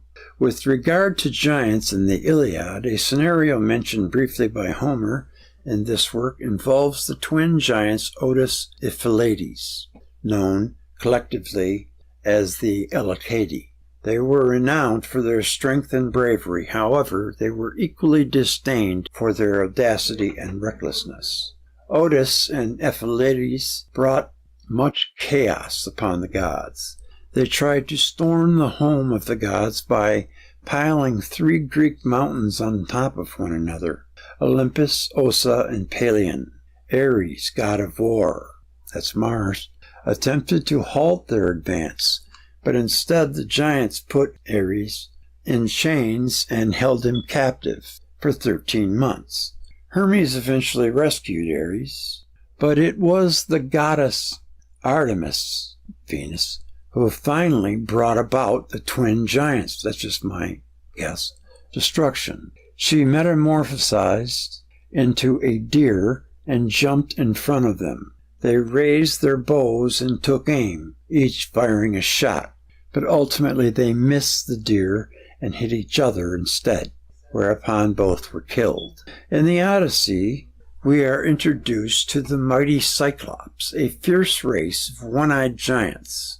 When Odysseus and his fellow Archaeans became trapped in a cave inhabited by one of the Cyclops named Polyphemus, who immediately began to devour one of the captives, the air became filled with heavy laden stench as the god gulped down their limbs and torsos in outpourings of blood. The horrifying clamor of agonizing shrieks and in the crunching of bones drowned out the sound of ocean surf and seagulls on the beach. In response, Odysseus's men prayed to Zeus for salvation, but to no avail. The bloodthirsty giant then murdered 2 more men. When Polyphemus left in the morning, he placed an immense rock behind him, blocking the exit from the cave. This prevented the Achaeans from following him out to the fields and to safety. Unable to escape and return to the ship, Odysseus planned a ruse. When the giant returned, Odysseus offered his captor wine, intoxicating him in the morning. As the Cyclops slept, the men gouged out his single eye with a pole. Dirty bird. The giant immediately awoke, screaming in agony, calling out for the other Cyclops to help. However, they simply ignored him. Polyphemus removed the rock, blocking the entrance to the cave as he searched blindly for his assailants, and then the Archaeans made their escape. After escaping the island of the mighty Cyclops, why would he leave them access to a spear? The mighty Cyclops, the Achaeans, were caught in a tempest and blown off course. They rode to a land of, oh my goodness, is this word? Laestrygonians, a powerful race of giants. Their giant king, Antiphates, and his queen captured and dined on Odysseus' men, who beat a hasty retreat back to their boats as the towering giants hurled immense boulders at them. All of them but Odysseus were destroyed. Then Odysseus escaped to the home of the gods, Circe, which he remained for some time. Today it is uncertain whether a man named Homer really existed, or the name merely represents a number of separate authors. their individual identities now lost to the sands of time. Despite such speculation, one thing is certain: Homer has proven to be much more than the creator of fairy tales. In his greatest epic, the Iliad, the Greeks were pitted against the inhabitants of Troy. This was proven to be a very real, very ancient city by Hendrik Schliemann in the 19th century, as we shall read about later in this book. The giant Orion, ancient brute or traveler to the stars. In Pliny the Elder's immortal work, Natural History, he cites Greek and Roman mythology with regard to the ancient legend. The giant Orion, Pliny explains, was born from the skin of an ox, which had been placed by a humble peasant into the soil of Boeotia. At the insistence of the Atlantean gods, Neptune, Mercury, and Jupiter, the Atlantean demigods relieved themselves upon the pile, thereby spawning the giant.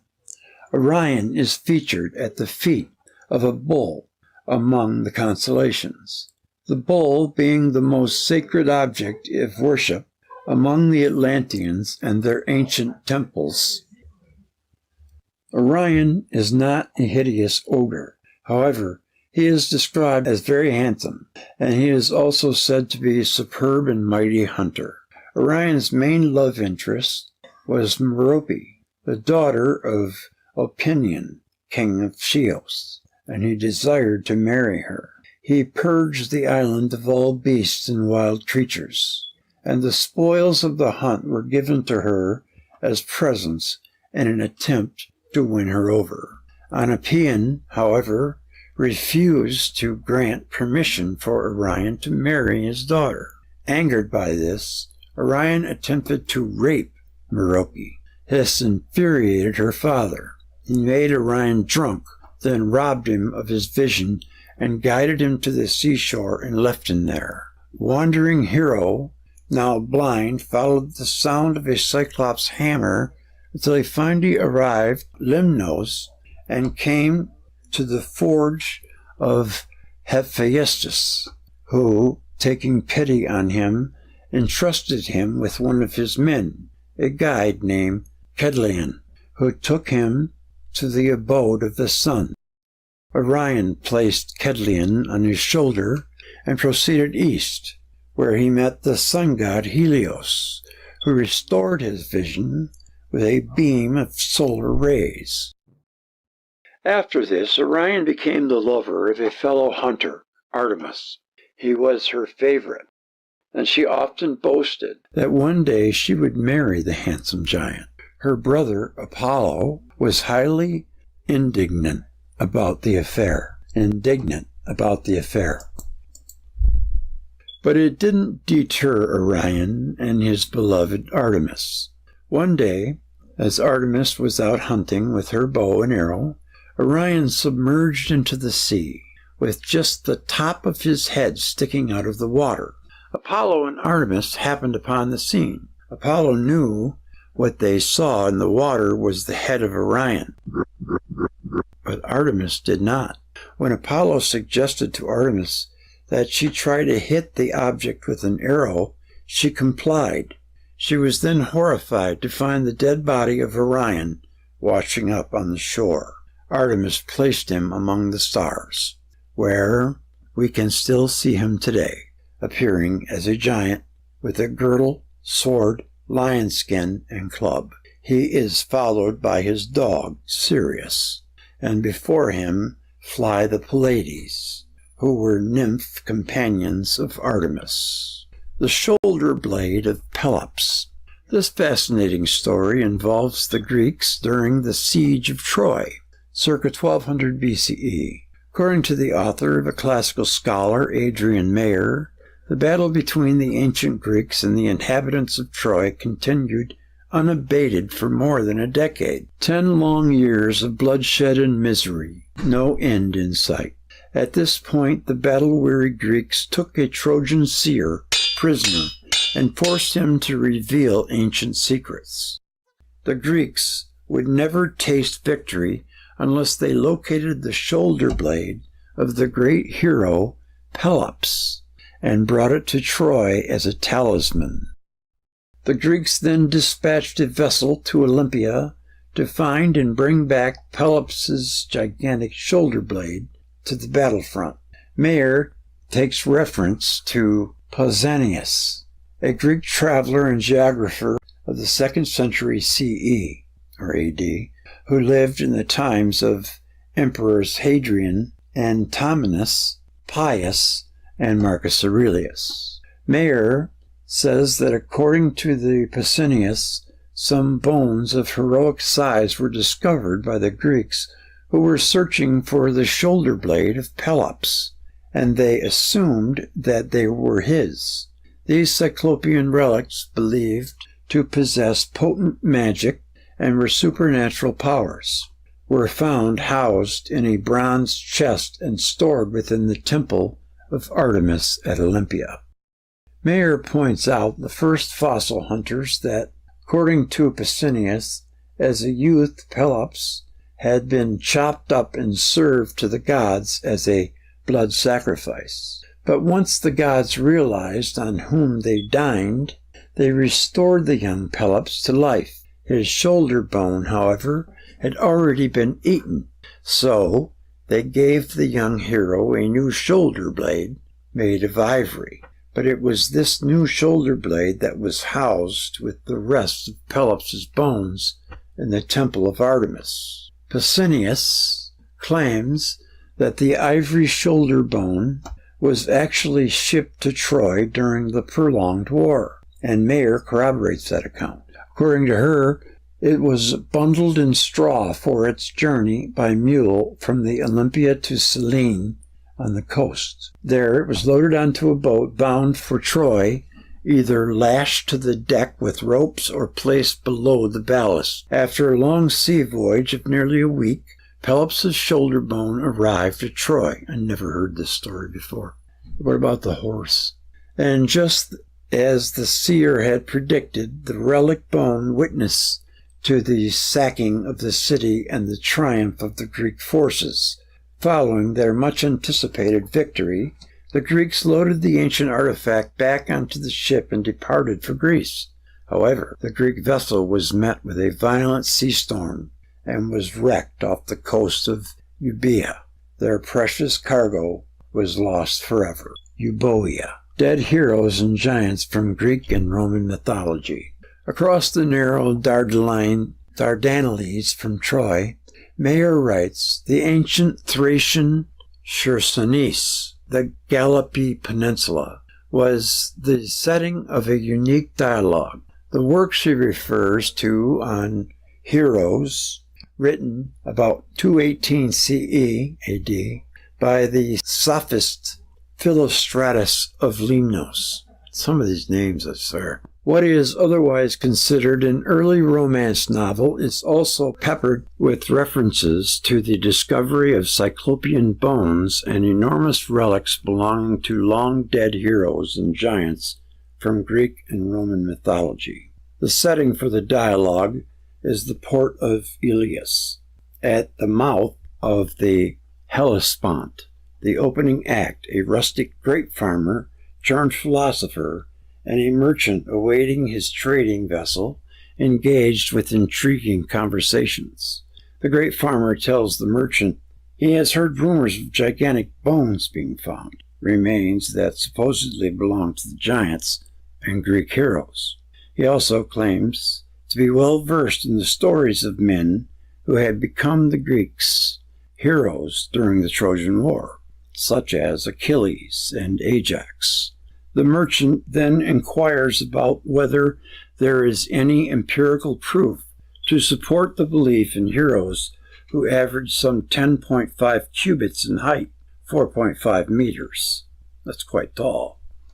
The farmer replies by listing some of the main heroes of Greek mythology whose bones had been supposedly found during the prior centuries, including Orestes' 7-cubit skeleton seized by the Spartans from Tegea, Plato's account of a huge skeleton found by a shepherd in the aftermath of a massive earthquake in Lydia and the unearthing of a giant Erides at the banks of the Orontes.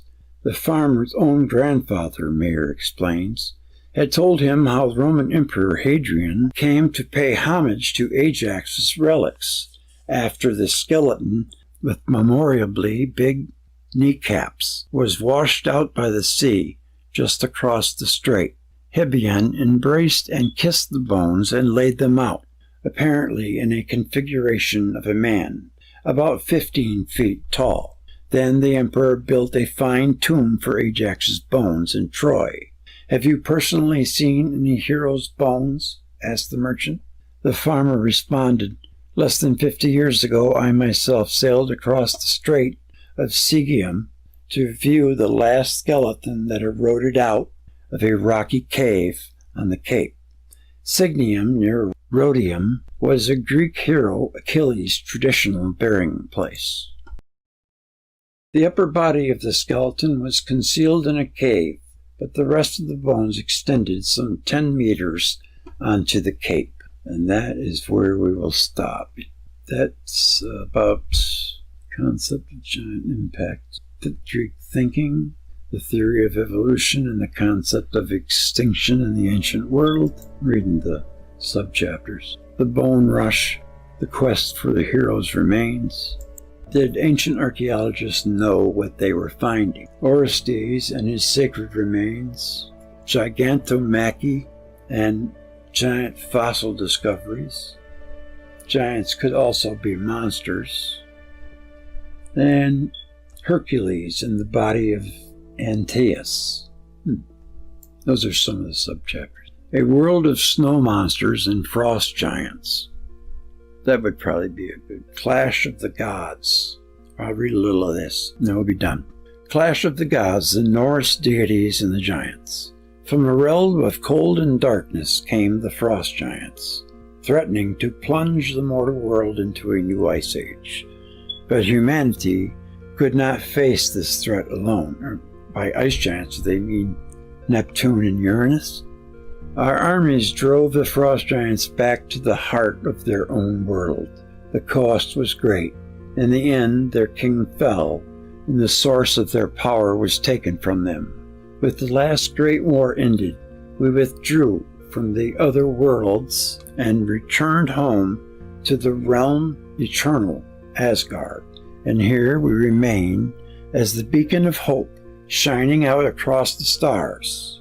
And though we have fallen into man's myths and legends, it was Asgard, as its warriors, that brought peace to the universe. Odin, the All-Father Thor. It says Odin, the All-Father Thor, 2011 film. A world of snow monsters and frost giants. The early beliefs of Northern Europe encompass a rich and sinister mythological tradition that includes not only giants, but an entire host of magical and mystical creatures. The ancient Norse divided the peoples of the world into 3 distinct categories: civilized people, barbarians, such as the Nordic peoples themselves, and subhumans, which, as the Skraelings of native peoples of North America, when the Vikings entered the region for the first time, they took their swords and battle axes in hand and tested them out on anyone they encountered to determine whether they could be killed and thus were human, or whether they were invincible, which meant they were giants or members of one of the other many magical races, therefore immortal. Examples of the magical races include orcs, trolls, elves, half-gods, and of course, giants. All of these were very similar to the creatures that the famous author J.R.R. Tolkien wrote about in The Hobbit and The Lord of the Rings. In attempting to understand the Norse mythology, we need to understand its origins. According to the 19th and early 20th century writer Donald Mackenzie, Celtic and Teutonic Norse mythology demonstrate a definite commonality. It would appear, he writes. The archaic giant lore is pre-Celtic and pre-Teutonic, therefore implies a common inheritance in the wars of the Olympians and Titans.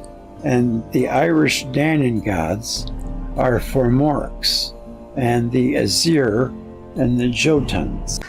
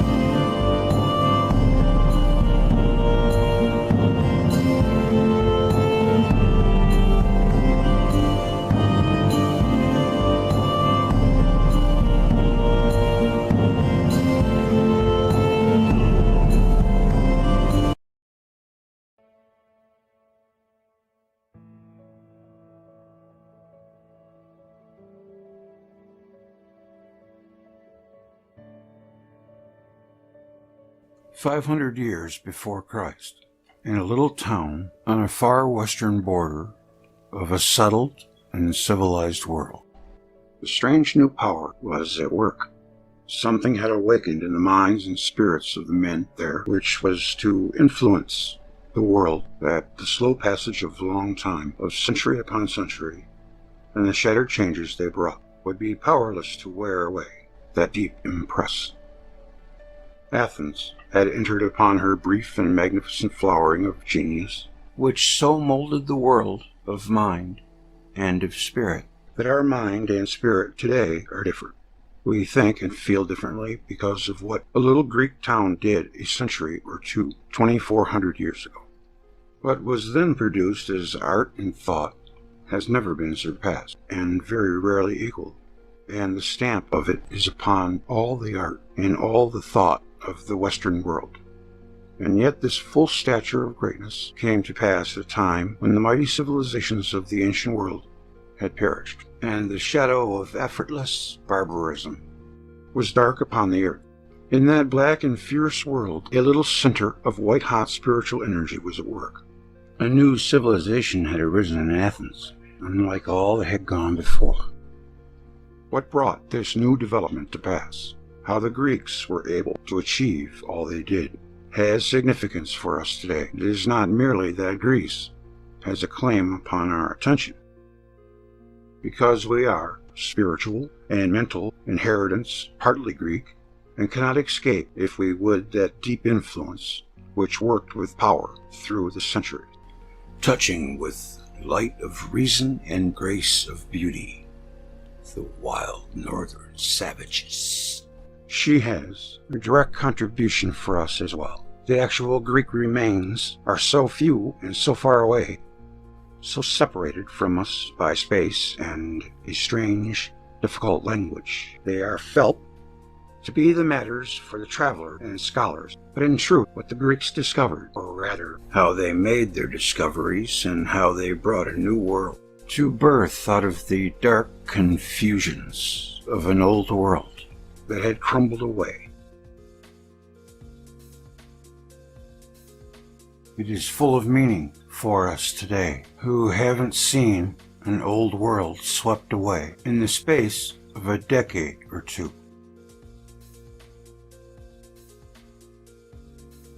It is worth our while in the confusions and bewilderments of the present to consider the way in which the Greeks arrived at the clarity of their thought and the affirmation of their art.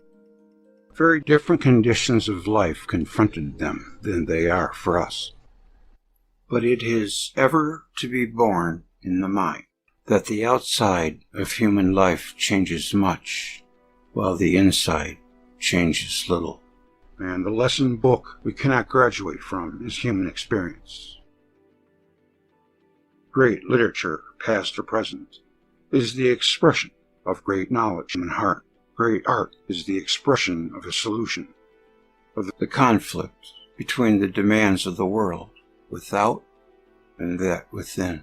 And in wisdom of either, there would seem to be small progress. Of all that Greeks did, only a very small part has come down to us. We have no means of knowing if we have their best. It would be strange if we had. In the convulsions of that world of long ago, there was no law that guaranteed to art the survival of the fittest. But this little remnant, preserved by the haphazard of chance, shows their high-water mark reached in every region of thought and beauty the Greeks entered.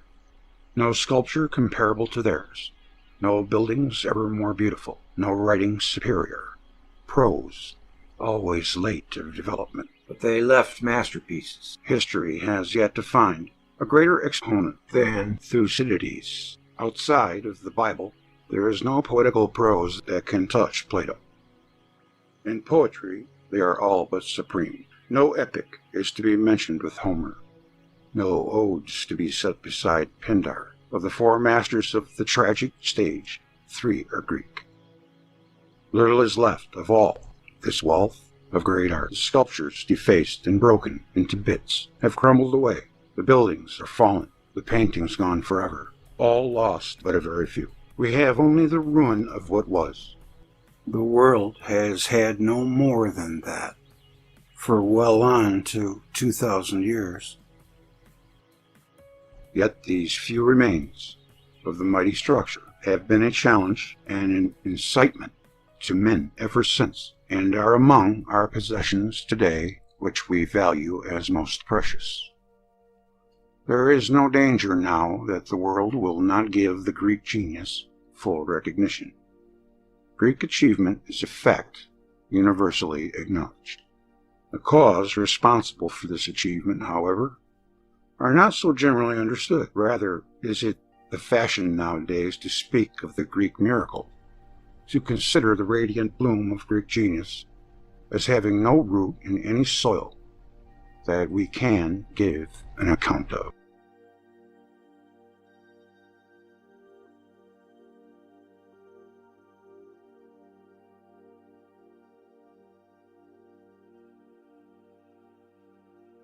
The anthropologists are busy, indeed, and ready to transport us back into the savage forest where all human things, the Greek things too, had their beginnings, but the seed never explains the flower. Between those strange rites, they point us through the dim vistas of faraway ages, and a Greek tragedy. There lies a gap they cannot help us over. The easy way out is to refuse to bridge it and dismiss the need to explain by calling the tragedy a miracle. But in truth, the way across is not impassable. Some reasons appear for the mental and spiritual activity which made those few years in Athens productive, as no other age in history has been. By universal consent, the Greeks belong to the ancient world. Wherever the line is drawn by this or that historian between the old and the new, the Greeks' unquestioned position is in the old, but they are in it as a matter of centuries only. They have not the hallmarks that give title to a place there, the ancient world, and so far as we can reconstruct it. bears everywhere the same stamp. In Egypt, in Crete, in Mesopotamia, wherever we can read bits of the story, we find the same conditions. A despot enthroned, whose whims and passions are the determining factor in the state, a wretched subjugated populace, and a great priestly organization to which is handed over the domain of the intellect. This is what we know as the Oriental state today. It has persisted down from the ancient world through thousands of years, never changing in any essential. Only in the last 100 years, less than that, it has shown a semblance of change, made a gesture of outward conformity with the demands of the modern world. But the spirit that informs it, it is the spirit of the East that never changes.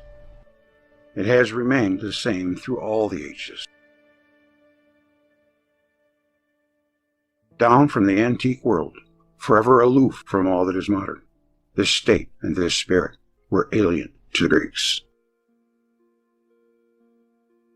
None of the great civilizations that preceded them and surrounded them served as model. With them, something completely new came into the world. They were the first Westerners, the spirit of the West.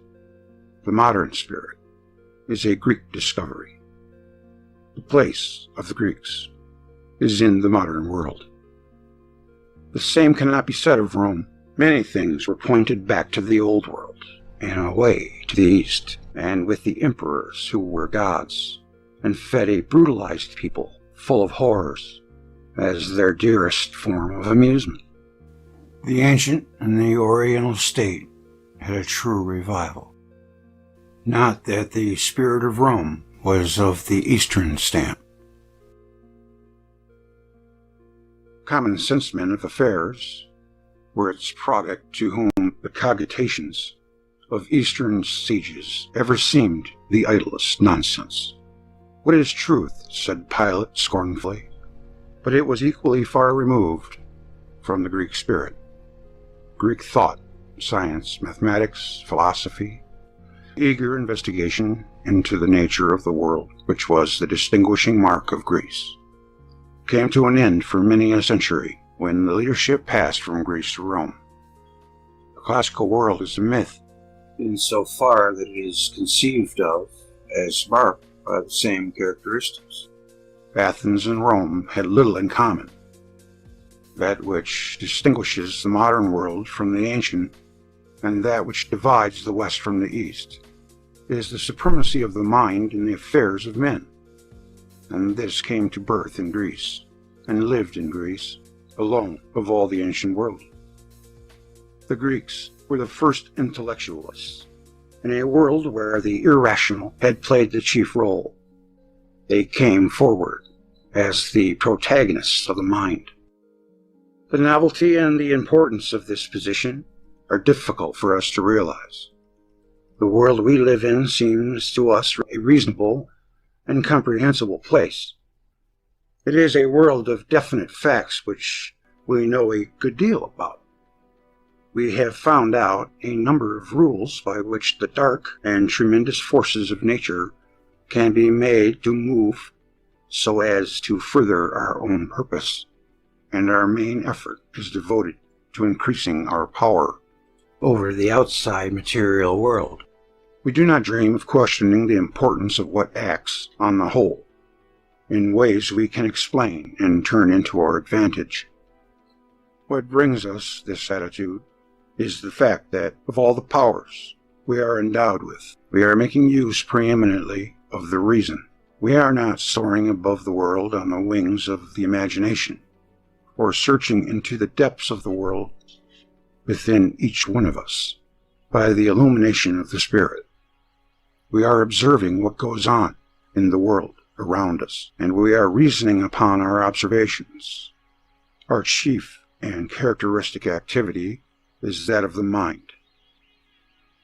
The society we are born into is built upon the idea of the reasonable, and emotional experience and intuitive perception are accorded a place in it only if some rational account can be given of them.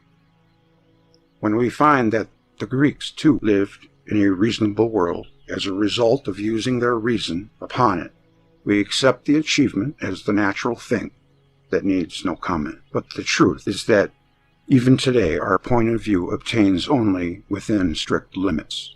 It does not belong to the immense expanse and the multitudinous populations of the East.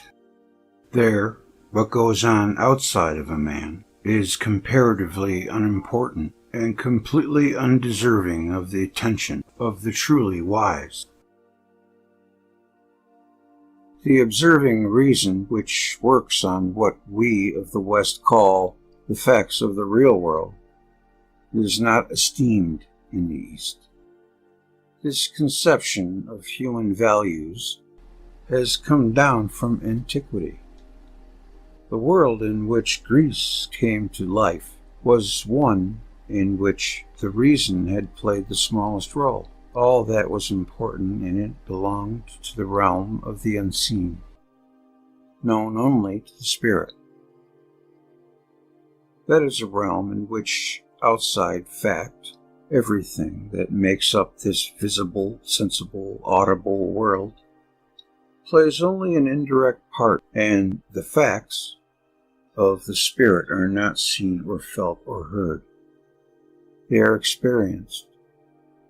They are peculiarly a man's own, something that he can share with no one else. An artist can express them in some sort, partially at best. The saint and the hero that are most at home in them can put them into words, or pictures, or music, only if they are artists. 2. The greatest intellect cannot do that through the intellect, and yet every human being has a share in the experience of the spirit. Mind and spirit together make up that which separates us from the rest of the animal world, that which enables man to know the truth, and that which enables him to die for the truth. A hard and fast distinction between the two can hardly be made. Both belong to the part of us which, in Platonic phraseology, draws us up from that which is ever dragging down, or in the figure that Plato was fondest of, that which gives form to the formless. And yet they are distinct. When St. Paul, in his great definitions, says that the things that are seen are temporal, and the things that are not seen are eternal, he is defining the realm of the mind, the reason that works, from a visible world, and realm of the spirit that lives by the invisible. In the ancient world before Greece, the things that are not seen had come more and more, the only things of great importance. The new power of the mind that marked Greece arose in a world facing toward the way of the spirit. For a brief period in Greece, East and West met. The bias toward the rational, that was to distinguish the West, and the deep spiritual inheritance of the East. The full effect of this meeting, the immense stimulus to creative activity when clarity of mind is added to spiritual power. The immense stimulus to creative activity given when clarity of mind is added to spiritual power can be best realized by considering what had happened before Greece. What happens, that is, when there is great spiritual force with the mind held in abeyance. This is to be seen most clearly in Egypt, where the records are fullest and far more is known than about any other nation of antiquity. I always wonder, though, how much of it is contrived. It is materially to the point, therefore, to leave Greece for a moment and look at the country which had the greatest civilization of all the ancient world. In Egypt, the center of interest was the dead, the ruling world power, a splendid empire, and death a foremost preoccupation. Countless numbers of human beings for countless numbers of centuries thought of death as that which was nearest and most familiar to them. It is an extraordinary circumstance which could be made credible, but nothing less considerable than the immense mass of Egyptian art centered on the dead. To the Egyptian, the enduring world of reality was not the one he walked in on the paths of everyday life, but the one he should presently go to by the way of death. There were two causes working in Egypt to bring about this condition. The first was human misery, the state of the common man in which the ancient world must have been wretched in the extreme. Those tremendous works that have survived through thousands of years were achieved at a cost in human suffering and death which was never conceived of as a cost in anything of value. Nothing so cheap as human life in ancient Egypt, and in Nineveh as nothing more cheap in India and China today. Even the well-to-do, the nobles, and the men of affairs lived with a very narrow margin of safety. Epitaph and extant of a great Egyptian noble holds him up to admiration in that he was never beaten with whips before the magistrate. The lives and fortunes of all were completely dependent upon the whims of a monarch whose only law was his own wish. One has but to read the account Tacitus gives of what happened under the irresponsible despotism of the early Roman emperors to realize that in the ancient world security must have been the rarest of goods. Seriously, why have people always tolerated that? In numbers, you just bomb rush them and change it, but they don't. They adhere. There must be something in our DNA that allows this. I've often wondered. End of part 1.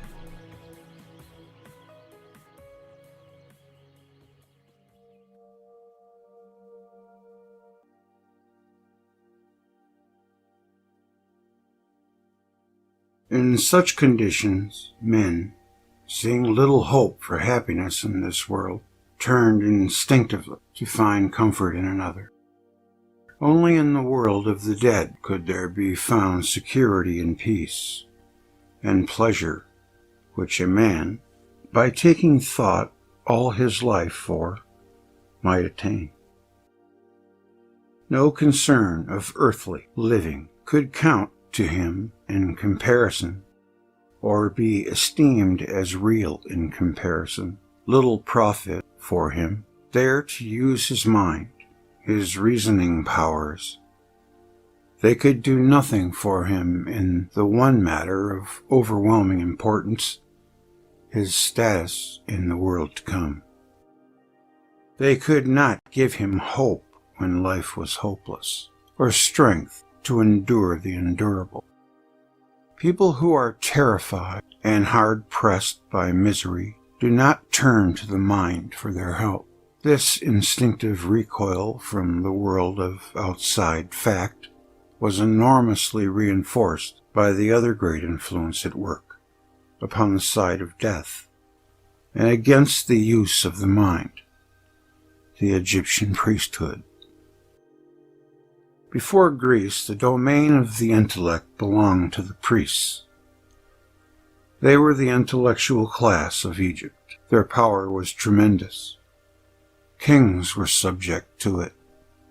Great men must have built up that mighty organization, great minds, keen intellects. But what they learned of old truth and what they discovered of new truth was valued as it increased the prestige of the organization. And since truth is a jealous mistress, and will reveal herself not a wit to any but a disinterested seeker. As the power of the priesthood grew, and any idea that tended to weaken it met with a cold reception, the priest must fairly soon have become sorry intellectualists, guardians only of what seekers of old had found, never using their own minds with freedom. There was another result no less inevitable. All they knew must be kept jealously within the organization, to teach the people so that they would begin to think for themselves. Oh, gee, it was even going on back then. Still going on today. Would be to destroy the surest prop of their power. Yeah, I mean, they're charlatans. I mean, we know it. They didn't. No one except themselves must have knowledge. For to be ignorant is to be afraid. And in the dark mystery of the unknown, a man cannot find his way alone. He must have guides to speak to him with authority. Ignorance was the foundation upon which the priest's power rested. In truth, the two, the mystery and those who dealt in it, reinforced each other in such sort that each appears both the cause and the effect of the other. The power of the priesthood depended upon the darkness of the mystery. His effort must ever be directed toward increasing it, and opposing any attempt to throw light upon it. The humble role played by the reason in the ancient world was assigned by an authority there was no appeal against. It determined the scope of thought and the scope of art as well, with an absolutism never questioned. Well, I bet they'd love to attain that again. We know of one man, to be sure, who set himself against it. For a few years the power of the pharaoh was pitted against the power of the priest, and the pharaoh won out. The familiar story of Akhenaten. He won out, but they were still there, and they eventually eclipsed him and got it back, or so I've been led to believe. Who dared to think for himself? And who built a city to enshrine and propagate the worship of the one and only God, might appear to point to a weakness in the great priestly body, but the proof is, in point of fact, rather the other way about. The priests were men deeply learned and experienced in human nature. They waited. The man of independent thought had only a very brief reign. It's too bad. This marvelous life on earth is screwed up by authority. It's sad. Did his contest with the priest wear him out? One wonders. I'm sure it did. They were there, ever pressing their faces against the window. They never go away. And many of the things they're capable of doing is unspeakable. And after his death, nothing of what he had stood for was allowed to remain. But the more they try to suppress it, the more famous he becomes. That's kind of a little irony there, isn't it? For us, it becomes written in the stars, like a universal law. Thou shalt not try to cover it up with anything, because the universe will remember. As they tried to erase the memories of two people that I know of, King Tut, or Tutankhamun, and King Tut and Akhenaten, besides Cleopatra, and she wasn't really ancient. She's considered more toward our side. After his death, nothing of what he stood for was allowed to remain. The priests took possession of his successor. That was King Tut. They erased his very name from the monuments. He had never really touched their power. I don't know about that if you want to count how long their name has lived through history, he won out in the long run. Truth is the daughter of time, not authority. Francis Bacon said that, otherwise known as the guy with the funny collar. He helped discover the scientific method. But whatever their attitude to this autocrat or that, autocratic government never failed to command the priests' allegiance. They were ever the support of the throne, as well as the power above it. Their instinct was sure. The misery of the people was the opportunity of the priest. Not only an ignorant populace, but one subjugated and wretched was their guarantee. With men's thoughts directed more and more toward the unseen world, and with the keys to it firmly in their own grasp, their terrific power was assured. When Egypt ended, the East went on ever farther in the direction Egypt had pointed. The miseries of Asia are a fearful page of history. Her people found strength to endure by denying any meaning and any importance to what they could not escape. The Egyptian world where dead men walked and slept and feasted was transmitted into what had always been implicit in its symbolism, the world of the spirit. In India, for centuries, the leader of thought to the East, ages long since, the world of the reason and the world of the spirit were divorced, and the universe handed over to the latter, reality. That which we have heard, which we have seen with our own eyes, and our hands have handled, of the word of life, was dismissed as a fiction that had no bearing upon the word. All that was seen and handled was vague and unsubstantial and forever passing. The shadow of a dream. Only that was real which was of the spirit.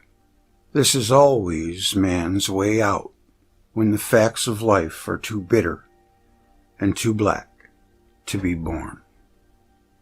When conditions are such that life offers no earthly hope, somewhere, somehow, men must find a refuge. Then they fly from the terror without to the citadel within, which famine and pestilence and fire and sword cannot shake. What Goth calls the inner universe, what Goth? It's Goth or Gotha, can live by its own laws, create its own security, be sufficient unto itself. When once reality is denied to the turmoil of the world without. So the East found a way to endure the intolerable, and she pursued it undeviatingly through the centuries, following it to its furthest implications. In India, the idea of truth became completely separated from outside fact. All outside was illusion. Truth was an inner disposition. In such a world, there is little scope for the observing reason.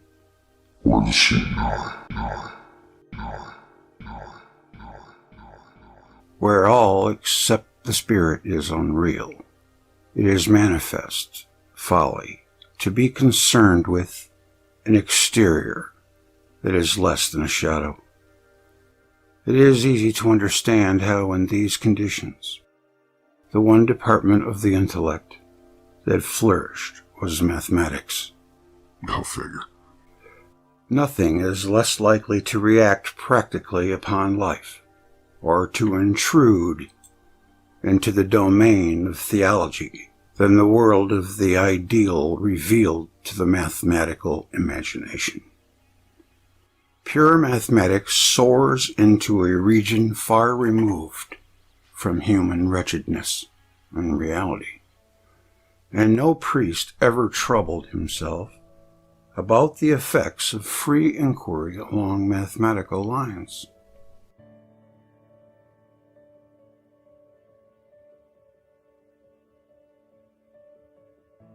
There the mind could go where it pleased. Aha! Compared with the Egyptians, we are childish mathematicians, observes Plato. India, too, made notable contributions in this field. But sooner or later, if the activity of the mind is restricted anywhere, it will cease to function, even where it is allowed to be free. Today in India, the triumph of the spirit over the mind is complete, and wherever Buddhism, the great product of the Indian spirit, has prevailed, the illustrious of all that is of this earth, and the vanity of all research into its nature, is the center of the faith. As in Egypt, the priests saw their opportunity. The power of the Brahmins, the priestly caste, and of the great Buddhist hierarchy is nothing less than stupendous. The circle is complete. A wretched populace with no hope, save in the invisible, and a priesthood whose power is bound up with the belief in the unimportance of the visible, so that they must forever strive to keep it an article of faith. The circle is complete in another sense as well. The wayfarer sheltering for the night in an abandoned house does not care to mend the roof. The rain drops through, and a people living in such wretchedness that their one comfort is to deny the importance of the facts of earthly life will not try to better them. India has gone the way of the things that are not seen until the things that are seen have become invisible. That is what happens when one course is followed undeviatingly for ages. We are composite creatures, made up of soul and body, mind and spirit. When men's attention is fixed upon one to the disregard of the others, human beings result who are only partially developed, their eyes blinded to half of what offers and the great world holds. But in that antique world of Egypt and the early Asiatic civilizations, that world where the pendulum was swinging ever further and farther away from all fact, something completely new happened. The Greeks came into being, and the world as we know it began. End of chapter. So that's why modern science puts so much stock into mathematics. It's pretty good. Yeah. Thanks for joining me.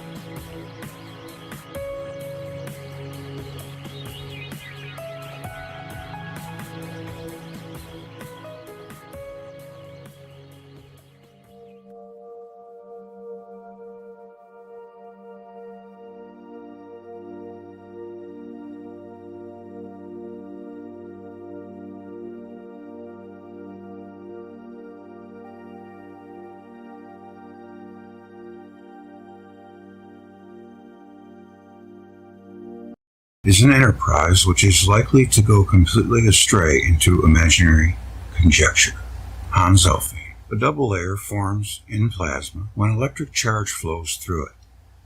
Double layers are found in the plasma environment of Earth, as well as around the stars, creating phenomena like aurorae and electromagnetic radiation from pulsars, thermal emissions from hot filaments in light bulbs, LED plasma, lead plasma pioneer Irving Langmuir, to contemplate the behavior of charged particles moving through various gases.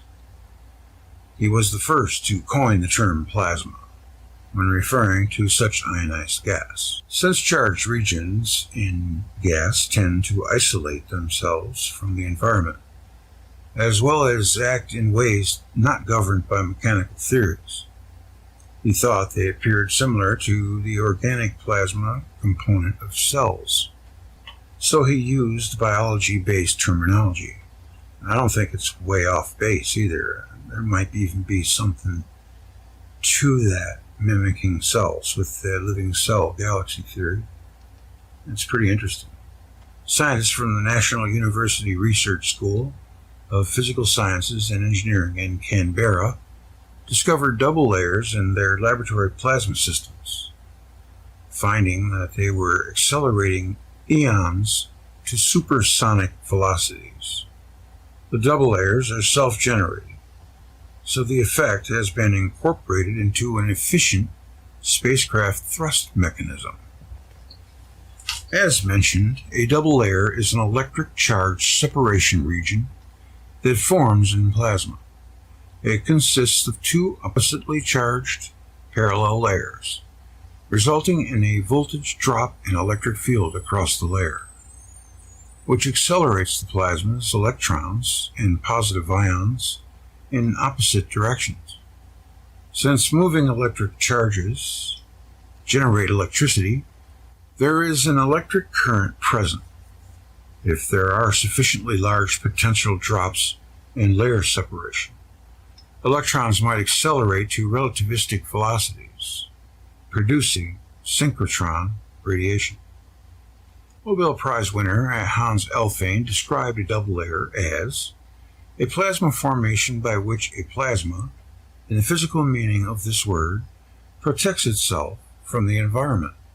And it's analogous to a cell wall by which plasma, in the biological meaning of this word, protects itself from the environment. Isn't that interesting? Just about everything has some kind of self-protection mechanism. Electric forces can accelerate charged particles with energies of 10 to the power of 20 electron volts or more. Since electricity requires a circuit for charge to flow, and an electric current forms a magnetic field. That field tends to constrict the current. As pointed out in previous Picture of the Day articles, that constricted channel is known as a Bennett pinch, or Z-pinch. The pinched filaments of electric current remain coherent over large distances. Laboratory experiments with particle accelerators confirm the observation. Plasma's behavior is driven by conditions in those circuits. Fluctuations can form double layers with large potential voltages between them. The electric force in double layers can be much stronger than those from gravitational or mechanical forces. Double layers separate plasma into cells and filaments that can have different temperatures or densities. At times, a double layer might interrupt charge flow in the circuit, causing a catastrophic rise in voltage across it. The powerful energy release of the expanding double layer is sometimes observed in power transmission switchyards when a circuit breaker is opened incorrectly. I think we've all seen those. Hans Elfing identified just such an occurrence when he was contracted by the Swedish power company to investigate some serious accidents that had occurred. A few of the mercury arc rectifiers used in the power transmission circuits had exploded for no apparent reason. Alfvén identified the cause as unstable double layers within the plasma flow. He wrote, "In Sweden, the water power is located in the north and the industry in the south. The transfer of power between these regions over a distance of about 1,000 kilometers was first done with AC, when it was realized that DC transmission would be cheaper. Mercury rectifiers were developed. It turned out that such a system normally worked well, but it happened now and then that rectifiers produced enormous overvoltages, so that fat electrical sparks filled the rectifying station and did considerable harm. An arc rectifier must have a very low pressure of mercury vapor in order to stand the high back voltages during half of the AC cycle. On the other hand, it must be able to carry large currents during the other half cycle. It turned out that these two requirements were conflicting. Because of very low pressure, the plasma could not carry enough current. If the current density is too high, an exploding double layer may be formed. This means that in the plasma, a region of high vacuum is produced. The plasma refuses to carry any current at all. At the sudden interruption of the 1,000 kilometer inductance produces enormous overvoltages, which may be destructive. There are also double layers in space that emit radio wave over a broad band of frequencies. They can sort galactic material into regions of like composition and condense it. They can accelerate charged particles to cosmic ray energies. Double layers in space can explode for the same reason as Alfvén's rectifiers, releasing more energy than is locally present. This effect can be seen in stellar flares or so-called nova outbursts. Let's just hope the sun never does that. Since plasma is composed of charged particles, their movement constitutes an electric current which generates a magnetic field. Electrons spiral in the resulting magnetic field, creating synchrotron radiation that can shine in all high-energy frequencies, including extreme ultraviolet, X-rays, and gamma rays. According to Alfvén and others, electric power flows along the spiral arms of a galactic circuit, where it is concentrated and stored in a central plasmoid within the galactic bulge. When the current density reaches a critical threshold, the plasmoid discharges along the galaxy's spin axis as an energetic jet of plasma. The phenomenon has been replicated in the laboratory with a plasma focus device. Cosmic plasmas and their activity can be replicated in the laboratory, allowing insights into the large-scale structures that populate the universe. Since gravitational forces cannot be examined in the laboratory, or laboratory, if you choose, consensus opinions about the gravity-only model of celestial objects suffer from a moribund condition. Hopefully, a fresh perspective will outshine the dark conditions that dominate today's approach. Stephen Smith from the Thunderbolts. And that is about it. Electrical charged superfluid plasma cosmology has a living galaxy cell theory essay here, so I can't help myself. I have to check it out. That's pretty interesting. The living mitochondria cells mimic galaxies of the cosmic web filaments. Plasma membranes, analog relativity. Nuclear membrane of a pig kidney. The cytoskeleton underlies the plasma membrane throughout the inside of the cell. All cells have a cytoskeleton protein mosaic just beneath the cell that determines the shape of the entire cell. Stars fill the interstellar medium, ISM, with complex organic, the inside or plasma of a galaxy, which interacts with carbon nanotube, forming the protein mosaic membrane skeleton surrounding inside the membrane of a galaxy. A living galaxy cell surrounded by life in the intergalactic medium. The cytoskeleton is shaped like a galaxy at different views. is very interesting. I've always wondered, the inside of a person is much like the universe. Plasma red blood cell hologram analogy of a living cell galaxy. The ancient Egyptians also equated the universe with the human body. Stars are factories that produce and eject huge amounts of detectable complex organic molecules into the interstellar medium everywhere inside the galaxy. Amino acids self-assemble into proteins and DNA inside carbon nanotubes. In outer space, life might exist in outer space. Conditions showed Johnson organic nanotubes self-assemble into functional, cellular, macroscopic membranes. 3D and 4D life might exist in outer space at quantum and cosmic scale.